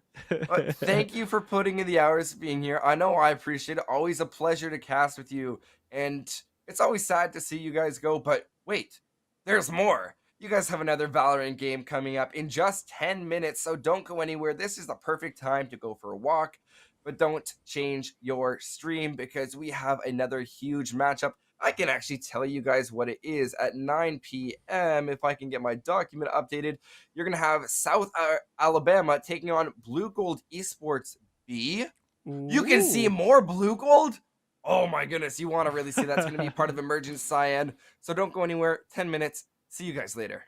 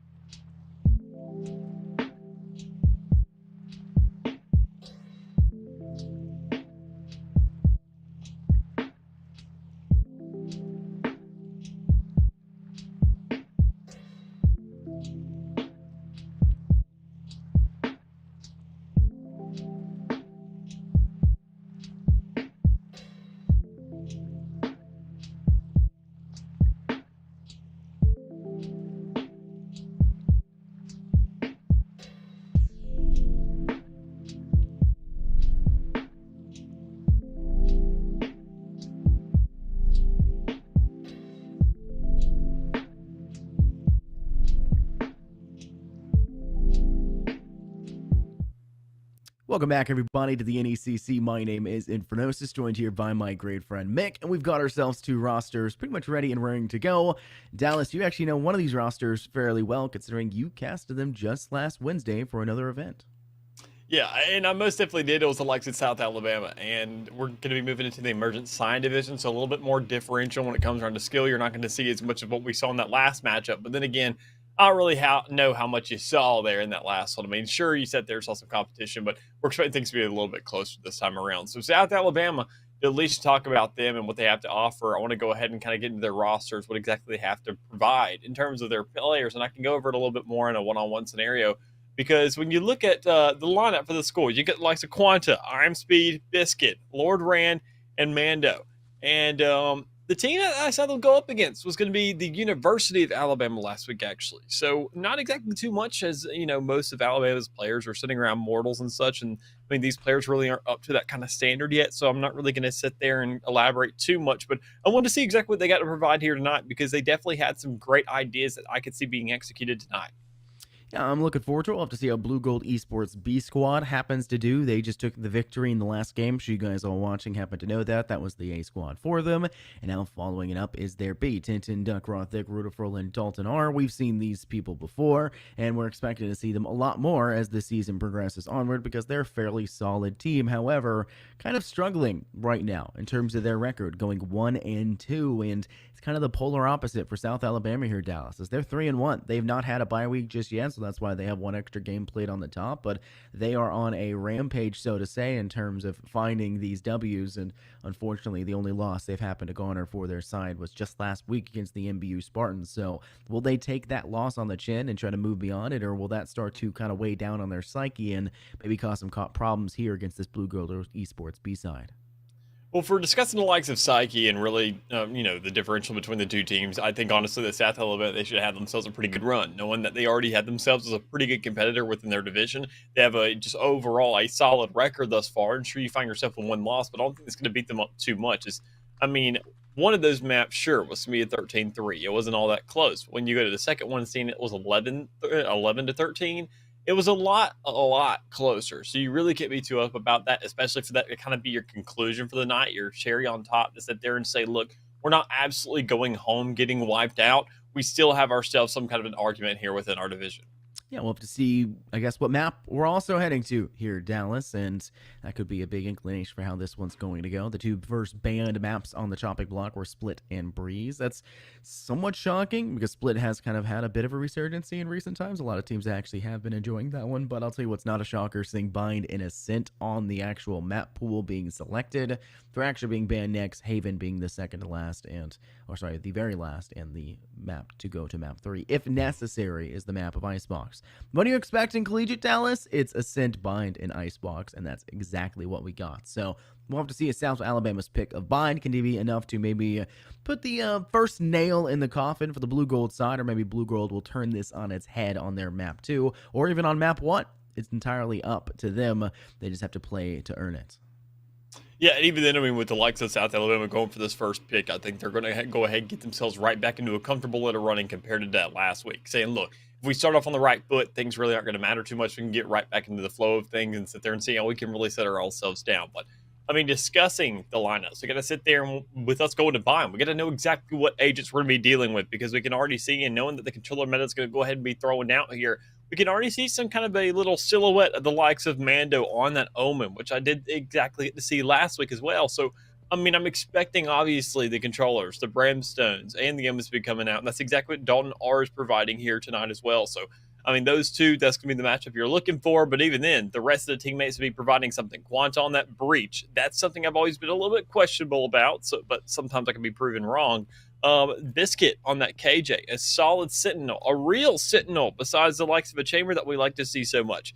And Raze and Sage, just very, very defensive oriented. And I want to see exactly how that KJ and Sage can still make an impact here on the attacking side. I'm really interested to see how the Omen's going to go, considering the substantial buffs that actually hit that agent just a couple days ago, and how that's going to play out. So I'm looking forward to seeing that go through. But Yoru being picked up by Thick, they'll combo that with another duelist, aka Duckrar, and kind of a third duelist, kind of like Chamber can kind of feel that way, but Brimstone, who also received a substantial buff as well, one that kind of brought him from literally never being played to being a must pick for the majority of most maps, and that's definitely being picked up there by Dalton. Rutherford will pick up that Sky, we've seen that before, and Tintin will opt to go for the Chamber. A very aggressive blue-gold side, and it's, like you mentioned, kind of a polar opposite there for South Alabama. So we really are seeing a battle of offense and defense, attack and defending, and it's funny because they're starting off on the polar adjacent side in regards to how it's going to go, with South Alabama's defensive squad being forced to attack first and vice versa for Blue Gold. And one thing, I mean, I didn't even get the chance to mention that, and as you did allude to it a little bit, is that Yoru pick. That is something in itself that I want to see the entirety. Honestly, as observer, if you just showed the Yoru, even during the death screen, I'm completely okay with that for the entirety this time, because I know that Yoru with that rework, we never really get to talk about it too much because nobody ever chooses the man. But now he is completely viable. I mean, you just cannot argue that. He is looking outstanding thus far, with all of his utility looking a lot better, having these fake outs. That's a flash. It's a decoy of himself that just literally turns and creates a cone flash to the opponent in the direction that it was shot from. You have 2 of your flashes now. You have 2 TPs now. You can sit there and fake your TP just to go ahead and turn the opponent's head. There are so many options laid out for you. I want to see whether or not they're actually utilized, whether or not we actually have all these Yorus that are such a pain to deal with. Yeah, and keep in mind as well, the TP actually makes the full noise here on this map. The map with the teleporters on top of having the TP, that's kind of been buffed up and assisted, so that could definitely be a major point of contention. But we see the fight already going down now onto the B site. Danger as you try to step out from back hall. Shots connecting, they're blind, but eventually refrag goes through. Biscuit, she'll find one. Speed finding the second, knocking off Rutafurl, and Speed's able to stay alive and clean up for yet another. This one onto Duckrock, leaving us now in a 1-on-2. Tintin playing for within hookah. Dalton's still playing back halls and has to step out onto the site and needs a little bit of extra assistance to do so, and that turret could be quite dangerous to try and get themselves past. Mando from within 2, probably the player we'll see going for the next kill, and it will favor them quite decisively as Dalton is felled. 1-on-3, and Quanta cannot manage to find anything else but a head, and it leads them to a round win for South Alabama. And even then, looking at South Alabama here on this attacking side, they have themselves at least a little bit more utility to be utilizing on the attacking side. So I feel like when looking at both these teams and their respective sides and how they're flipping things up here on the get-go, you got to sit there and look at really how they develop their squad and really what kind of utilities at their disposal for free or at a discount to go ahead and set up that first round. Because I mean, Blue Gold, it almost with them being on the defense right now, they have to play completely for retakes. And if you don't have that utility to back it up, you're literally just blind swinging everything, just praying that everything works out for you. And that's just not a risk you can be willing to take on so many occasions. So as we go ahead and look at ourselves going ahead and panning out the second round, we got to sit there and look at the shorty that's going to be here on the outside as Speed goes ahead, sniffs it out, finds that kill here for the first in the round. And the rest of Blue Gold trying to figure out exactly how they should answer with this. In the flash out, Thick using that Yoru utility to their advantage, but Quanta is unfazed once their retinas return back into the sockets themselves, and it'll be South Alabama now up. They've managed to collect 4 kills, only losing 1 in the process, and now they're stuck in a 4-on-1. Well, it really feels like Rutherford stuck, and not just in a 4-on-1, but also kind of trapped over here by Elbow, the ice wall separating the site from any, I guess, idea of being able to defend this, and I think that they're just going to kind of take a step back and sit this. If you die to the spike here, it's the smarter decision because you don't want to like waste your money and have to hold on to something and you have nothing, but you also deny the possibility of South Alabama getting a any credit bonus for them actually killing you in the process. But I think that that ship has kind of sailed here, Dallas, and eventually they'll go up and find themselves the kill, and I believe everyone, no, Lord Rat, everyone will get away safely, no longer in fear for their life, and South Alabama will collect their 2 starter rounds, which means Blue Gold should have a pretty good chance to take up for this third. Yeah, I mean, I think they most definitely could. This is a round that we're expecting them to go ahead and step up and win these things out. Go ahead and get some guns in their hands, some real rifles, and then go ahead and turn the tide of this game on its head. But we already look at the buys, and it's not really panning out that way. South Alabama still has all their Spectres, all their heavy shields. Blue Gold not really stepping up here and buying what we expect them to. Spectres also, respectively. 1 Phantom, but then also Bulldog to back it up. So, I mean, I wouldn't say the utility is expensive or anything, but, I mean, it's not expensive enough to really go ahead and put you at a massive detriment this round. South Alabama already finds the first frag for this one as well. Setting themselves up once again. They know they have the, what would be typically considered the weaker weapons, but I mean, Blue Gold are Spike struggling planted. despite everything that's happened for them and are not able to really pull together the best arsenal, like you have said. 3-on-3. South Alabama have control over the site. The post plant needs to be solid here. But Blue Gold have a player coming from flank. Dalton's on bench, and I can't really realize where that third player happens to line for Blue Gold, but likely probably flanking from the side of Heaven, and that's exactly what we're seeing there. The Jet, Duckrar playing from above. Mando finds himself a kill. Refrag quickly there by Duckrar. The swift execution and the swift avenging of their ally is quite important in this position, but they're running out of time to go for this defuse, and Dalton's going to step up with the stim, goes for the hip fire, but Speed still gets it, and Duckrar has no time for the defuse, and will realize that and decide to take a step back, but it is another South Alabama round win. They take the third. Yeah, and I think that all just came down to the weapon buy specifically. You don't see these teammates able to go ahead and help out Duckrar. Duckrar also having the main source of damage there. Finally getting all the kills that he has accumulated in this entire game in that one round alone, just to go ahead and not even really buy anything or make a huge differential in the round. Just going and taking the weapons out of these blue gold players and saying, look, the only exchange we get now is taking the weapons out. They still win the round, and now what do we have set up? Well, if they don't have the weapons, they're going to go ahead and use the money they've gotten off this winning streak to buy themselves some. So if anything, I feel like they just made it that much worse besides letting them pick those weapons. But even then, I'm sure at this stage in the game, you're going to start selling what you got, see if you can make any work with anything. But I mean, Duckrar trying to make work while player on the outside. But instead, Speed already moving on the site with the speed that its name entails, trying to go ahead and get the spike down as well as that Sage and possibly go ahead and get that little bit of a retake and be foresight here for Blue Gold. Quick entry there for Lord Rand. That's exactly what you want to see if you are a Raze. It's that mobility. It's the swiftness. That's why you typically bring this duelist instead of others in this position. And that's one of the reasons why we're probably seeing Blue Gold really successful. Not successful in regards to being able to play for the post plant. They don't have that same level of speed when they lose that Jet. Yoru can be quick, but really struggling to collect as decisively as they should be. And we're seeing that there in Hookah, as Thick had the opportunity for not just one, but two possible kills, and it was emphatically denied by South Alabama. The quick escape, stepping up to block the head, not allowing the Pixelingle to go through, and then getting a nice pain chill toss over the top, which gives you a kill without actually having to risk the danger of going through the firefight. Smart decision making in South Alabama. We're going to run. They're now up 4-0, and Blue Gold are going to be in another round where, yes, they have a little bit of money, but they need to buy utility and they need to buy a weapon. They're not really going to have enough for 4 rifle buys, and I think they're starting to realize that as they're starting to talk it through, figure out what they want to bring to this round. Yeah, and even then, I feel like, I mean, it comes to a point in discussion when you're already sitting at 4-0 lead for both these teams to say, what exactly has gotten us to this point? Well, we could get somewhat of a turnaround so long as 10-10 wants to hit this shot, but can't exactly nail it there on the outside of B-Long. So you got to sit there and look for other options. Look for another place to possibly move. And I mean, Thick right there with the TP already in the back, looking to go ahead and have himself a little bit of contingency plan. He's looking to get a little bit aggressive towards that TP, but thankfully, with the one that he can go ahead and throw out and return himself to, he can get right back on the A side, back of his teammate, knowing that that's exactly where South Alabama is going with the showstopper.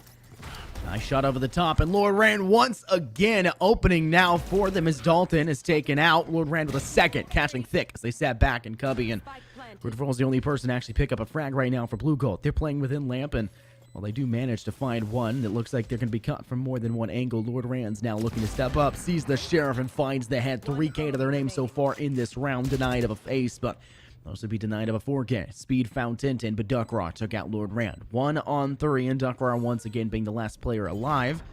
And actually managing to pick up a rifle could be very important for them. Would not be shocked to see him actually save this in this position, much like they did previously there in round 2. But from the looks of things, that's just going to be a game of trying to play for maybe an exit frag on the way out, and Duckrar attempted it, realizing it's not going to happen, and will in fact step back to the defender spawn, and he will see another round win fall for South Alabama.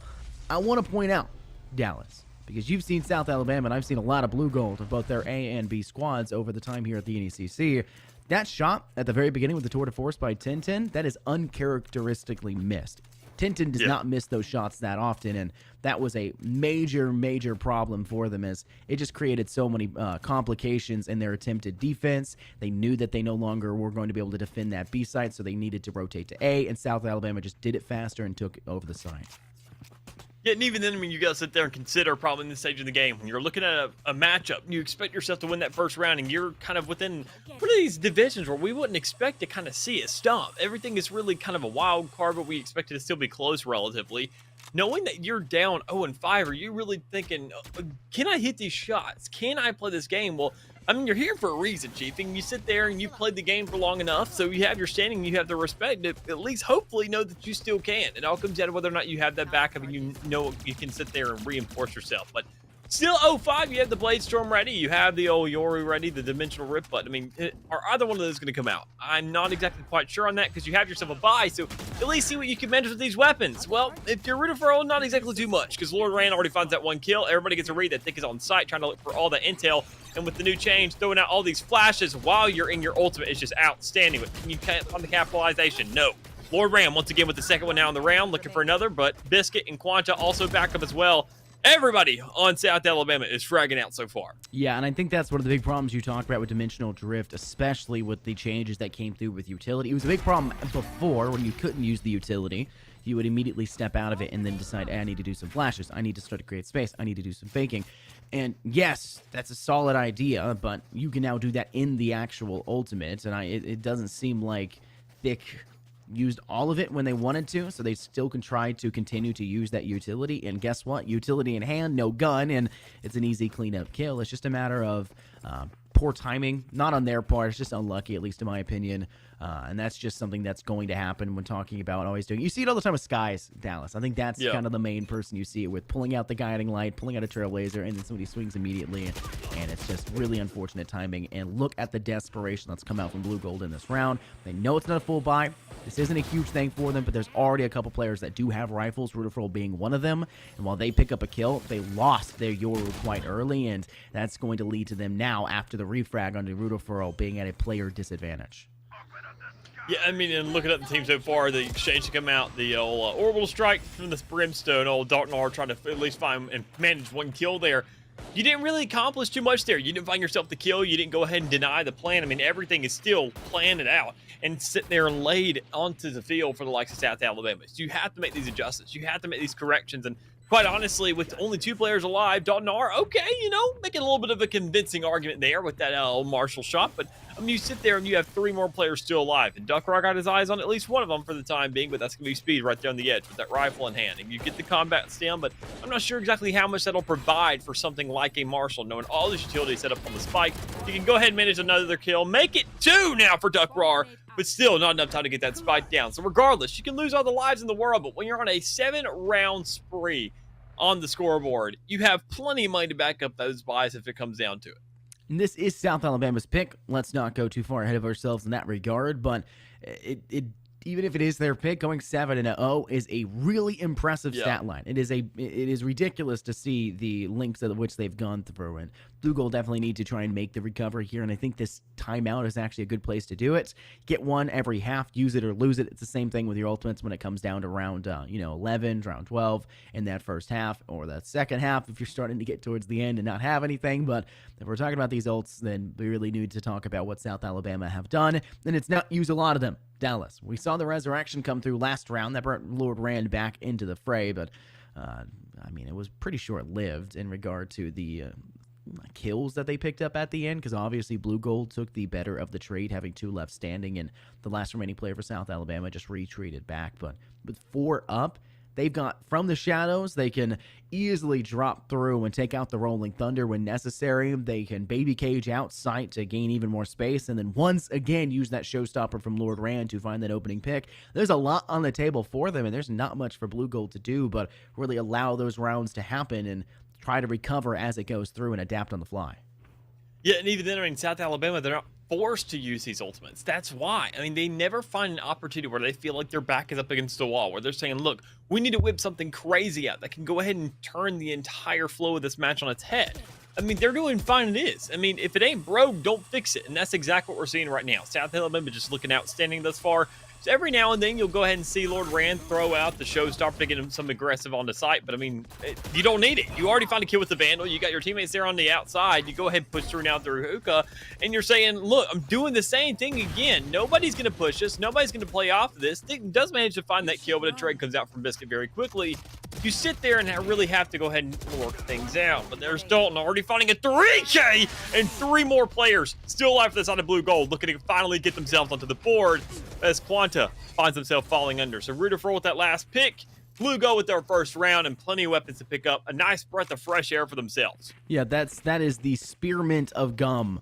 Really fresh for at least maybe 5 minutes, but hopefully this one's fresh for at least 6 more rounds to try and bring them back through, or maybe try to surmount any semblance of recovery. There is only 4 left in this half, but hopefully they can pick up those first 2 in the second half as well and start to bring things back to maybe a tied state. But that was a South Alabama round that they really caught themselves into the same problems we talked about Thick having previously on the Yoru, trying to pull out utility out in the open, not really having the coverage to do so, and 2 of their players fell in the middle of the site because of that, and a third fell from walking into site by trying to quickly help to adjust onto the spike, and unfortunately just getting caught in the process of that transition. Paranoia is sent out here from Mando from this middle stage, looking to try to push through Hookah, and Tintin's holding corner, and unfortunately for him gets spotted quite swiftly, and Mando definitely gets the better side of that trade, dropping Tintin to about 30 HP and taking no damage off the top. But look at the A site control that's being left up in the open for Blue Gold, as you have to have Rudolph step back through defender spawn to heal back up Tintin. Yeah, I mean, already looking at the team, they've sat there and successfully Trojan horse the likes of Blue Gold. They already sat there and said, let's get this Omen over towards his B side. Nobody cares about A. Sure, we got a little bit of a peek of what's going on, but Lord Rain is already going ahead and pushing into the spawn. And I mean, with that's your main fragger, let him do his job. But it's only going to go for so long. The guy's already clocked out. You see Duckrar making an exchange there as well. So, I mean, you got to look at the setup here from South Alabama. What exactly they're going to do. But we don't see all the utility in the world, but we do see at least enough on the outskirts to give an idea of whether a flank's coming through. You already know that, well, Yoru's there. You've already taken out his clone. So any Yoru that you do see now, if you get a chance with all these flashes coming out as Quanta does find that kill, you know that it's now a 4v2, and the last 2 players are coming all the way back from that spawn, that CT section, while you have Mando just absolutely gunned up inside of that U-Haul area. That's saying no matter where you're really making an approach, we're going to find at least a trade, a kill, and as it now becomes a 3v1. Tintin doesn't really manage this on his speed, grabs that 3rd for here for the round, and an 8th for South Alabama as well.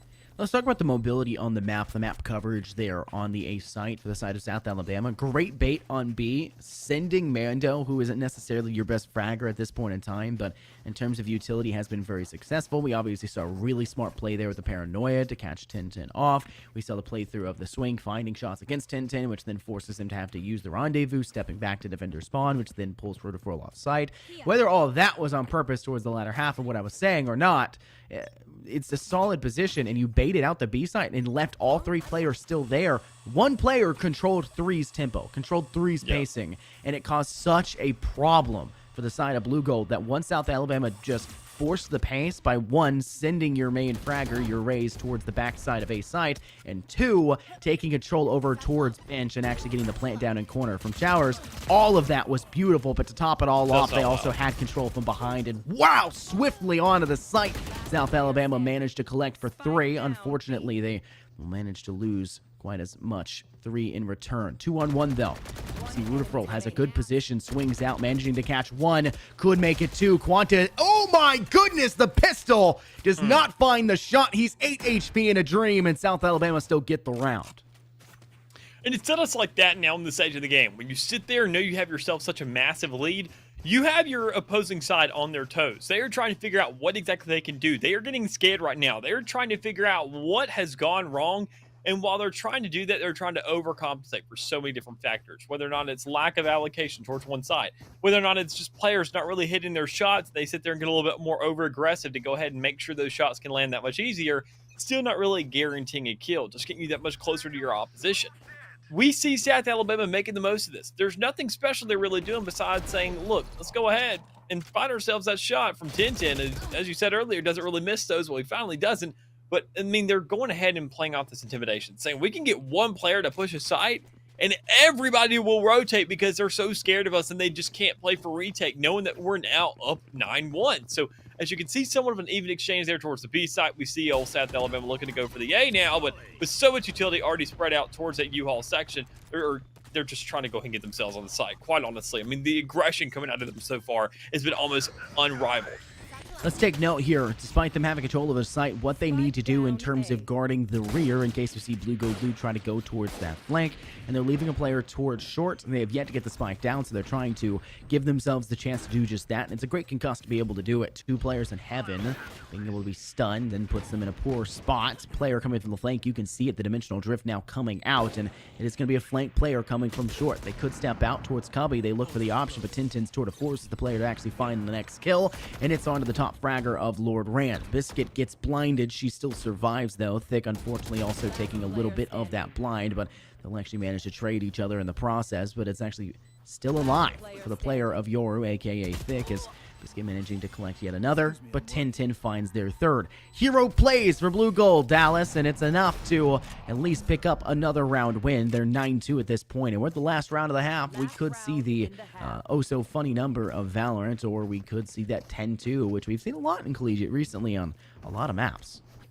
Yeah, oddly enough, we most definitely have, and I'm not really sure where it comes. We sit there and know that players and teams, they really enjoy themselves a specific map, but it shouldn't be like this. It shouldn't be to such an extent where we're expecting 10-2s now on this stage in the game, especially in the collegiate scene, because I don't feel like the skill ceiling is really all that differentiated. But I mean, the going ahead looking at the buys, that's really not all that different when we sit there and see that everybody has rifles now. So at least for the last round here, the half, we can get in an all-out war to see exactly which team is better with all the tools at their disposal. I mean, their box is full. How are they going to use everything in their kit? Well, you go ahead, you get the Seekers off the get-go, and you figure out where these players are pushing from. You know, at least 3 are coming from that A site. But, I mean, are they going to go for a rotate? I feel it's a little too preemptive, but, I mean, honestly, so long as you have that intel now, you can work off it, because the sky is your only source. Oh my goodness, Thick still with the utility out, barely able to pull the gun up, but can't find the shots in time. And Lord Rand gets another kill off the double boost back. Talk about aggression. Talk about a decisive finish constantly for South Alabama as they're pounding the hurt down on Blue Gold. And with that baby cage going into effect, they need to cover it, and unfortunately just barely able to garner the destructive utility, and Tintin will remove it. 3-on-3, South Alabama in a post-plant position, spreading themselves quite nicely, but a player coming from short is going to get taken out. Biscuit in a good spot. Duckrar finds one. Biscuit with another. You see the Rolling Thunder goes out, and Duckrar takes the brunt of the force and is now left alone in a 1-on-2. They can hide back from short. You also have the Nano Swarm to use, and Biscuit's just sitting back and spawn knowing that there's no time. And it will be a 10-2 half in favor of South Alabama, and even Biscuit finds their third in the round, actually finishing off the Duckrar player who was trying to be aggressive. Yeah, I mean, already looking at this, I mean, South Alabama, 10-2 half. I mean, that's what we sat there and just mentioned prior. For this to be a half on a map like this, it seems almost just unorthodox. It just seems like we're not supposed to expect this. But I mean, South Alabama having so much aggression, showing that we sat there and mentioned earlier, when you look at their lineup, see a Sage, see a KJ, you're like thinking, okay, well, they're probably be set up for defense. They're looking at, I don't know how much aggressive they're going to be. Well, I mean, aggression at the end of the day may not even come down to whether or not what your composition is. If you can press that W key, and if you can find those kills, you can be aggressive. And that's exactly what they showed here today. Taking Blue Gold completely off guard and saying, look, we sit there, we only have a raise, but that raise enough is going to do exactly what we need to. Find kills, create space, open up complete sites, and allow us to do our job to where that retake becomes that much harder. And we talked about how South Alabama's roster was very defensive. That was the thing. And yet on the attack, South Alabama take 10 off the side of Blue Gold's very, very aggressive lineup. I mean, it's interesting. We'll have to see how it pans out. But now that South Alabama's defense is on the defense and Blue Gold's attack is on the attack, they're kind of facing off against the brunt of their opposition's full force of agent selection, I guess would be the term that we should use for that. But, I mean, obviously no side really gaining a favor on their preferred half for their agents. And the first frag has not yet been garnered here in this round. It's a bit of damage onto the Yoru for Blue Gold, but that's all we've seen, and no one's really getting too aggressive. They're quite wary of where the competition may be lying in wait. I mean, even then, looking at the setup here for the likes of Blue Gold, it just seems like they're not very confident once again to get onto a site. Just crouch walking around corners, slow walking, just creep into the map. I mean, you see South Alabama, they are prepared for this. I mean, whether or not you slow walking or you fast walking, you are still going to get shot, and you are still going to see Speed finding that first kill of the rounds. I mean, already you've sat there taking so much time. You have 25 seconds left on the board. You need to make a move somewhere as they finally push themselves on the B. Talk about the control that a Omen gives on this map right now. Speed now collects for 2 more, making it a 3K. Biscuit, she'll find Rudafrol, and now it's only 10-10 left standing, and Lord Rand finds the kill. It's a flawless round 1, which leads us to believe that round 2 should also be one for them. And beyond that, maybe even a possible third, because we definitely could see that tempo be continued, because they did that in the first half. But back to the point of the Omen. Mando is everywhere. We see the smoke go out, the Dark Cloud being sent over towards A. We see it being sent to B. It plays through Octagon, a.k.a. Garden. There's so much control that can be put in because those things are fast. They're swift. They sprint every single place they're placed to. They're almost faster than the majority of spokes that do go down, besides maybe Nebula if you already have the constellation placed. But who's going to play Astra now with the most recent nerfs? Basically no one. She's pretty trash, and sadly for all Astra mains out there, shed a tear. Omen is quite strong and also has the ability to concuss quicker with that paranoia that makes it so hard to see anything with that short-sighted debuff. I mean, even already looking at the stage of the game, you already find 2 kills out there towards the edge of A. You know that, I mean, oh, Lord Rand is going to be at the hand of that. And, I mean, already seeing a 5v2, you can't freak out about it. You know that Blue Gold haven't bought themselves anything. They're looking for the third again. They're trying to play off match point. In South Alabama, they have the guns. They have a Spectre, Marshall. I mean, whatever you need and ask for it in somewhat of a budget round, you will get it out of them. But you just have to hit those shots, and that's all it comes down to. So, looking at that kill coming through as well, you now have a 5v1, 10-10 being on that wall towards Hookah, but I mean, that's a lot to ask for. If they do somehow pull off a miracle, 10-10 is going to have to pull off a miracle for the entire team to pull off a miracle in terms of getting themselves 10 back-to-back rounds just to get themselves a point here onto the board. So, I mean, as things do, I would say, and have to predict, come to a conclusion, maybe we do get a little bit of a twist up knowing that Blue Gold's can buy themselves rifles here, but looking at the way that South Alabama has been set up, Blue Gold is just purely frightened of them right now on this map, and they just don't want to push them, and that's going to make their job that much harder, especially swinging into Marshals or even Spectres. They're going to hold aggressive corners with those Spectres. They're going to hold these long angles and hit those headshots with the Marshals. They've already proven to be worthy and pretty consistent in that manner. What makes them stop now?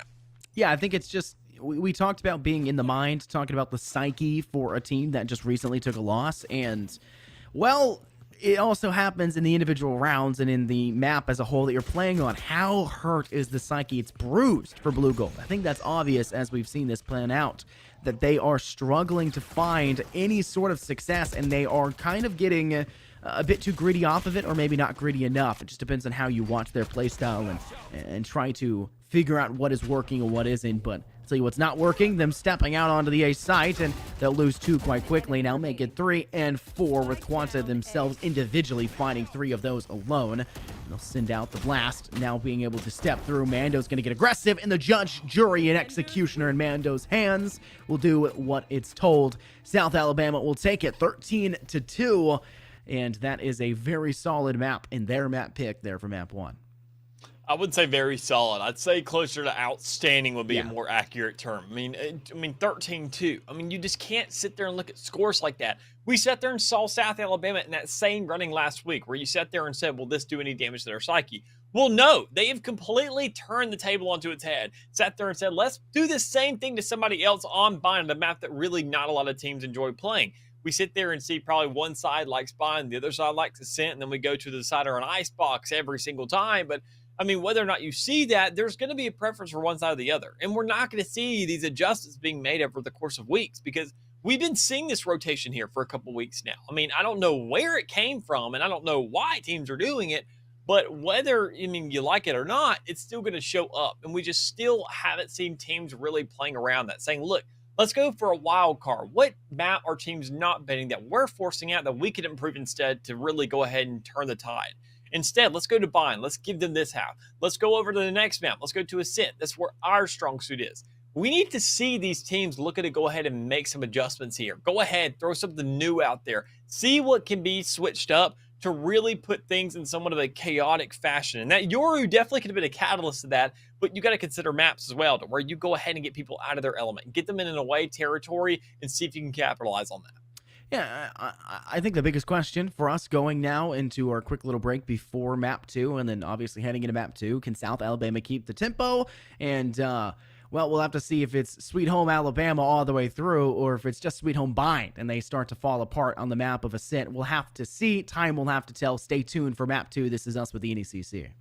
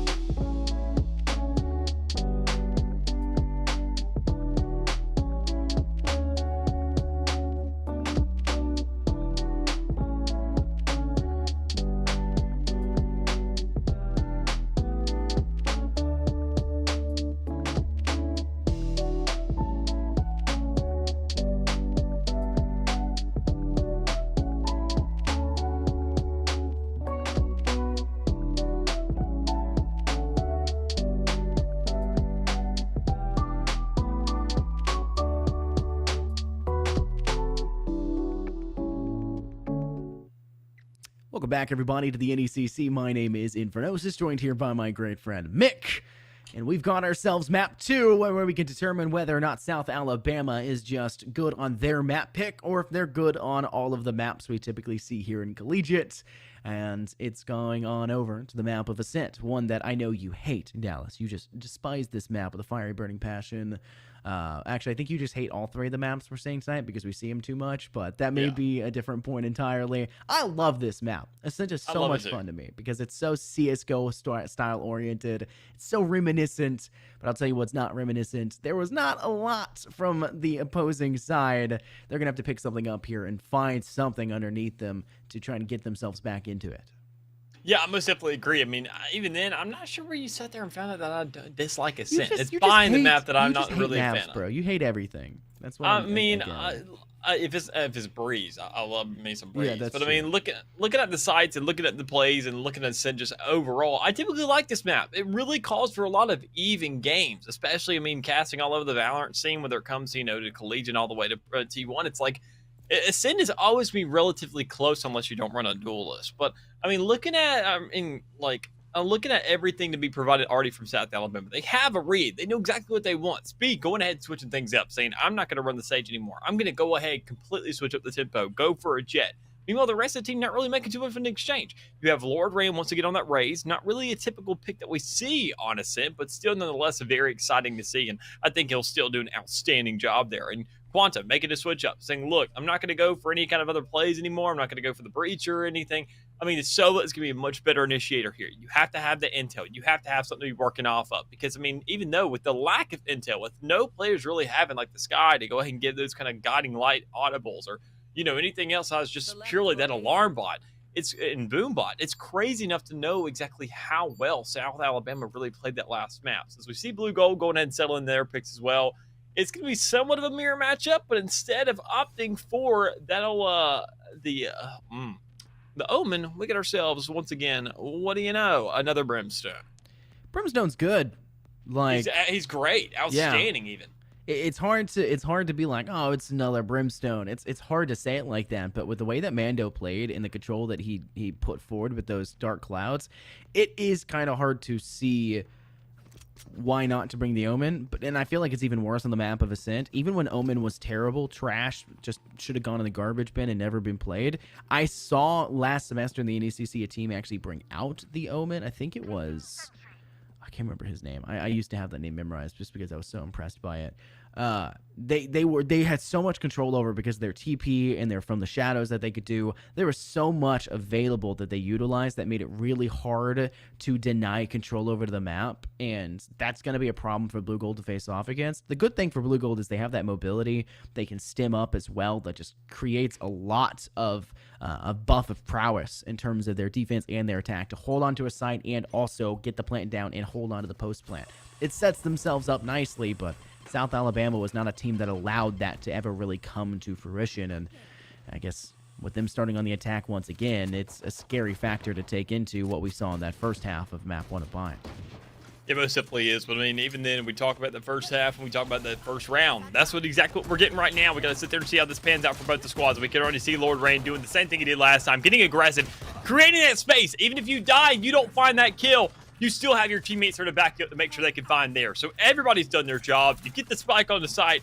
I mean, sure, you're now down 0-1 in the round, but who cares? You know that as a squad, as a unit, in this 5v5 scenario, you want to sit there and make sure you've done what you need to do. So even then, Duck right now 7-up, doing what he needs to do. Already found that first kill. As a duelist, needs to go ahead and find a little bit more and play for that retake and get that aggression on the site. But you need the backup for the back as well. You need to have old 10-10 there, finding these shots, finding that help. And there it is, every second and every aspect of it. As Biscuit nailing the head there of Duck Roar. And looking also to swing around this corner pretty quickly here as 10-10 is doing literally nothing but just sticking this spike because the nano swarm was off. Oh my goodness, talk about a round one blunder there. South Alabama essentially should have had that one dead to rights. Great shots by Tintin, but Biscuit dug a grave and was ready to just put the dirt back over the top of Blue Gold there for round one. And unfortunately, Green Reaper does not swing in your favor, and it cuts you instead, the double-sided scythe. and South Alabama's just slight misplacement. Biscuit just narrowly missing the Nano Swarm. Despite having 3 kills collected ultimately in that round, it's not the one that's most important, at least not in the timely manner that was needed. But you'll see South Alabama now essentially go through the recovery phase for that. How do they adapt beyond that? And with only pistols really to work with, they'll use swiftness and speed as their main avenue. It'll be a paint shell sent over. Rudafrol actually gets killed, and that's a weapon now dropped inside of Market. Could use it, but they go to back a Boathouse, and Tintin, who found 2 last time, will find 2 here as well, and that will be it just the same. Mando finds the refrag back. Now they have a Spectre on site, 3 on 3, and a player really trying to play from both sides here if you're talking about the Blue Gold's recovery. Player stepped out from Market, now going towards Walkway. 2 players stepping downstairs. Thick finds the kill onto Quanta. Very low HP for everyone left standing, and it'll be no HP once Blue Gold gets their hands on them, and a very strong retake. And even then, to be expected, they have themselves some better guns overall. I mean, they can go ahead and play for these retakes, and only 2 members falling. That's a pretty impressive standing. You want to make sure to have at least a majority of your team still being alive, so you can make sure to make those exchanges. Go ahead, find that pressure where need be. But one thing I'm always really intrigued to see is exactly the answer on rounds like that. Looking at the 2 players that did fall, what are they going to do? Well, Tintin's at least going to opt for heavy armor here, and maybe something to back it up, but even then, you want to sit there and make sure you have enough for the next round. So I think, honestly, a team is going to be buying out for them there, I'm pretty sure. Or actually, no, they go ahead and opt to just keep the money for themselves. But, I mean, going ahead and spreading things out, once again, finding themselves these Spectres, they're pretty confident about their standing, and they're looking to invest into it. Recon and Bolt sent over the top, and it's out the map. Unfortunate. Observer, great job. I love that you caught that. I'm not sure that they like that you caught that, but that was actually really an interesting lineup. Unfortunately, just slightly off the line. Kind of funny, though, but tell you what's not so funny if you're South Alabama. The recovery from last round, and they're going to try to do everything they can to deny that this time. First kill garnered for their site, setting themselves up nicely, and then Nano Swarm will create space in regards towards that defender presence. Blue Gold now with a player down, need to swing on to site. Dalton does it quite well with a Spectre and actually removes Lord Rand, who swung into 2. Seemed like a weird situation to do that, but Duckrar is also trying to work in from Walkway. Biscuit managing to catch Dalton as they step down stairwell, and it's just only 3 players left standing for Blue Gold. They may just go for the denial here in regards to letting them escape. I think that could be a smarter strategy. Force them to die on site instead, or maybe pick up kills when you can. But Rudafrol is doing a good job. Uses the Phantom that they managed to pick up just from the player of Lord, and uses it successfully. Duckrar now managing to unfortunately fall from Quanta's blade, and it'll be 2 cut down quickly. The only person left standing for South Alabama, and it's not for much longer, as both Mando and Thick fall to the spike being detonated, and Rudafrol survives with the Phantom still in hand. I mean, yes, a lot to unfold there, but at least enough for South Alabama to get their first round to be expected. When you finally get those rifles in hand, you want to keep as many as possible, but that's the one thing they didn't really do. They found themselves around, but at what cost? Because you sat there and had so many members fall. You had every member fall in that respect, and I mean, what exactly can you buy up now? Can you back up what that round you just won? Or is Eco going to once again flip onto its head and you sit there and have to manage this next round? Honestly, looking at Blue Gold's economy as well, they don't have the best standing either. They're still looking for somewhat of a scrappy buy. So, I mean, if you're South Alabama, you could have managed something here. But they try to get aggressive. They try to play up right on that catwalk section as Duckrar finds that 1 kill into Mando. But, I mean, everybody backing up now, pushing into the tree, trying to get onto this A side as fast as possible. You have Lord Rand being at the front end of it, exactly where he should be. Rand's in the thick of it. Speaking of thick, the Boombot finding a kill, and unfortunately also being taken out by Lord Rand. Raise on Raise favors South Alabama, at least for the moment.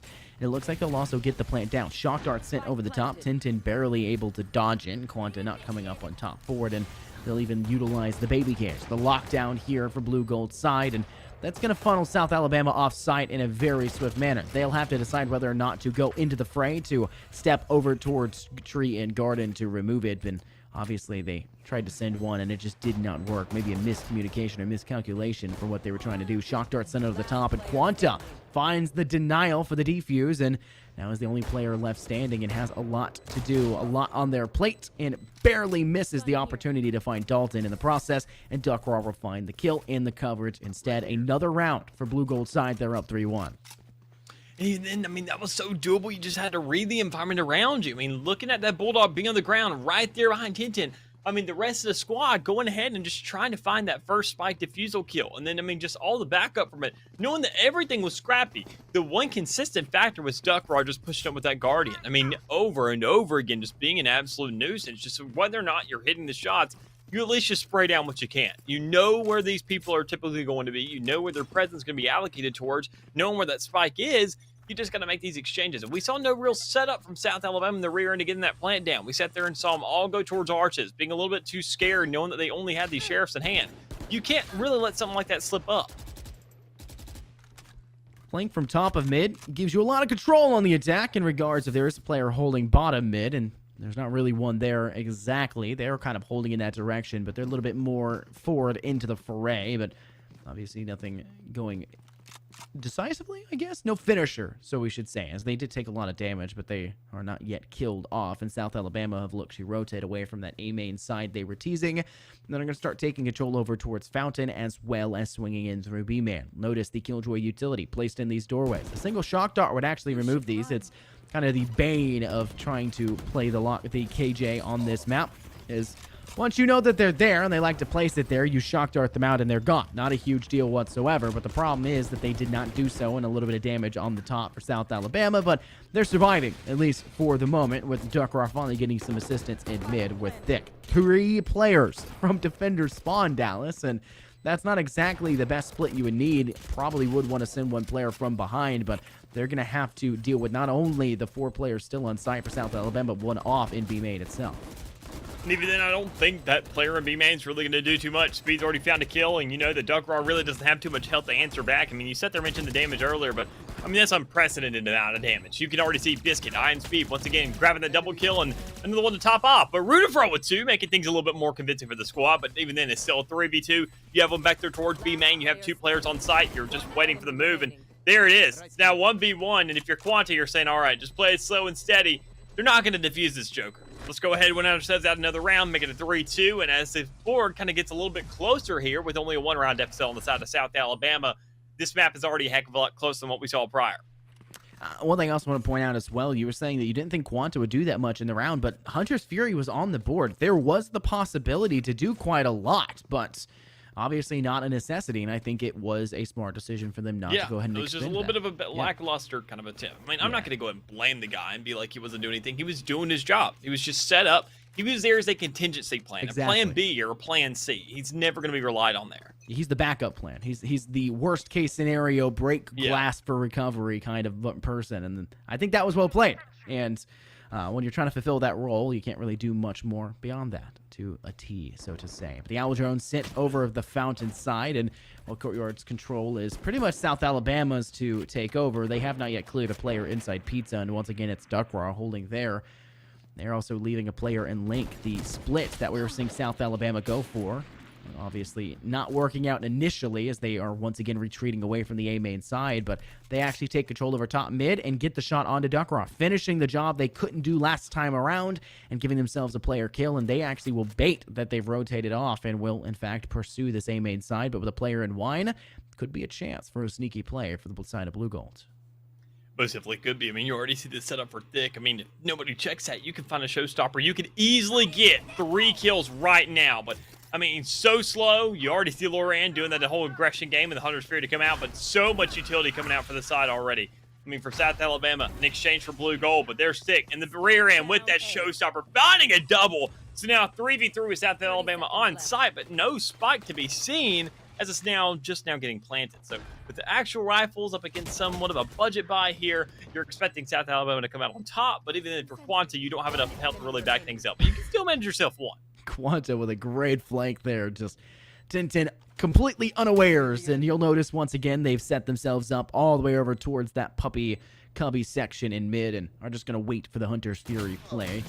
And it's just 1 player left standing, aka Rudafro, who found 2 in the last round, and unfortunately will find no more in this one. Lord Rant, who not only finds that pick with the blinded showstopper through the smoke, they weren't blinded, but through the smoke, did not see the competition, but also finds the player on the flank of Thick, who had just used their showstopper to great success with a double kill, and also finding that last to just put the nail in the coffin. South Alabama have recovered 3-3 now at this point, and we're only halfway through this first half. There's plenty of time still to tell whether or not Blue Gold are starting to fall on a downturn and South Alabama are climbing back up, but the eco is going to start getting worse and worse for Blue Gold's favor if they don't start picking up some round wins, or at least trying to gain any semblance of success. And we saw how the eco was just abysmal for them in that first map. They just were really struggling to keep it calm and collected. Yeah, and even then, we're talking about calm and collected. A calm and collected approach here from South Alabama. Once again, bringing that aggression, saying, look, we got to double down. We got to do it fast. Go ahead, get in the side, get yourself some kills. If you've already managed 3, you really can't complain about that. You know the entire site's been taken over. That's the worst case scenario if you're pushing onto a site, but you still bring some line out of it. You sit there and say it's a 5v1, think it's the last player standing, and I doubt the guy's really going to go for the plays, knowing how much is really set up against him here, and knowing that South Alabama last time it was somewhat of a little bit closer race, they still couldn't really play for that retake and find themselves success. So, I mean, I want to see exactly what goes on here, whether he plays for exits or not, but he's just probably going to sit in a corner to see if anybody runs all the way back to spawn. But the knife out, he's not really going to find what he's looking for. Yeah, I mean, you just got to be a little bit wary about that one. And I touched a little bit on the eco for map 1, and I saw a couple times where we saw Blue Gold who would lose a round and would have a big loser's bonus, obviously, but in the next round still not be able to really buy where they wanted to be, and yet they would still kind of force with sheriffs on 2 of their players, and those 2 players would have 1,300 by the end of the round, and it just wouldn't be, oh, okay, Bando, inches away from success there. Not really where they wanted to be, and then they would be in a position afterwards where they would go, okay, well, half our players can't buy in the next round, and even if we do win that, or even if we lose that round, which they did quite a few times, obviously, the third round afterwards, 3 of the players could buy and 2 couldn't because of that sheriff buy in that first round that I'm talking about.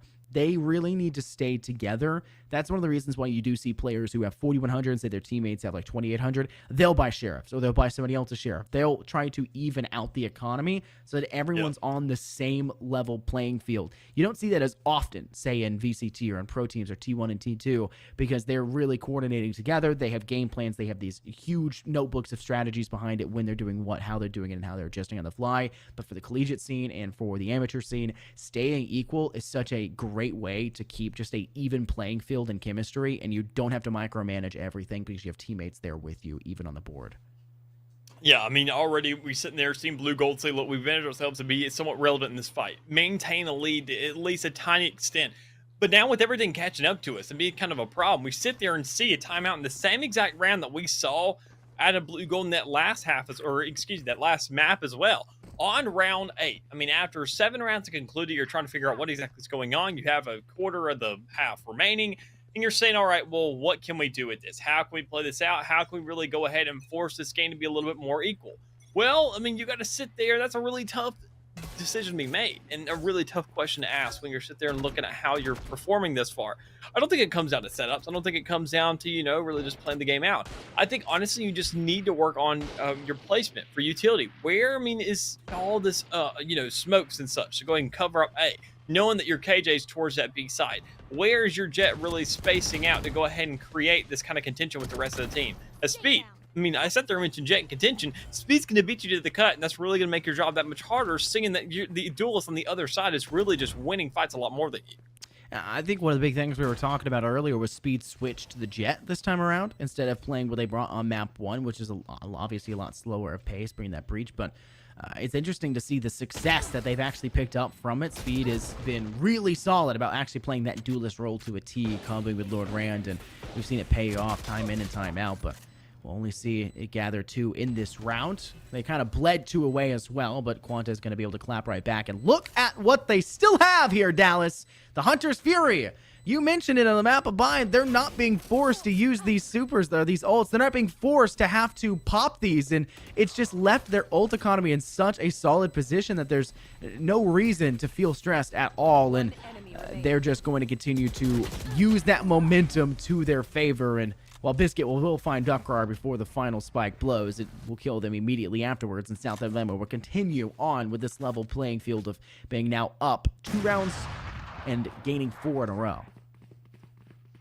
I mean, at a stage like this, man, I don't exactly know what Blue Gold could be doing here. We're just not seeing a setup from them. I think that's all it really dwindles down to. We don't see the assistance for each side. I mean, obviously, 10-10 on that B side, going ahead, holding down that sidewalk, holding down main. I mean, you're not really getting all the kills in the world, but you're giving the intel. Where's the backup to go ahead and make sure the job's that much easier? Because you can already see towards the back a very, very deep I would say recon dart there to go ahead and kind of give out the intel. But with Brimstone being towards this B side, you go ahead, they finally run into the util. This could be the round that Blue Gold take, knowing that they have everything stacked up for them. Playing from behind Switch is a solid place to go from, and Rutherford's looking to use that. Finds the head of Lord Rand through the sky smoke, and a nice way to finish things off in a solid fashion. Shock Dart actually connects to Biscuit. They're down to 14 HP. They'll manage to take down one, looking for two, but Daltonar finds the kill before Biscuit can find any further damage. And you'll be able to close the round differential by one. Now only one separates the two, essentially cutting it in half, Dallas. Because technically that is true. That's the case. Math is weird. It's so strange to think about that. But South Alabama still up around. They'll still have plenty of money to buy out. And even if they lose this one, they've got two players that should be sitting above 2,500. One of them is 4,300 because Quanta has just survived every single round in that 4 rounds free. And they'll still be able to buy out if they lose. I want to see a little bit more from Mando, quite honestly. I mean, looking at South Alabama and how well they've been performing, I mean, this whole entire comeback, I mean, I feel like it's sitting on the back of Speed and Biscuit, who's just been absolutely doing their work. Speed's been doing the job as the Jet, getting in there, getting kills, and then just going ahead and capitalizing on it. Lord, sitting at 6 and 7, you can't really complain too much, but you can complain about that over-aggression from Speed, who sat there, had all that confidence, but it just gets shut down instantaneously from Duck right there, right towards Tree and on the catwalk. So, I mean, with everybody else looking to go ahead and make an answer and say, well, where should we go with this now? Well, you need to go probably towards the B side, as it seems, and I think that's the answer they're coming up with. Problem is, do you hit mid? Do you find a split? Knowing that all of this KJ utility is going to be there, as you saw prior, saw it earlier. That's the one round that you just lost, and it was on that same exact site. So how do you answer up? What do you change here? Well, you throw out a showstopper, you see if you can find yourself a kill, and you don't. You manage a lot of damage, but Tintin's still alive, and you capitalize on that now 4v4. That's 2 times now. We've seen a showstopper sent by South Alabama, one on the map of Bind, one here that barely didn't get the kill, right? Thick, it was against Thick and map 1 on that Yoru where they survived and actually found 2 kills in the process afterwards. Really thorny bud, so to say, as they arose to that round, and this one there onto 10-10. Quite shocking. Still gets cleaned up. No mistakes this time around for South Alabama, and Quanta from back of B is able to find not just 1 but 2, and Thick now has to try and recover this with only really 1 HP towards their name. No, in fact, I'll stand corrected. It's 2, and Quanta will be the player who actually finds it. 3K to their name. 6 and 4 our score, and South Alabama reclaim back up to that 2-round lead, and this one in a really solid manner, as that round was in their control from the get-go. A much more impressive showing there. I mean, 4 players still being alive. That is a lot of money saved when you know that the rounds are going back and forth like that. But, I mean, at a stage when you sit there and have such a elongated winning streak on your name, I mean, seeing that blue gold, they've sat there, managed 4 rounds, and this is looking fairly even thus far. You still have to look at the consistency, and we're seeing a heck of a lot more out of it in South Alabama. Going ahead, finding these frags, getting this bomb down, and every single time, most of the rounds that they've won has been off of it just going ahead and detonating. So they've done an outstanding job thus far, and even then, Lord Rand just doubling up on it, saying, look, there's an incendiary grenade. A lot of teams going to back up. We need to push forward. We need to play off this, and our double duelists go ahead and do what they got to do best. But even then, not all the damage come out just yet. Speed does find that kill, but now it's a 3v4 as Blue Gold had another pick out there towards the middle of the map. So they're just trying to find the answer, and pretty quickly at that. Dalton's kill there onto Lord Rand was good, but I think it would have been more important to gather Speed's death there instead, because they do have that Hunter's Fury. And look at Quanta finally being forced to use the Hunter's Fury, and not as a way to gain a kill, but to shut down the lockdown.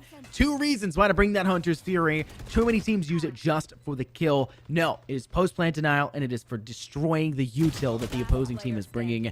Perfection incarnate from Quanta in these last few rounds. This map is theirs for the taking. They just need to continue to close out these rounds, and Blue Gold are trying to do their best to deny that possibility, but they're now down to only 1 player left standing, and though Tintin will find Biscuit, it just seems like a consolation kill for them, and I think that's going to be the case. It's made the last round before the half, and South Alabama at least guarantee a 2-round lead, possibly 4 if they manage to take this one too.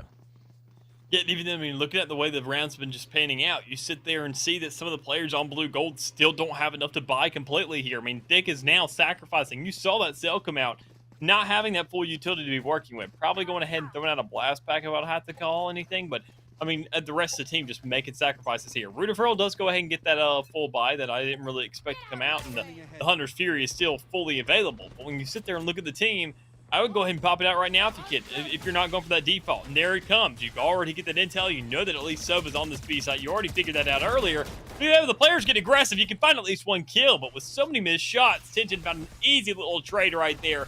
For the rest of the team of South Alabama, they got to find either these kills or get that door down with Duck Roar just being right there on the prowl. That's one of the problems as well with spacing on this map. These objectives are very wide open, at least when it comes to the A side on Blind. It's big, but you can always boost back over to U-Haul and take control over the back side through that safe alleyway, and that's not really an option on either of these sites, and that's why Raze isn't as viable. That was the problem. That distance was a bit too much, and the aim was just slightly off due to that mid-air fire that initially started, so you could not recover the aim without stopping, and obviously the refrag goes through like you mentioned. Shots go through as well. Dakar finds Mando, now also finds Quanta, and finds Biscuit, saving the day for Blue Gold, and will find themselves only at a 2-round disadvantage. They take these 2 pistol rounds here like we saw them do previously, and boom, you've got yourself a tied 7-7. Now that's expected to go 7-8 at some point, but expected 7-7. But South Alabama have been really strong in the pistols, at least on the map of Bind, and they'll be on the defense, what's considered the favored side on the map of Ascent, but only by a little bit.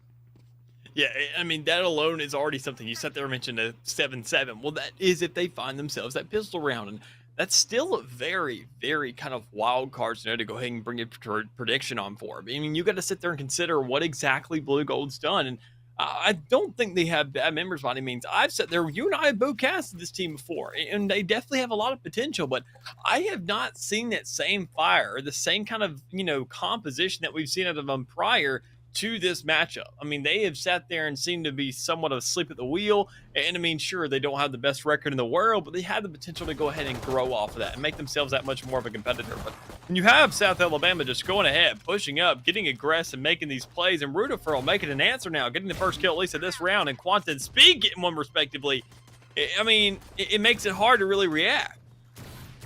Playing through mid's not bad, but Quanta just walks up and just right-clicks their way to victory. That was actually, I don't know why that entertained me and tickled me so, but it definitely did. Notice Biscuit being the lone player on site. She'll do her best, but there's plenty of utility for Blue Gold to also toss that direction, but there's not much manpower to toss that direction. It is the pistol round, and comboing that in with the fact that if they were down a player does not spell the most solid position to be in, and Quanta will clean up for their 4th in the round, might I add, and it will be a South Alabama round win, starting their pistol spree and probably gaining themselves the 2nd, which will put them at 9.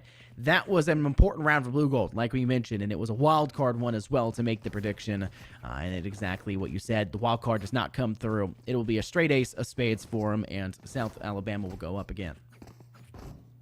And that's a big problem right there when you sit there and know you're going to find yourself another round to back it up. You can already see the buys coming out from the side of South Alabama, knowing that they're going to have themselves that much more of a lead. And I mean, unless Blue Gold can pull off a miracle right here and turn things around and get themselves a little bit more eco to be dealing with, you're not even going to opt to buy. They're just going to say, you know what, we have guns in our hands now. Let's just run with what we got. I mean, why do we need to sit there and force anything else? So, I mean, looking at the aggression, looking at Blue Gold trying to make a play on the site, they're utilizing, a lot of these gadgets just to get themselves some kind of influence, but they still back off of it. So, I mean, I want to see whether or not we can see, maybe some kind of a game plan come out, but with every single member of Blue Gold just kind of stacked up there towards the middle of the map, I don't really know if they got one. Spectre in hand for Quanta, gaining 4 in the first round. If you have a Reyna, you'll see them typically buy a rifle in that round 2 for the pistol, and no Reyna, obviously, for either side, so it would probably be a smart decision to just play those Spectres, and that will be the case. 2 kills already picked up for Mando and Quanta, each for 1, but Mando gets caught out in Pizza and is unfortunately not able to get away from the position. Notice the aggressive stance being played here from the side of Blue Gold with their Sova. This could catch their Jet of Speed off guard now as they play through center, and Speed will in fact be taken out by Rudafurl, the player of the hour, so to say, for Blue Gold side, time in and time out, and now it's left up to them in the 1-on-2, and they've been spotted here by the recon bolt, my apologies, and It will be quickly handled by Quanta, who uses that Spectre in hand to great success. They did lose 3 Spectres, but South Alabama is still in control, and they're on the defense, which means they can hold tight corners and take advantage of some of these cheaper weapons, such as the Judge, now in Lord Rand's hands, or those 2 Spectres they still had in their hands. Sketchier than expected, most definitely, but still, nonetheless, you find yourself that round win. If you're South Alabama, you're definitely proud with it. You know that regardless of what happens now, it is now a 4-point game. You won those first 2 rounds, guaranteed, and you go ahead and follow it up and say, look, we can take this one L. We can sit there and find this loss, but let's at least sit there on the defending side. We can hold these weird angles. We can go ahead, get aggressive with this, and possibly with these shorties in hand, or the Judge, or whatever you may be running, you could still go ahead and find yourself 1 or 2 kills and rob so much money out of the side of blue gold, knowing they have to go ahead and switch up this econ if they do end up winning this round. So, I mean, a great standing for them overall. I mean, so many factors right now are stacked up against the likes of blue gold that, I mean, you have to sit there and possibly leave at least 4 players alive at the rear end of this round to really sit there and give yourself a definitive win in the bigger scheme of things. Yeah, you need a boon round. You need a round that is not just a win, but a solid win, a decisive win. The best style win you can get, even if you only have 2 players left standing, if you can get a 360 and get a kill, at least it's a psyche win, right? At least you're saying, haha, we got that, get wrecked, you know, like anything to help the mental right now. Because like you said, this does not seem like the blue gold we've seen before. They feel a little out of pocket right now. They feel like they're just playing without much behind it. There's no oomph, and that is such a unfortunate thing to see, because I love this blue gold roster. They're so entertaining as individuals and as players, and seeing them kind of lose this drive, it hurts my own heart, my own psyche in a way. But with 4 players left for South Alabama, at least we have seen blue gold manage to pick themselves up a kill and also gain control over towards the B site. Biscuit's waiting to try and get the rest of blue gold onto the site itself to then dive down and maybe go for an individual, and that's exactly what happens. Biscuit swings out the second thick steps away and manages to catch Dalton in the process. Duckrar from behind will take out Biscuit, giving themselves yet another player advantage, and though the boost pack does get them onto site, it's not going to matter, and you'll still find South Alabama at a loss, but they didn't really have to gain anything there either. I mean, yeah, that's the round you're looking for. Most definitely. It's something like that. A catalyst here for the next couple, at least somewhat of a, I would say, to grow, a sprout to some extent, that you could at least go ahead and nurture over the course of this game, especially considering your wallet, knowing that you can at least get to a stage of the game where you know you don't have to be too worried about it, because you know you have these safety nets to back you up. But for about safety nets, South Alabama, the team that has been in the lead here for a pretty convincing bit now, they don't have that luxury anymore. After it being adamant for so long in Biome, where they had themselves complete pockets filled, and once you get that reset, it's not like an MMO. It's not like any kind of RPG. You don't have your money carry over. You sit there and restart completely. So now, knowing that they don't have too much to be really working with, knowing they only have themselves a Hunter's Fury to really get that huge source of damage, I won't blame them to go ahead and break it out right now when you hear that spike plant going down, just to create some kind of a stall and get some damage out to back up these guns and guarantee yourself a round win. I think right now for South Alabama, when you're talking about bind in their cubby corners they love to hold, they love that stall. They love having that cushion, and they make great space of it in the process. But finally, we see Blue Gold kind of clap back quickly. They're able to find 2, but Mando from defensive spawn finds that angle and is able to quickly get another refrag back, maintaining the player advantage for South Alabama. But this is a post plant that is going to put them in rough spots. You'll see that the information gathered by Rudafurl will allow for them to collect with the Hunter's Fury to gain 1. Rand's in a very bad spot, a little bit too overexposed, and trying to clear out that recon bolt afterwards just did not set themselves up accordingly. Speed finds back a Boathouse player, now needs to find sight, sees shoulder, and finds the head of Dalton, and will give South Alabama a round win. But this round win comes at a major loss of 4 rifles and puts them in a bad spot. It most definitely does, but you got to sit there and consider what exactly the tools are at the disposal of South Alabama still. So much to be dishing out. I mean, Biscuit, after that last round, so many kills to go ahead and back up. I mean, not in the wallet, but at least that ultimate, you got that back. You can throw down that shutdown. You can create that space. You can sit there and say, look, if they're going to get aggressive, they're going to have to pay a price, or they're going to have a secondary objective to really alleviate or kind of at least scare them enough to say, look, we probably don't want to hit this anymore as much as we really wanted to prior. I mean, looking at the standing of these teams thus far, 10-6, you can make these kinds of risks now. You can sit there and start seeing what kind of experiments you want to be running, at least in terms of your wallet, your utility, just to get a little bit scrappy, find that round once more, knowing that blue gold, they don't have themselves a buy at all either, and they're just as in the desperation as you are. Marshall's in center, top mid, and hearing those ring out's quite scary, but the Blade Storm that rung out there for Dakar finds nothing. And Speed instead collects the kill with the Vandal, now hunts for Dalton as well. The hipfire shots through, just trying to stay alive, but unfortunately the rotation back through towards that A lobby catches another player as they attempted to give a crossfire, and nothing. Only negatives on the side of blue gold. And wow, Mando from cross map of bottom mid finds Dalton, who reswings the same angle two teammates have already died from. And blue gold are at a complete and utter standstill with nowhere to go. They still have the spike. They could rotate back through spawn, but yet why are you going to swing again, Tintin? What? You're not Stewie here, bud. I'm sorry to break it to you. This round, you can bleed more weapons. You just need to play smart and safe. No need to go for this greedy approach. Yeah, I mean, even then, looking at the likes of this round thus far, you are in a really rough spot. I mean, if you're blue gold, you need to sit there and at least pick some of these guns out. Why aren't we seeing them push A? Why aren't we seeing them cross over? I mean, you sit there, you had the spike. You weren't really concerned about another objective. You're just looking to keep on fighting where your teammates fell as well. So, I mean, go ahead. Try at least get that spike down. Grab that extra 300 creds. I know you still have enough to be buying up in this one, but what does it hurt when you're looking at the long scheme of the game? And that's something I feel like that's really been in the rear view for blue gold, is they haven't been looking at what kind of punishments could come out from what they do. They couldn't really sit there and make the adjustments to say exactly how the game's going to pan out and what kind of punishments will come through, what the trade-offs are, what the pros and the cons are. They're not really weighing out their scenarios before they really execute on top of them. And I don't think that's a bad thing, because they still found relative success, but not nearly the same as South Alabama, who's just absolutely wiped out their competition, and they're looking much, much better. Lockdown employed, and Lukaquanta once again will use their utility to destroy it quite quickly, and while no kill collected, 3 players took damage. A huge blow to their side, as now they are essentially much squishier, an infinitesimally amount higher of squishiness to their side. And we've already seen how deadly South Alabama can be against a full health roster of blue gold. And now that they have the advantage of leading less bullets to lead the charge, then they may have a good chance. But they've already lost 1 player, so less bullets overall can be shot.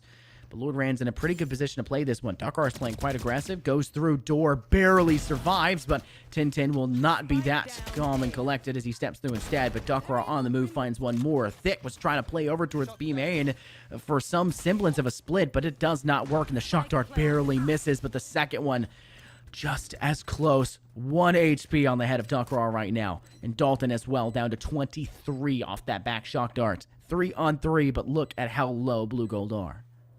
That's all because of that Hunter Spear earlier. You go ahead, you get the damage down, but I mean, even then, if you are Ruta Furl, you get the damage down, you get a kill as well. And that's really when it matters most, when you had that spike to be working off of. When you're trying to work for these retakes, and Duck Roar backs it up. Last player standing iron speed, looking to go ahead and get some kind of a pick on the side. But I mean, when you had that operator, it really makes a tough scenario for yourself. And quite honestly, you just have to go ahead and press that X button when you get into scenarios like that. Don't be afraid to break out the Blade Storm. You are fighting for match point.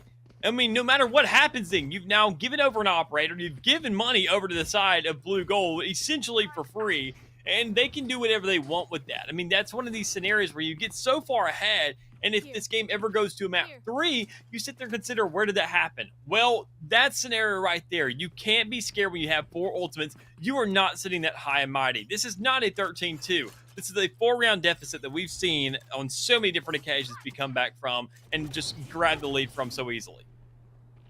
Blade Storm from up above, and Speed barely missing an opportunity. Takes a bit of fall damage. You don't see that very often here in Valorant, especially if you are a Jet, but you know, 15 off the top. Squishier than they were before. And look at that recon bolt that's sent perusing over that awning. And unfortunately, I think the roof tile has blocked a good majority of the intel that could have been garnered from it. But notice the mid control that Blue Gold struggled so just poorly for previously. And they've got themselves a good position to play from, especially with the fact they have the operator in the hands of Duckroar collecting it from that last round of South Alabama's clutches. And South Alabama has really nothing to work with besides Sheriff, so they're going to play very close. They're going to play their own strengths, so to say, to try and keep Blue Gold at least getting a kill or two to try and even things further and make it easier for them as the rounds progress.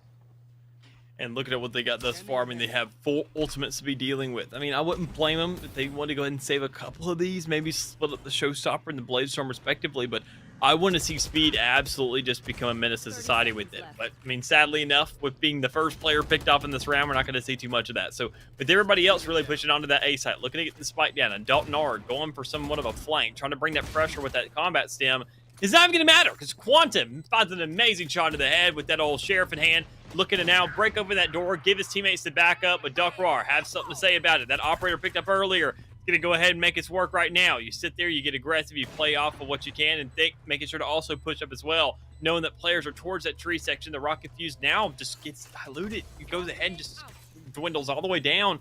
No answer to come out from a 4v2. I think Blue Gold may just have this one with all the post-plant setup they have.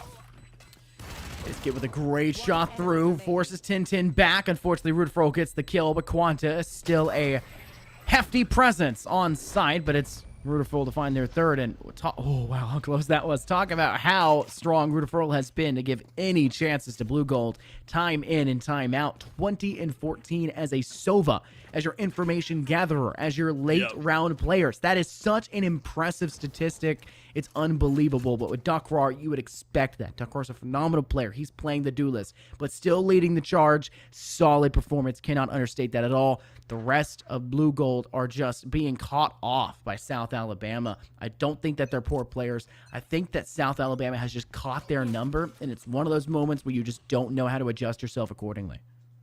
Yeah, and even then looking at the likes of, I mean, Blue Gold right now, just once again getting themselves back in this game, fighting for some relevancy, and they're definitely making a convincing case thus far. I mean, going ahead, having that operator's gonna be Speed, finding a gorgeous shot of Dalton R. You don't want to swing that one again, buddy. I mean, the rest of the team also to back up, looking for some kind of an approach on the side. A massive, massive default out of the side of Blue Gold. Every single player in so many different corners of the map, but the only place where we see some absence is right there towards that A main area where they just don't want to push up. Instead, you have 10-10 with that turret trying to cover for a flank, making sure that you're completely covered, pushing to the middle of that map. Consider Speed had just killed Dalton there. He's not going to back off that far. He's going to make sure to see if a teammate's going to back him up eventually, knowing that the rest of his teammates don't have that contact yet. And when they do, they go ahead and make the call and say they're still catwalk, they're still mid. If they swing you, you get the kill. Still trying to play safe. South Alabama, if you get first kill, then try to work off of it, but don't work off of it by being aggressive. Work off of it by playing your own game. You've now forced Blue Gold to sit in a position where they don't know how to adjust themselves in a very quick manner because they say, we're a player down. How do we go from here? What's the game plan? We have to change the strategy. Their strategy was to try to take control over towards mid, and while they were successful in that regard, they lose a player trying to step through catwalk, and they have to try to recover from it. Getting the refrag back. Rutherford finding the omen now for South Alabama, and now they have to get past Speed, who's holding the operator. They managed to drop him to 4, but not before he finds himself yet another kill, and Duckroar has to hop onto the site. They can just spray him down, but the spike barely goes down. He finds a quick flick to Speed, 2-on-2, and Duckroar has their ultimate. Biscuit cuts down Rutherford, who has theirs as well, and it's the 2-on-2 once again. Shock Dart connects. Duckroar is quite low in Quanta. Finds the kill, guaranteeing South Alabama to reach match point, series point here, but talk about a climb back from Blue Gold.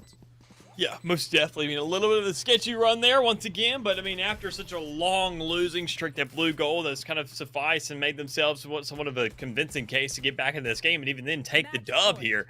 I mean, you go ahead and say, all right, well, we're finally stabilizing things a bit. We finally got that answer. I mean, even though it's only 2 rounds, you still know that 2 rounds alone in this late stage of the game, when you're approaching on that double digit, and especially when you're trying to pass it and close the game, I mean, every single round becomes so much more important over the course of the game. If you sit there and you're in a 13-2, you're saying, well, winning one more round really won't do that much, but we need to sit there and at least try. Once you're in this stage where you're saying, look, we're only 4 rounds off, we are towards these end stages, the finish line is within an arm's length of a grasp, you need to sit there and step up, and you can't let any lackluster plays be happening.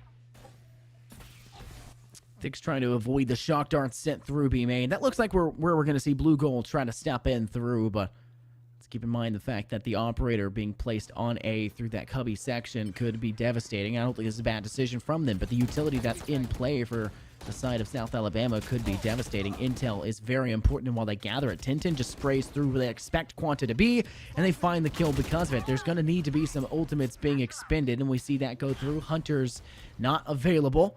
We see the attempt there for the showstopper, but Lord Rand finds nothing. Instead, the judge does it. Now swings to a second, able to gather that as well. 1 on 3, and it is the post plant. Shots ring true for Duckrar and Duckrar alone, and it's a 4K. Climbing themselves back off the back of individuals once again, and they'll keep South Alabama at bay for at least 1 round longer. Yeah, and then that's all it comes down to. The game's going to get longer. It's going to eventually close out because South Alabama being on this match point, looking to go and close out the game. Blue Gold are just fighting for this overtime because they have no better option right now.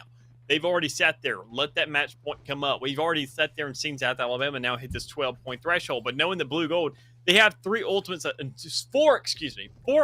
their disposal. That, I mean, you sit there, you can allocate 1 to each round, and you can make this look doable. But even then, on a round, you could double up at some point if you want to, knowing that when you hit that 12-12, you're going to lose them anyway. So use it or lose it. And I mean, quite honestly, every single one of them are extremely impactful.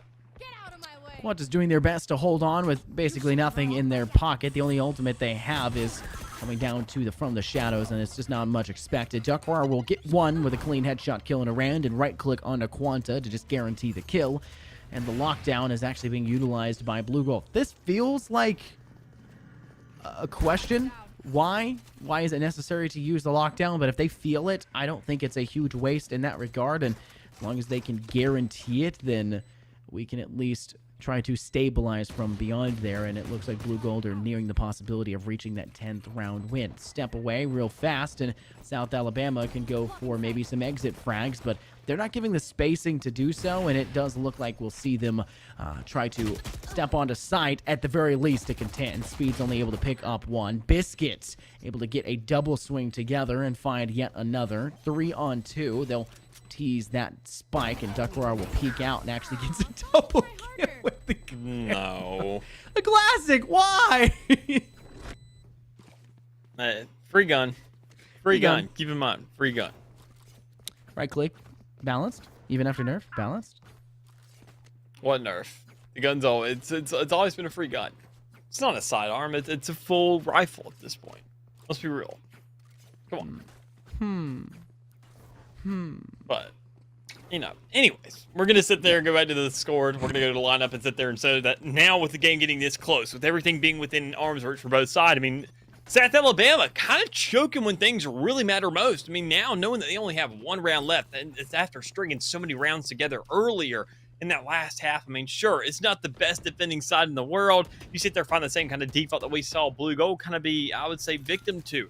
You need to sit there and make some adjustments. You can't have a Sova and a KJ over towards B side. It doesn't matter whether you know they're approaching onto the side or not. If you have the KJ there, why do you need this over there as backup? But, I mean, why do you need Lord Rand there? To find some kills. So he goes ahead, grabs the first, looking for another one as well. But that's going to be Duckrar's job to go ahead and find that trade-off. So everything now, a 3v3, Blue Gold a little bit dinked up right now, but still you have Quanta in the back with the Hunter's Fury trying to find the hits. You get a tag there in the back, and Speed just looking to capitalize off of it. With both these players of Blue Gold barely having any health left, you're trying to find the kills. So Duckrar manages 1 as well. So now a 2v2 with Mando.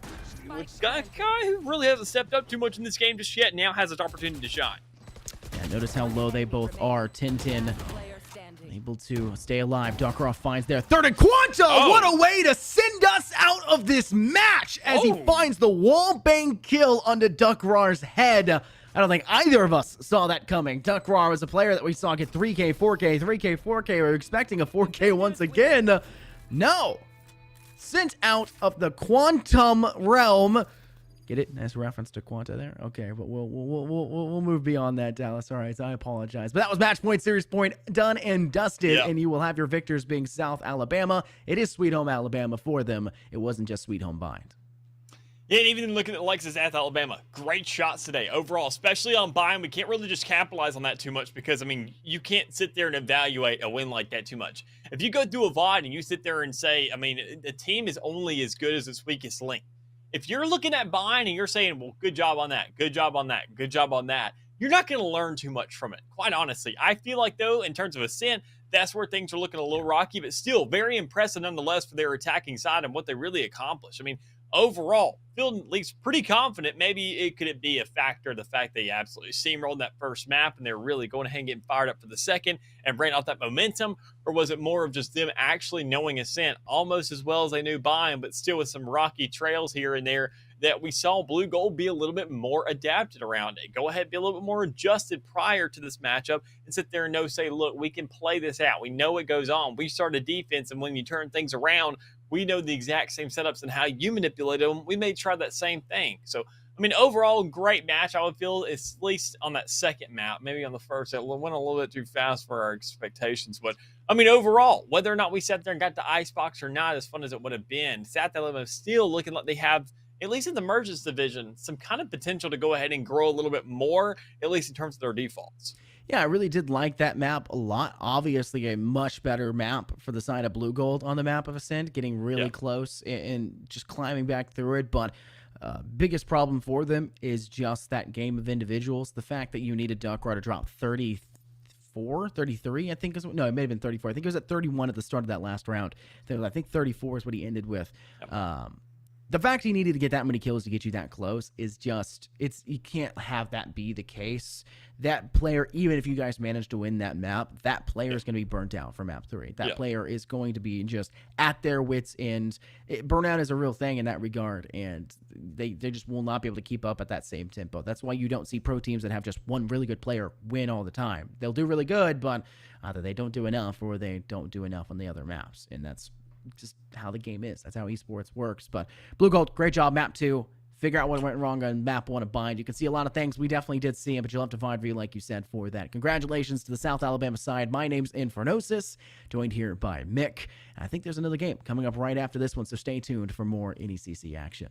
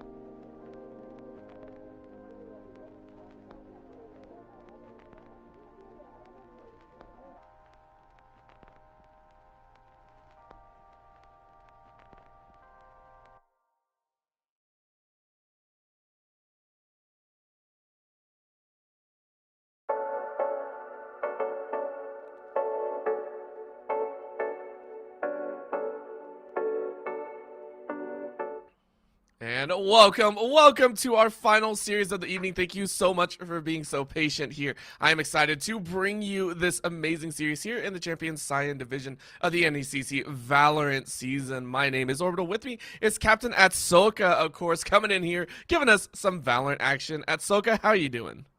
I'm doing just swell, and all is well, and I'm so happy to be here casting some Valorant. Now, you see, on the NECC side of things, I usually cast some Rocket League, but today I've been privileged to get invited to join you on the desk here for some Valorant action, and I could not be more excited.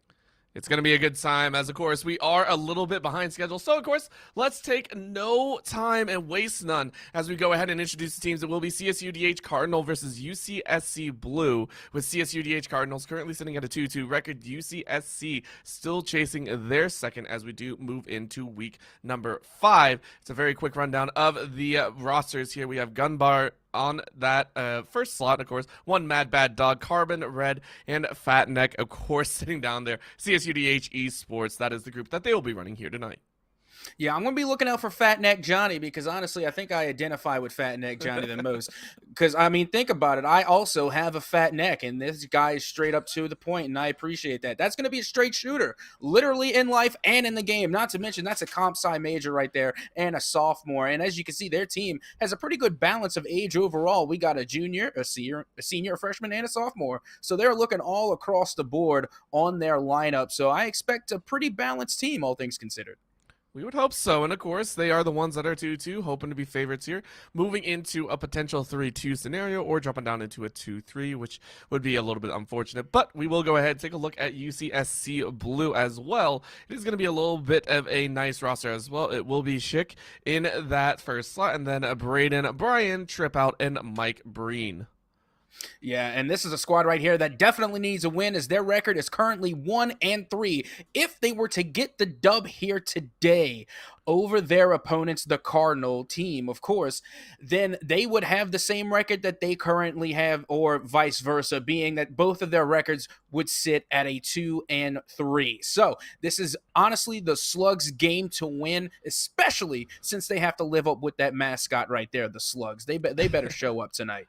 They are hoping to, and of course we have our 3 maps as well. It is going to be covering a wide expanse, or for some not so wide, as of course it is pretty standard here. It is going to be a ban out of the Haven and the Breeze, and then following through it will be Icebox and Ascent first, follow through with a ban on Split and Fracture, so it is just Bind rounding it out on the Decider. Yeah, you see already just from looking at this selection here, it looks pretty good to me. I'm not going to lie. Pretty standard, but the most important thing in my eyes is getting the ban on Fracture, because I know I'm not the only one who agrees that that is not the best map to play on.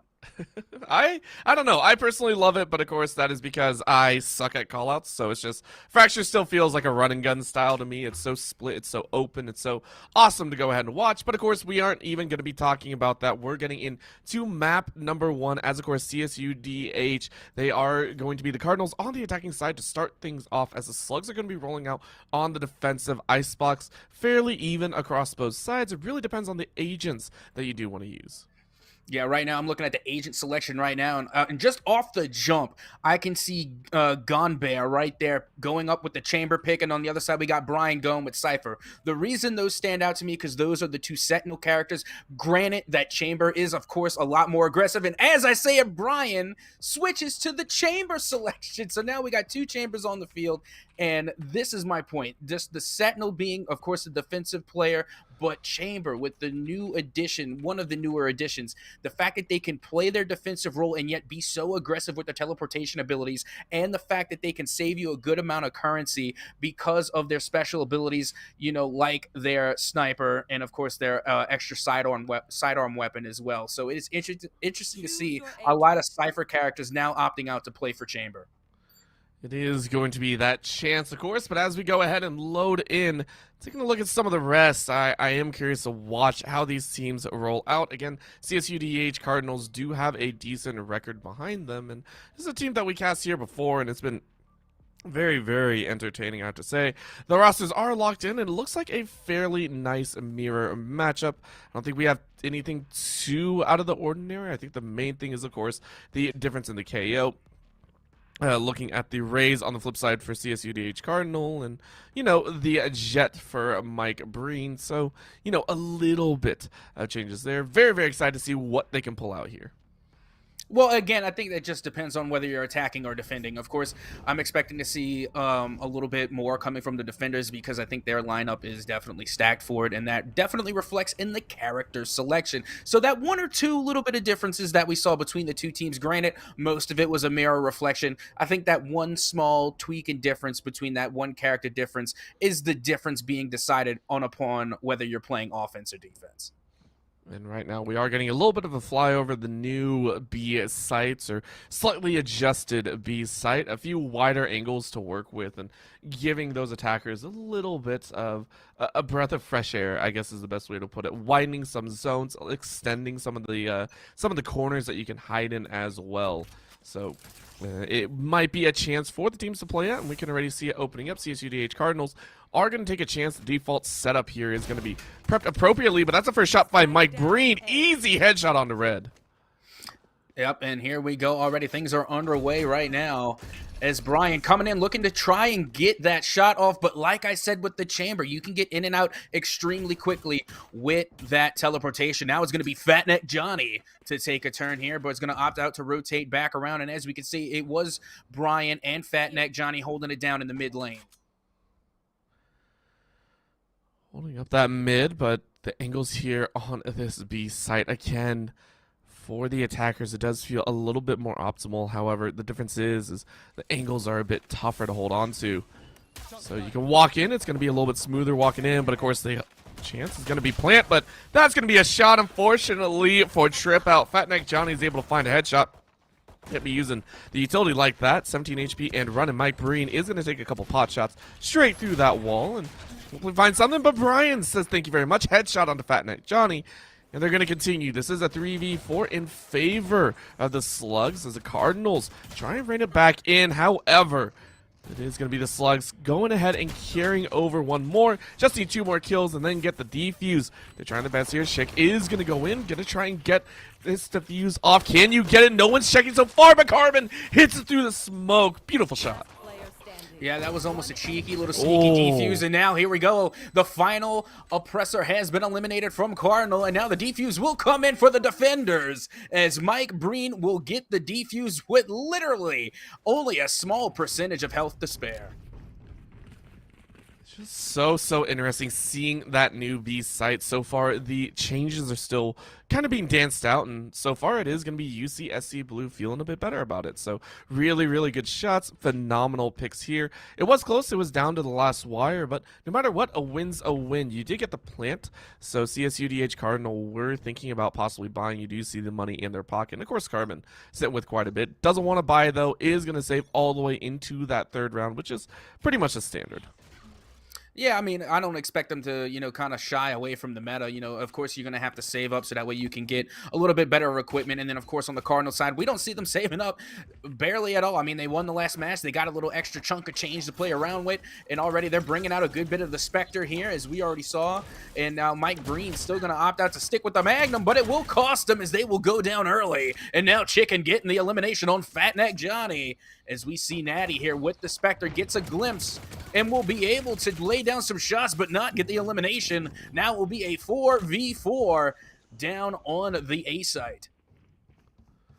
It's a tough angle to follow through on for the Slugs here. Having a little bit of trouble, but of course the angles are being held, and Brian and Trip Out take one apiece. They go ahead and nail down a few more, and just like that, it's a simple clean up. Cardinals do get the plant, but it's immediately taken back, so Slugs take a well-deserved second round. That is going to be the anti-eco, and now moving into the bonus, the Cardinals should be able to buy out here. This is a standard, kind of setup for the opening 3 rounds. It's nothing too crazy. I mean, outside of the standard, unless you're able to pick up 3 in a row, that's really only the craziness that can happen. But just looking at the gun disparity, I doubt that's going to happen. Full rifles and Vandals to boot. Phantom looks like Fat Neck Johnny said Phantom is a little bit better. That's what they're going to be running, though. So Cardinals should have a weapon advantage here in the 3rd round. Yeah, now it looks like over there on the Slug side that they're trying to save up just a little bit of chunk of change. Instead of all opting out for the Vandal, they're going to be sticking with their guns from betweening, of course, the Spectre. And we also saw one or two. I think we saw at least one sniper rifle on their side, and I believe even one was still toting a pistol. So they're going to be saving a little chunk of change going into the next round, of course. But on the side of the Cardinals, they really need a win here, as already they're looking down a score of 2-0. So they are going to be spending all out and getting all Vandals across the board. Now we see Chicken has the read and knows that they're there on site B. Mike Breen now in the face of some adversity, but a nice headshot from Brian on you. Say one Mad Dog is going to get the elimination early there. And now once again, it looks like the Cardinals will be looking down at a 4v5 scenario as time continues to tick away on the spike. That's not what you want to have happen. Of course, it is going to be the rush from Cardinals, and this is kind of the play that you want to have. You want them to come to you, but Brian takes the 3K. Oh, the spray with the Spectre is so good. And again, with the plant down, you got to work those angles with the new box setup, though. It is going to give him the opportunity. Blue UCSC Slugs go ahead and mow down on the back of Brian with the 4K. Third round in. I said something special was going to have to happen, and here on Icebox, it does. The Slugs go ahead, take 3 in a row here, and force the Cardinals into a defensive posture.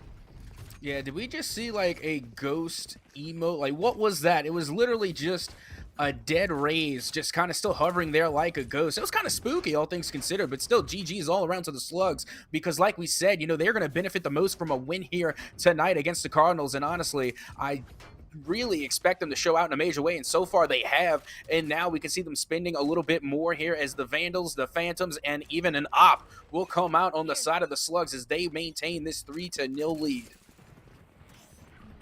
So well held momentum, and again with the Cardinals having to go into the eco mode, it's a rough one, and I mean the best that you're hoping for is taking 2 or 3 frags along with you, so Carbon getting 1 early is good. Of course you want a bit more, and because you are in the eco, you're just trying to chase into mid, but Carbon with that picked up rifle, he's going to be pretty happy about that kill, and maybe he can even things up. Again, in the 3v4, UCSC not enjoying this too much. Trip out, though, is able to find Fat Neck Johnny. Beautiful shot there. Yeah, it's so funny because so far what I've seen from Trip Out is that when they show up in a major way. We saw a blunder, a whiff, if you will, over there in round 1, but now they are stepping up in a major way between the last round and this one. So it's really good to see Trip Out, you know, kind of be able to adapt and react as the games continue to progress. But now we have Ganbear, once again, the last person alive over there on the Cardinal side, as the spike will continue to tick away. And already they were able to pick up 1 elimination, now staring down the battle of a 1v1 with Natty. But Natty will get the shot and drop Ganbear to the dirt to make it hurt, as once again the defenders will take the dub. UCSC Blue really coming out on fire here to start with, and yes, the rounds look fairly close, but at the same time, you're running a 4-0 right now against CSUDH Cardinals, and that works into your favor. Keep in mind, this map was, I believe, the selection of the Cardinals, so they were hoping to actually take this one very simply. Now again, 4-0 at the beginning, that does not already determine the output of the game, but it does give yourself a nice little barrier. Remember, you only need 6 to really win the half, or I would say 7, of course, but 6 to keep it even, and that's all you really have to worry about. Now this is going to be a little bit of suppression going down, and that is going to give Cardinals plenty of information to work with. Well, don't get me wrong. I mean, I know that it's a little too soon to tell, but 4-0 is only going to bode well for the Slugs' morale going into this, as Mike Breen feeling a little extra confident with those pop shots. And now Natty, and Mike Breen coming right back at it with the op, getting a headshot there, trying to follow up with another one, but it will not come to fruition. But it's okay, because Trip Out is there to get the knock on Fat Neck Johnny. And now it is a 1v4 scenario, and I think it's all but over but the crying here in this round. Yes, well-timed deliveries all the way around. Of course, Carmen so far has actually played fairly well in these scenarios, but always kind of finding themselves in that rough scenario, always finding themselves in that 1v2, 1v3. And just like that, Mike Breen picks up a 4K. UCSC really having a nice time. That's 2 gun rounds they've shut down, and this time winning it with 3 on hand means that the Cardinals have got to try and figure out a way to stop this snowball. And at this point, you need to start expending those ultimates, right? You can see 4 currently available, and Carbon, that's the one that I really want to watch. I really want to see that Hunter Fury being used to maybe clear out an angle. If you really have to, you can use that Viper's Pit, try a rush, try and do any of that sort. Of course, you are on that eco, so it looks like a couple hero rifles are coming out. Other than that, it's still well fought. Oh, the angle is held, and Mike Breen gets an opener. Yeah, Mike Breen being absolutely dangerous with that op, nearly picking up a two-piece, but opts out to fade away off into the distance. Now Brian, of course, holding down the midfield, will get the shots off, but avoids the danger with the teleport in that chamber. Oh, so versatile is now Natty. He's going to be holding things down on the A side, but of course, Mike Breen shows up once again with the op to get the shot on one Mad Dog. Disgusting display right now. Mike Breen is a monster. You're chasing the ace. Can you get it? A swing out? Get that shot. You miss it. Come on, you gotta hit that. You gotta hit it. There it is. The ace. Mike Breen takes it in round 6. Yes, it's an eco. Yes, it's only 1 or 2 rifles to play at. But my gosh, was that accurate and painful. Yeah, I would never have guessed in a million years that this team was 1-3 going into this one, because that record is not reflecting the talent that I'm seeing here coming from this team, especially from Mike Breen, who is putting on quite the show with that op, picking up the ace on the last round, and shows no signs of slowing down. This is why I love players that can get into zones sometimes, right? This is what makes FPS so exciting for me, is that this game is so reliant, I almost want to say, on making sure you are on the best possible setup that you can be, you know, making sure that you're level-headed or anything like that, making sure you're hitting the shots, getting that feel for the game. And right now, it feels like UCSC Blue have that. They are on fire. Every single member is rolling with it. Off the back of Mike Breen, it feels like they gained so much confidence here, are willing to take some of those angles, are willing to take some of those fights. Of course, with that revive coming through on Ganbear, it is going to be a chance for the Cardinals to try and shape up. But again, it is still a 4v5. Yeah, so far, you know, at least from our perspective here in the booth, I have yet to see the Cardinals really opt out to try and get a good rotation going. It just seems when they start a push on a site, they kind of commit to it for better or for worse. And more often than not, going up against the Slug so far, it's been for worse. But already we're seeing major exchanges as Trip Out and Natty will both get an elimination, but now Natty will fall to Carbon. Carbon getting some shots off. We were talking about them earlier as they were performing pretty well against all odds, and now it seems the odds are just about even at a 2v2. Ooh, this is quite dangerous, but again, the angles are held. Chicken lines it up. Carbon is knocked down, and Mike brings straight through the chest of Gunbear once again. UCSC cannot be stopped right now as long as Mike Breen is on the table. As long as this ALP is held over, it feels like the Cardinals don't have a chance of getting sniped out of the air before they can even have liftoff. Yeah, not to mention, though, I mean, Mike Breen, of course, doing a lot of work, and so is Brian, definitely getting a lot of work done. But it is overall a team effort. I got to give a quick shout-out to Natty. Natty is just an absolute baddie, holding down 7 assists on the board. They are contributing, even when they're not getting on the highlight reel. They are still doing the damage, the chip-away points. They are there in the background, doing the work that needs to be done, and definitely is contributing, in my opinion. So it's really good to see a lot of team plays come out from the UCSC team. Spike down B. I will also say that Cardinals have started to find some frags here and there. You know, the last few rounds sometimes look a bit better in terms of taking some of those members out. The problem is they have to be able to convert. That's going to be multiple shock bolts kind of thrown down the side. It's going to be Fat Neck Johnny trying to throw it in. Mike Breen still takes an opener over and over again. The showstopper brings nothing, and Mike Breen has to take out that wall. It is going to be the plant for what feels like the first time in ages. But Brian now has an op. How many ops are in here? I see 2 fluttering around on the kill feed. CSUDH Cardinals don't know what hit them. Yeah, well, that's the way it goes. If you got the money, then guess what? You can spend it as much as you want, and that's exactly what they've done. We've already seen 1 op in the hands of a dangerous competitor coming out, of course, from the UCSC team. But now, guess what? Brian has an op as well, and now you got 2 on the field and aiming down at the opposition, and it's only looking so much better for UCSC as now they are still holding on to this shutout as they will go up 8-0 in the scoreline. And I love their rotations of the ultimates. The ult economy is very important, especially when working with some high-profile ultimates, right? For the current instance, though, it hasn't had to be used at all. You have plenty of time, just like that. Brian snipes out Red and the Owl Drone at the same time. these ultimate rotations are so important to hang on to, and at this point, Cardinals, they're kind of hanging on to it. Chicken, of course, laying down that Viper's Pit is going to give notice, but Brian just dekes one. Carbon and Mad Dog are able to take one apiece. It is down to a 3v3. With Chicken Ultimate expended, I was just giving them so much praise for the ultimate expenditures, but this time, UCSC Blue do lose out on the most important Viper's Pit, and it will be a chance the Cardinals have an opportunity. They are going to lay down with their own Viper's Pit. Guess what's opening? It is going to be a tag. Can you get the kill? Oh, the Viper's dancing back and forth. You get it. Oh, that's going to be Mad Dog down, but you don't check your angles. Naughty doesn't check it. Oh, that's a painful shot to have, but both Viper's Pits are down. You can have a chance at running in there and picking it up. Trip out, wants the shots, can't hit it. Fat Neck Johnny might have just created the opening for the squad that they need. Of course, the plant still hasn't gone down. Finally lands, but it's Mike Breen. We know what Mike Breen can do.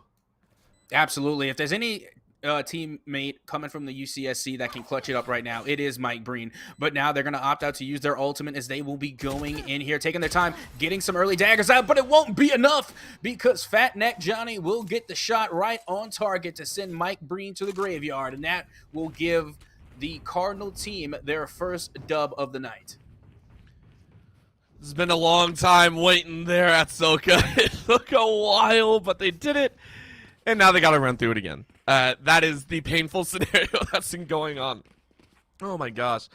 Looking at that defensive side, 8 rounds in a row. And Mike Breen and Brian are still allowed to buy out, right? That's the craziest thing. And you can actually see Brian is just going to pick up that Phantom because you have the Tour de Force in your pocket. You might as well kind of get used to it now. But you don't have to spend the money, right? If you want to go for a second op, you can. UCSC Blue are going to take a little bit of a more defensive measure, though. Just go with the close range combat. Push up excessively. This is one of the few times that they are playing overly aggressive, and especially for Mike Breen, who is pushing with the op. That is not standard by any means.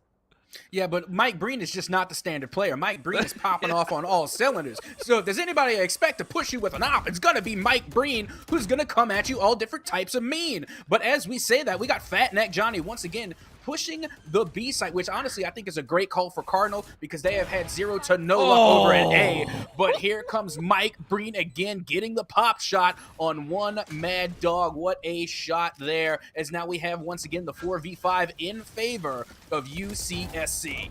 Oh, and look at those shots. They're so clean. One of the changes here was that you can enter a bit easier, but the hold from the T side is going to be a little bit more different to play with. But Gunbear says it's my turn to have the highlight reel. 3K so far, but you jump out without the weapon. It's silver on silver action. Trip out is going to try and go for that defuse, but it's going to run around the corner. It's going to be so easy. Recon bolt straight into the chest. That's just rude. Go for the defuse swing, and Carbon takes it. It will be 2 in a row. Hard fought by Cardinals as they finally get to attack the Slug's wallet.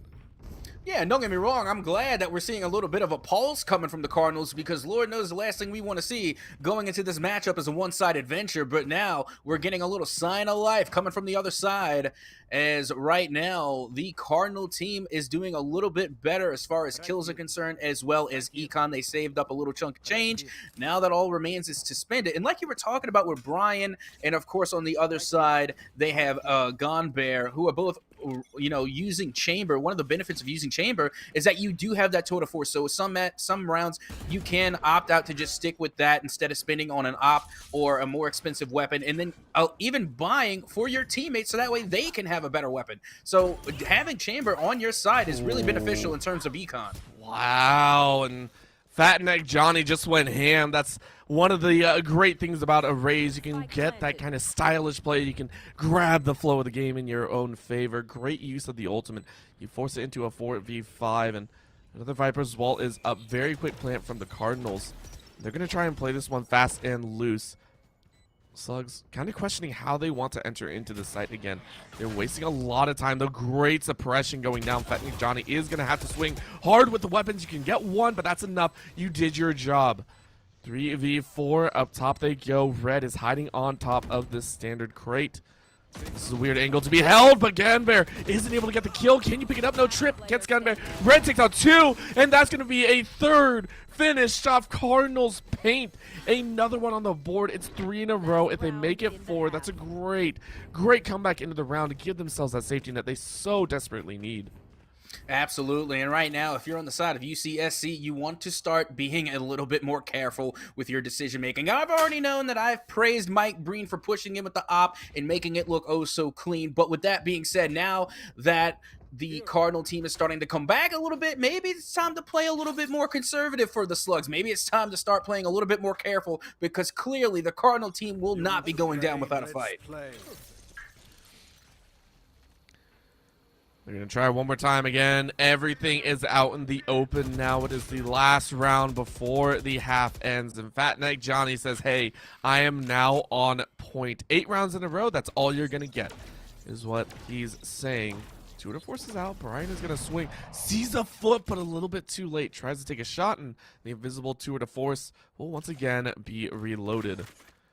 Both Tour de Forces are actually out for either side, and it's going to be a difficult angle for the Cardinals with one already down. You haven't really chanced A so far. The last 3 rounds that they won were on that B site, but this time they're going to try and change things up.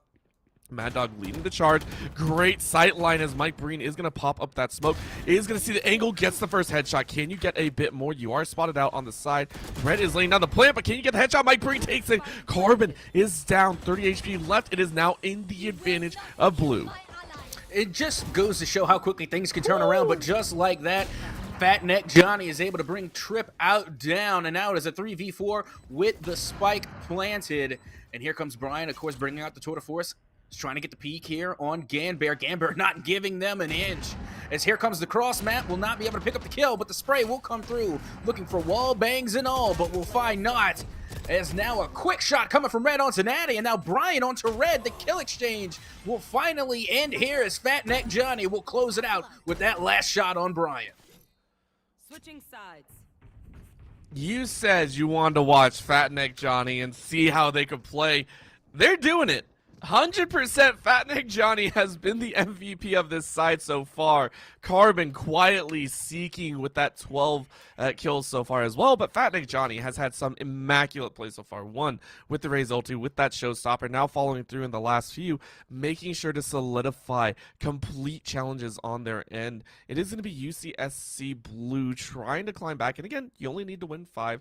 That's all you really have to do. If you win the pistol, that nets you most likely a second, so it's an opportunity to hit double digit and then try and climb your way forward. The Cardinals, of course, on the defensive side might be a bit more advanced there, as teams do sometimes prefer that defensive side over the attackers. Yeah, well, right now, I gotta say, things are looking really good for the Cardinals as they were able to get 4 unanswered dubs in the series so far. And I got to say, that comeback should be boosting their morale pretty high, as now it doesn't look like such a one-sided venture, as we see Garbane right now laying down some fire, but will be taken out off of the shot there. And now we're seeing all types of exchanges come out across the board, still in the favor of the Cardinals, as they will take down another. And now only one remaining. It's Brian trying to get the peak shot here off the pistol round. We'll get the headshot. We'll follow up with 2, but will not get 3. Brian almost came in clutch, but almost isn't enough. That's a hard one, honestly. In a 1v3, you're able to drop it down to 1 member left. I think that has to be really, really congratulated right there. But again, Cardinals, they do open up with the pistol. That's exactly what they wanted. And now you have the anti-eco in your favor. Fat Neck Johnny is going to run with that judge. This is something that Razes do like to do quite often, followed up with the Spectres on the back. So you can assume this is going to be a pretty quick round for them, unless the Slugs are able to pull out some crazy frags with those classics. You know, the right clicks can do quite a bit of work. You don't have to force it, though. At this point, you're okay probably sitting at a 9-6 scoreline at the end of the third of this half. So, you know, it's a little bit back and forth that you could have. Of course, it is going to be the Slugs trying to decide where they want to go and angling into that A site. Yeah, but so far, I expect them to do a little bit of rotating. You know, during in the previous round, you know, we saw the Cardinals really push heavy on B, but they didn't do a lot of rotation. Like, they kept trying to go for A, and they got shut down time and time again, which led to the great lead that was coming out from UCSC. But as they started to rotate and start to go for B, we started to see a much more bigger improvement. And now we see Mike Breen trying to get the quick shot there, but will miss. And now they know where Mad Bad Dog is, but Mad Bad Dog was able to get the jump on Mike Breen and knock them down a little bit early. And now it looks like we're seeing a whole brand new Cardinal team. There are teams that sometimes specifically practice a certain side or just excel at it. You don't really know why. It's just more comfortable maybe playing on the defensive. And at this point, that's what it feels like. The Cardinals, they lost 8 in a row, but they only needed those 2 or 3 to give themselves that safety net. At this point, they can just pull themselves right back up. So very, very solid. And so far, 25 seconds left. It doesn't seem like Blue are going to try anything too crazy because you can't fight the judge. Quick shots go out, pretty much a full empty clip of the judge, and that's why you like to run it very close quarters combat. We are going to see that timeout. I like this call for the Slug saying, hey, now it's time to get our heads in the game.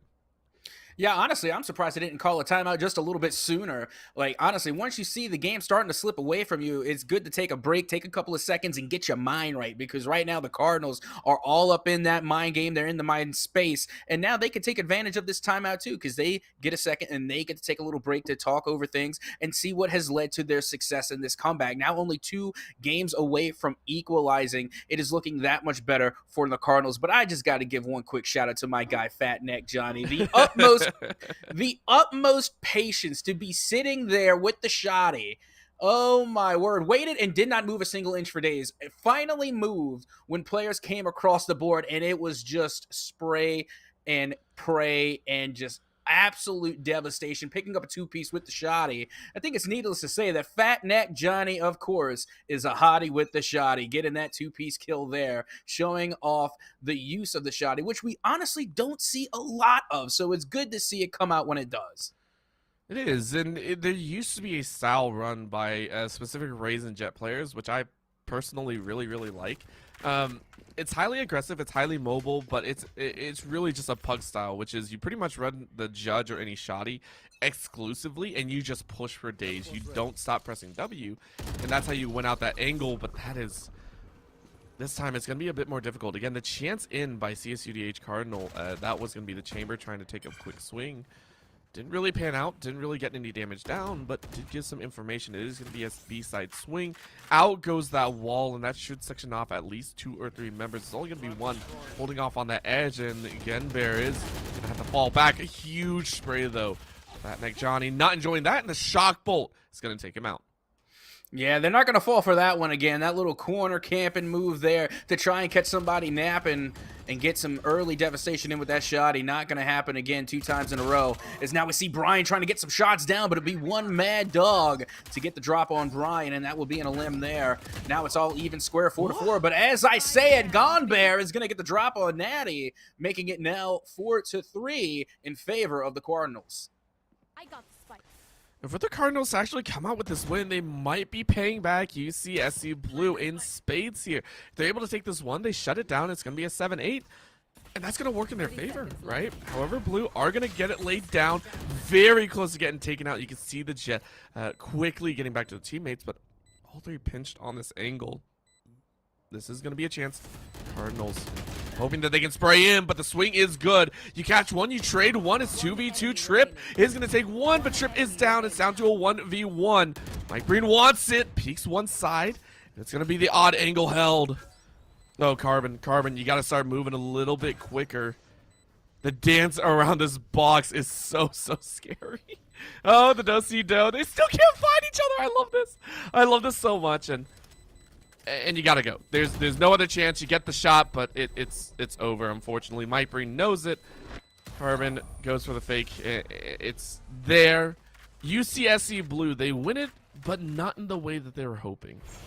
Hey, a win is a win. It doesn't matter if whether you were hoping for something different or I really don't know what to tell you. That's a dub in my book. It doesn't matter what you were hoping for. All hopes aside, still kudos, of course, going out to Mike Breen, playing the musical chair game, going the here you go and the do-si-do around the cube, literally killing the clock to the point where there was nothing that Carbon could do. And honestly, I'm a little bit disappointed in Carbon. They revealed the location of Mike Breen using the arrows, did a fantastic job, but then hesitated to get the peak, and that was, in my opinion, a feels bad man. But just like that, it will be UCSC to take the dub in that round and end their score drought. They are going to hope for that. And, of course, Brian was able to get a little bit of a deke off, I believe, there in mid. But Fat Neck Johnny, again, really, really well played so far. These first bloods for that raise are playing in their favor so much. At this point, the Slugs are kind of stalled out here. They don't know where to challenge, and every time they try and rotate, it's always being countered. So it feels like Cardinals have had their way in the last few rounds and are really getting back in form. This 2-2 squad that we've been wanting to see is finally online. Of course, looking at these angles, they're still holding it out, and with all of the Slugs stuck inside this A site, it should be a fairly easy collapse for them. Shots up top, it's Carbon out in the open. Swings one, Fat Knight Johnny makes it a 3K with 2 behind and makes it a 4. It's a flawless round on a gun round. Of all things, I believe. No, my brain does not want to work. That is going to be a UCSC Blue falling short there. And it is going to be Cardinals putting it within 2. Now, you see, this is the thing about Fat Neck Johnny. Let me tell you a little something about Fat Neck Johnny, all right? Fat Neck Johnny has that tunnel vision, staring straight down the line of sight like a spearhead going straight into the face of the opposition. You want to know why? Because Fat Neck Johnny, their neck is too fat to turn their head. They can only look straight forward. Well done on their side. Once again, bringing their team back within 2 of equalizing here against UCSC Blue.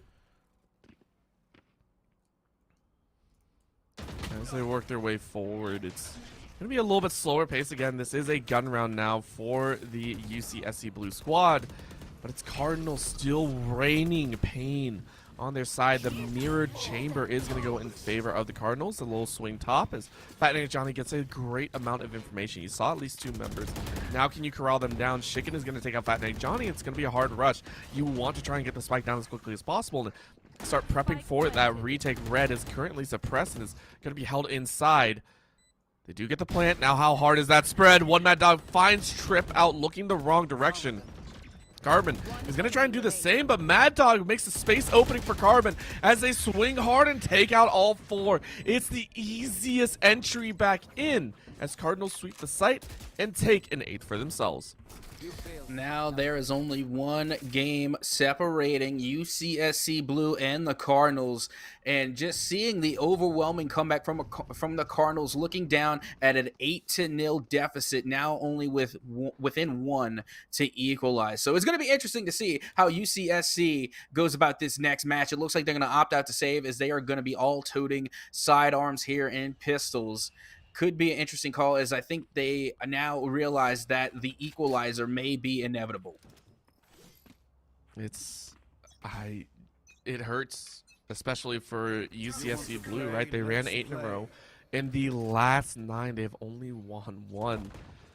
You want to try and even this up. You want to try and get one in your own favor, but Mad Dog is hiding. This is perfect right now. You can hear that orb being picked up, but Carbon, it's just that easy shot. It's going to be a follow-through of a few more as you take 2. 1 is down as Mike Breen is going to pop open with that Blade Storm. This is the opportunity to try and win back, but at 16 HP, a single shot to the leg is going to be enough. Oh, that slow feel is so good. Kept him moving, but Gunbear isn't able to capitalize on top. Plenty of information to work with as it's another slowing field. Mike Breen wants to start moving forward, but you just can't. Yeah, this is a feels bad situation, especially when you have your ult activated with that Blade Storm. The one thing you want to do when you activate your ult is just go in, dive, and get some kills on the board. Mike Breen showing a good amount of restraint here, but will get knocked down by Carbon. What an angle and what a shot. Now only one lone survivor out for UCSC Blue. Oh, that was so good. You swear you saw a foot, so you send a shock bolt, you hit that angle, and you make it even more difficult. Naughty doesn't even have the spike. The spike is currently sitting over by the other area. I believe that's green box, and I mean, you got to swing for it. Naughty can't finish it off. It is tied up. The Cardinals run it back just as hard and are tied now at 9-9. At Soka, I never would have expected this, but the Cardinals have done it. Yeah, honestly, I didn't see it coming. If I was a gambling man, I definitely would have bet on UCSC to take this one the full distance, which means it's a good thing that I'm not a gambling man, because I would have lost some money. As we see the Cardinals making an absolute legendary comeback to equalize 9-9, and now with the momentum in their favor, they could very well steal this game away from UCSC if the UCSC team does not make some adjustments quickly. It's all about how you utilize that utility. How are you going to utilize your abilities and work your way forward? Mike Breen might need a little bit of help. And, of course, on this attacking side, it's a little bit harder to kind of make those big plays happen. Oh, that is going to be the Owl Drone giving away a bit of information. You swing, Carbon spotted your arm. Now Red is going to play a little bit farther forward, but you can't peek Mike Breen. Mike Breen peeks you. Get one back up to the rest of your team, and that's the opener that you've been missing so much for the side of UCSC Blue. Yeah, Mike Breen went fishing there. They just dangled out a little bit of bait, and Red bit hook, line, and sinker and got the peek. And now we're seeing Gone Bear get their location revealed, and now, again, some information's being given away. Is right now, for the first time, what seems like in a long time, the advantage is in the favor of UCSC Blue. And they're going to be laying down some blind fire there, as it will be Trip Out going for the plant, and they will get the spike planted. And now, once again, a cross-map shot coming from Mike Breen onto Carbon. And now it looks like UCSC Blue will finally answer back. So well timed of all times for Mike Breen to come back online and really give an opportunity for themselves. It's there. And the trades, that's all you need. Mike Breen did their job. It's now down into a 1v3. Fat Neck Johnny, though, getting some great shots. It's going to be a 1v2, 27 HP. It's a little bit difficult to work with. Very nice teleport back, and that gives the angle for Naughty. You finally get a round back. You don't allow the Cardinals to take the lead, but it's close. You're one round ahead. You need 3 more to close it out. UCSC Blue going to be fighting so hard to knock out the economy of the Cardinals now. Yeah, they are doing quite well. And honestly, I'm surprised we didn't see any ops get bought just yet. I guess they're saving it, maybe. They're going to save it for a clutch moment and the more opportune time. Being that Gone Bear is one of the ones who could buy the op if they wanted to. However, like we were saying with that tour de force, you know, they don't necessarily have to. Maybe they could just save a little chunk of change and then use that to share the wealth and share the sugar around a little bit to buy something for their teammate. But as we get ready to head into the 20th matchup here in game number 1, we see Fat Neck Johnny laying down some cover fire. Now Brian is going to be controlling things around on the side. Will get detected, and it's one Mad Dog to get the knock there on Brian. And now Natty gets taken out by Gone Bear. We see Mike Breen trying to peek around the corner there, get some drops. We'll get a little bit of a blind fire, but the spike plant will come in from Chicken. And just like that, once again, the advantage will go to UCSC. Ooh, that swing was good, and trying to send the Owl Drone into this poison actually going to work quite well. You spotted out where one of them is, and Chicken takes out Mad Dog. That's going to be great. Now you have to find a few more. Fat Neck Johnny is going to take out Trip Out, and Carbon inside of the poison is going to decay away very, very quickly. It's all down to 1 HP. This could be very, very bad. And Chicken up top gets a great swing, but the shot takes out Chicken. It's down to a 1v2. Do you get the shot? You do. Oh, that forces a halfway defuse, and you get the shot. Naughty able to clutch it out with the 3K. That is going to put it at 11-9 for the Slugs. I said it earlier, and I'll say it again today. Natty is a baddie. What can I tell you? Naughty popping off in a major way that game, showing up when they need to. They don't exactly come in clutch with the big highlight reel plays, but when they do show up, they show up in a major way. Kudos to Naughty on that play, getting not 1 but 2 eliminations right there at the final defuse. And now UCSC is starting to make that shift again and kind of spreading the points there. And now the deficit, it really went just from being tied all at 9 to where now it is UCSC that has the 2-point cushion. Feels good to have that one down, but the opening is going to be very, very painful. As again, UCSC Blue being able to revive their KO is going to be pretty happy about that, but Carbon immediately takes out Trip out of Mike Breen. Oh, that's a collateral. I'm pretty sure Carbon did not mean to do that, but it works. It's going to be a 4v2. Couple more shots go through. Chicken is able to finish off Carbon. The Gone Bear takes out Chicken. It's a retribution kill. Naughty takes a swing. Can't find it as Red. Finishes it off. It is 11-10 now. Cardinals not willing to give this one up easily. Yeah, I like that revive that was coming out from the KO on that scenario, because I gotta say, that is one thing that always catches me off guard, and I think some players even sleep on it as well, that KO can definitely come in with those revives, and I think people often forget about it. So when it does come in, it comes in often as a surprise to much of everyone on the field, and once again, we are seeing UCSC Blue opting out to save a little money here going into this round, as once again, I think maybe we only saw one Spectre out there on the field, and the rest were rocking pistols and sidearms. They'll have to do their best. One Mad Dog playing a bit mad here, baiting out multiple members. That is going to be the Slugs getting baited very hard as Chicken tries to swing and immediately is picked off. That's the benefits of this new B site. Can create some very odd angles that can give a little bit of a headache to some that may not have practiced it. Very nice scope out though. Finding out, I believe that was Mike Breen. That's going to be a shot. Brian cannot hit it so far in the mid here. It is quite difficult to hold on to. When my dog going to walk by the poison, and this is going to be the shot. Angles in, and Trip Out still wins it. Won it with the pistol. All things considered, that had to be one heck of a shot right there. I'm thinking, of course, that the Viper coming from the Cardinal team had all the advantage, but I guess not. As now Nadi and Brian going to be looking out for the mid lane here, and not to mention Trip Out even was able to do a little bit of damage a little bit earlier on. But the benefit here, the real benefit that's going to turn this round around, is the fact that with that one kill that they got, they were able to pick up a better weapon instead of just relying on some sidearms. Being able to hang on to it, but Gunbear takes out Brian. Solid shot to the chest. Still 100 HP to work with, as that's going to be a topside angle. Gunbear, this chamber, holding it down on B side. It's only about 10 seconds. UCSC, they're just going to try and hang on to the guns here. And can you do too much more? You swing hard. I mean, it is going to be that eco round, so you carry over the weapon, and it's 11-11. We are all tied up. Only 2 rounds needed to take the game. And once again, you know, I'm low-key glad that we see yet another equalizer coming out, because this is really going tooth and nail all the way down to the wire.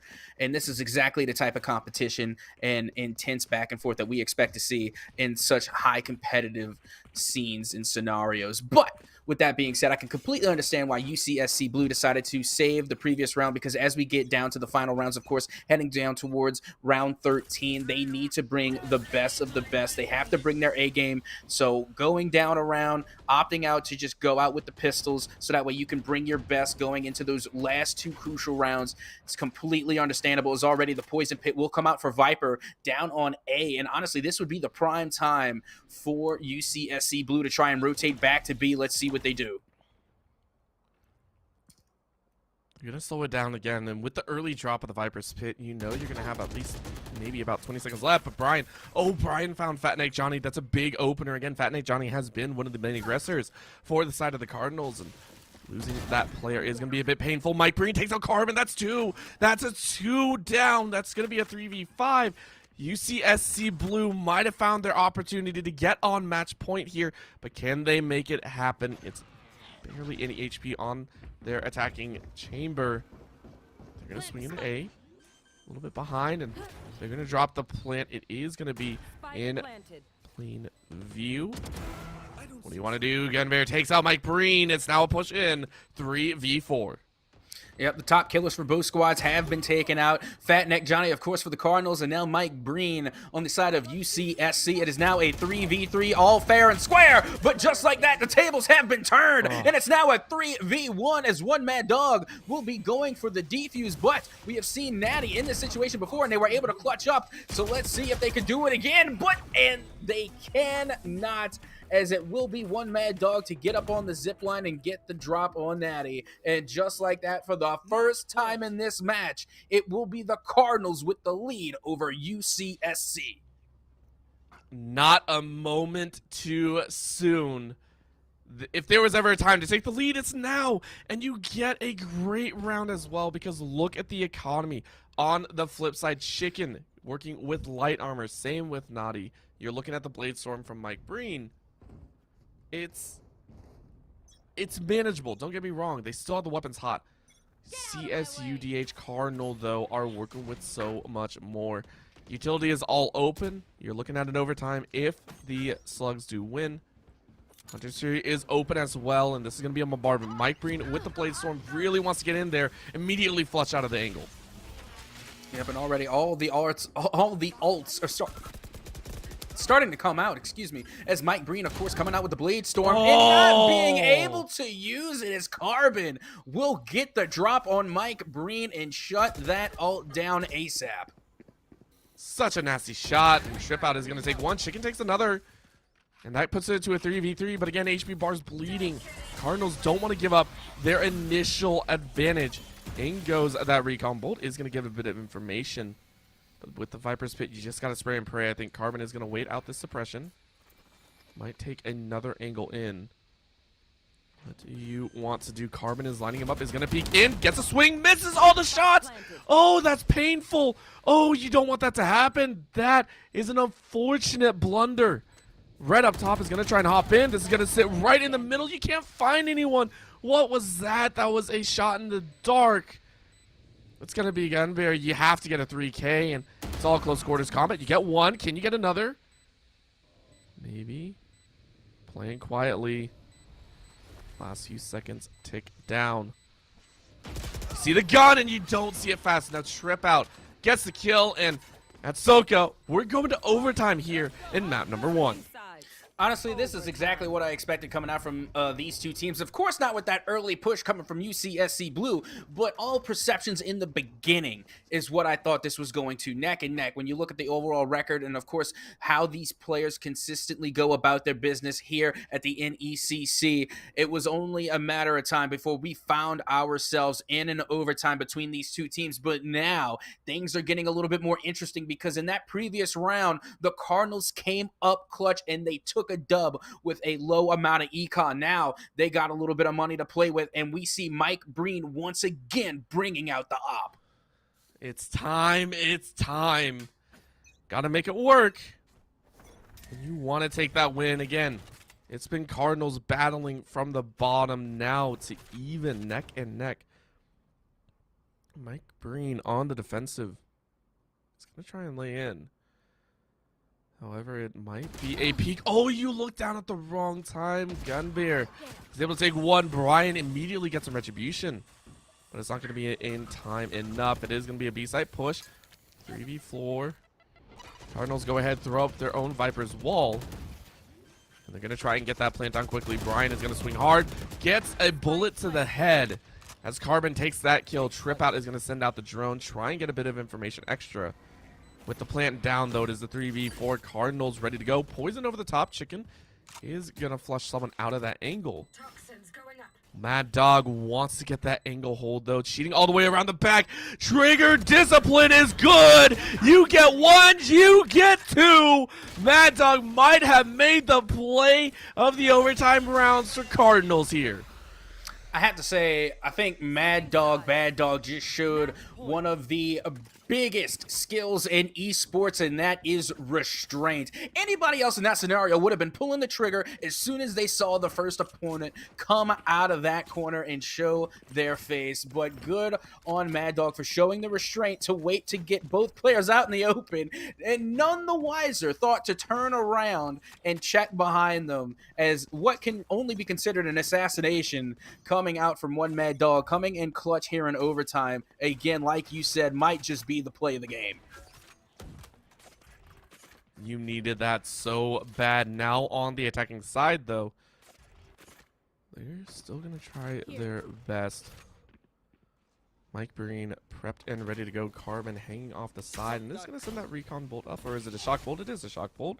Didn't really land on the ground like you were hoping for, though. 12 to 13 shots outside. Naughty is going to play it a bit close to the vest, and so far quiet on all fronts. The Cardinals don't want to give a single bit of information out. Honestly, I can't blame them at this point. We're in OT. They are literally one game away from winning here in game number 1. Mike Breen, of course, trying to catch anyone peeking. But as we can see, the Cardinals are taking literally 0 chances. They're not giving up an inch because it's not on them to be aggressive. Now, all they have to do is defend. And more people would say that attacking is easier than defending. But I have to say the Cardinals play fantastic when they are on the defensive side of things. And now the gunshots will pop off as some presence will be detected and locations will be revealed, and there's a lot more information to work with, and already it will be Mike Breen to go down first for UCSC, and now with the double kill with the 2-piece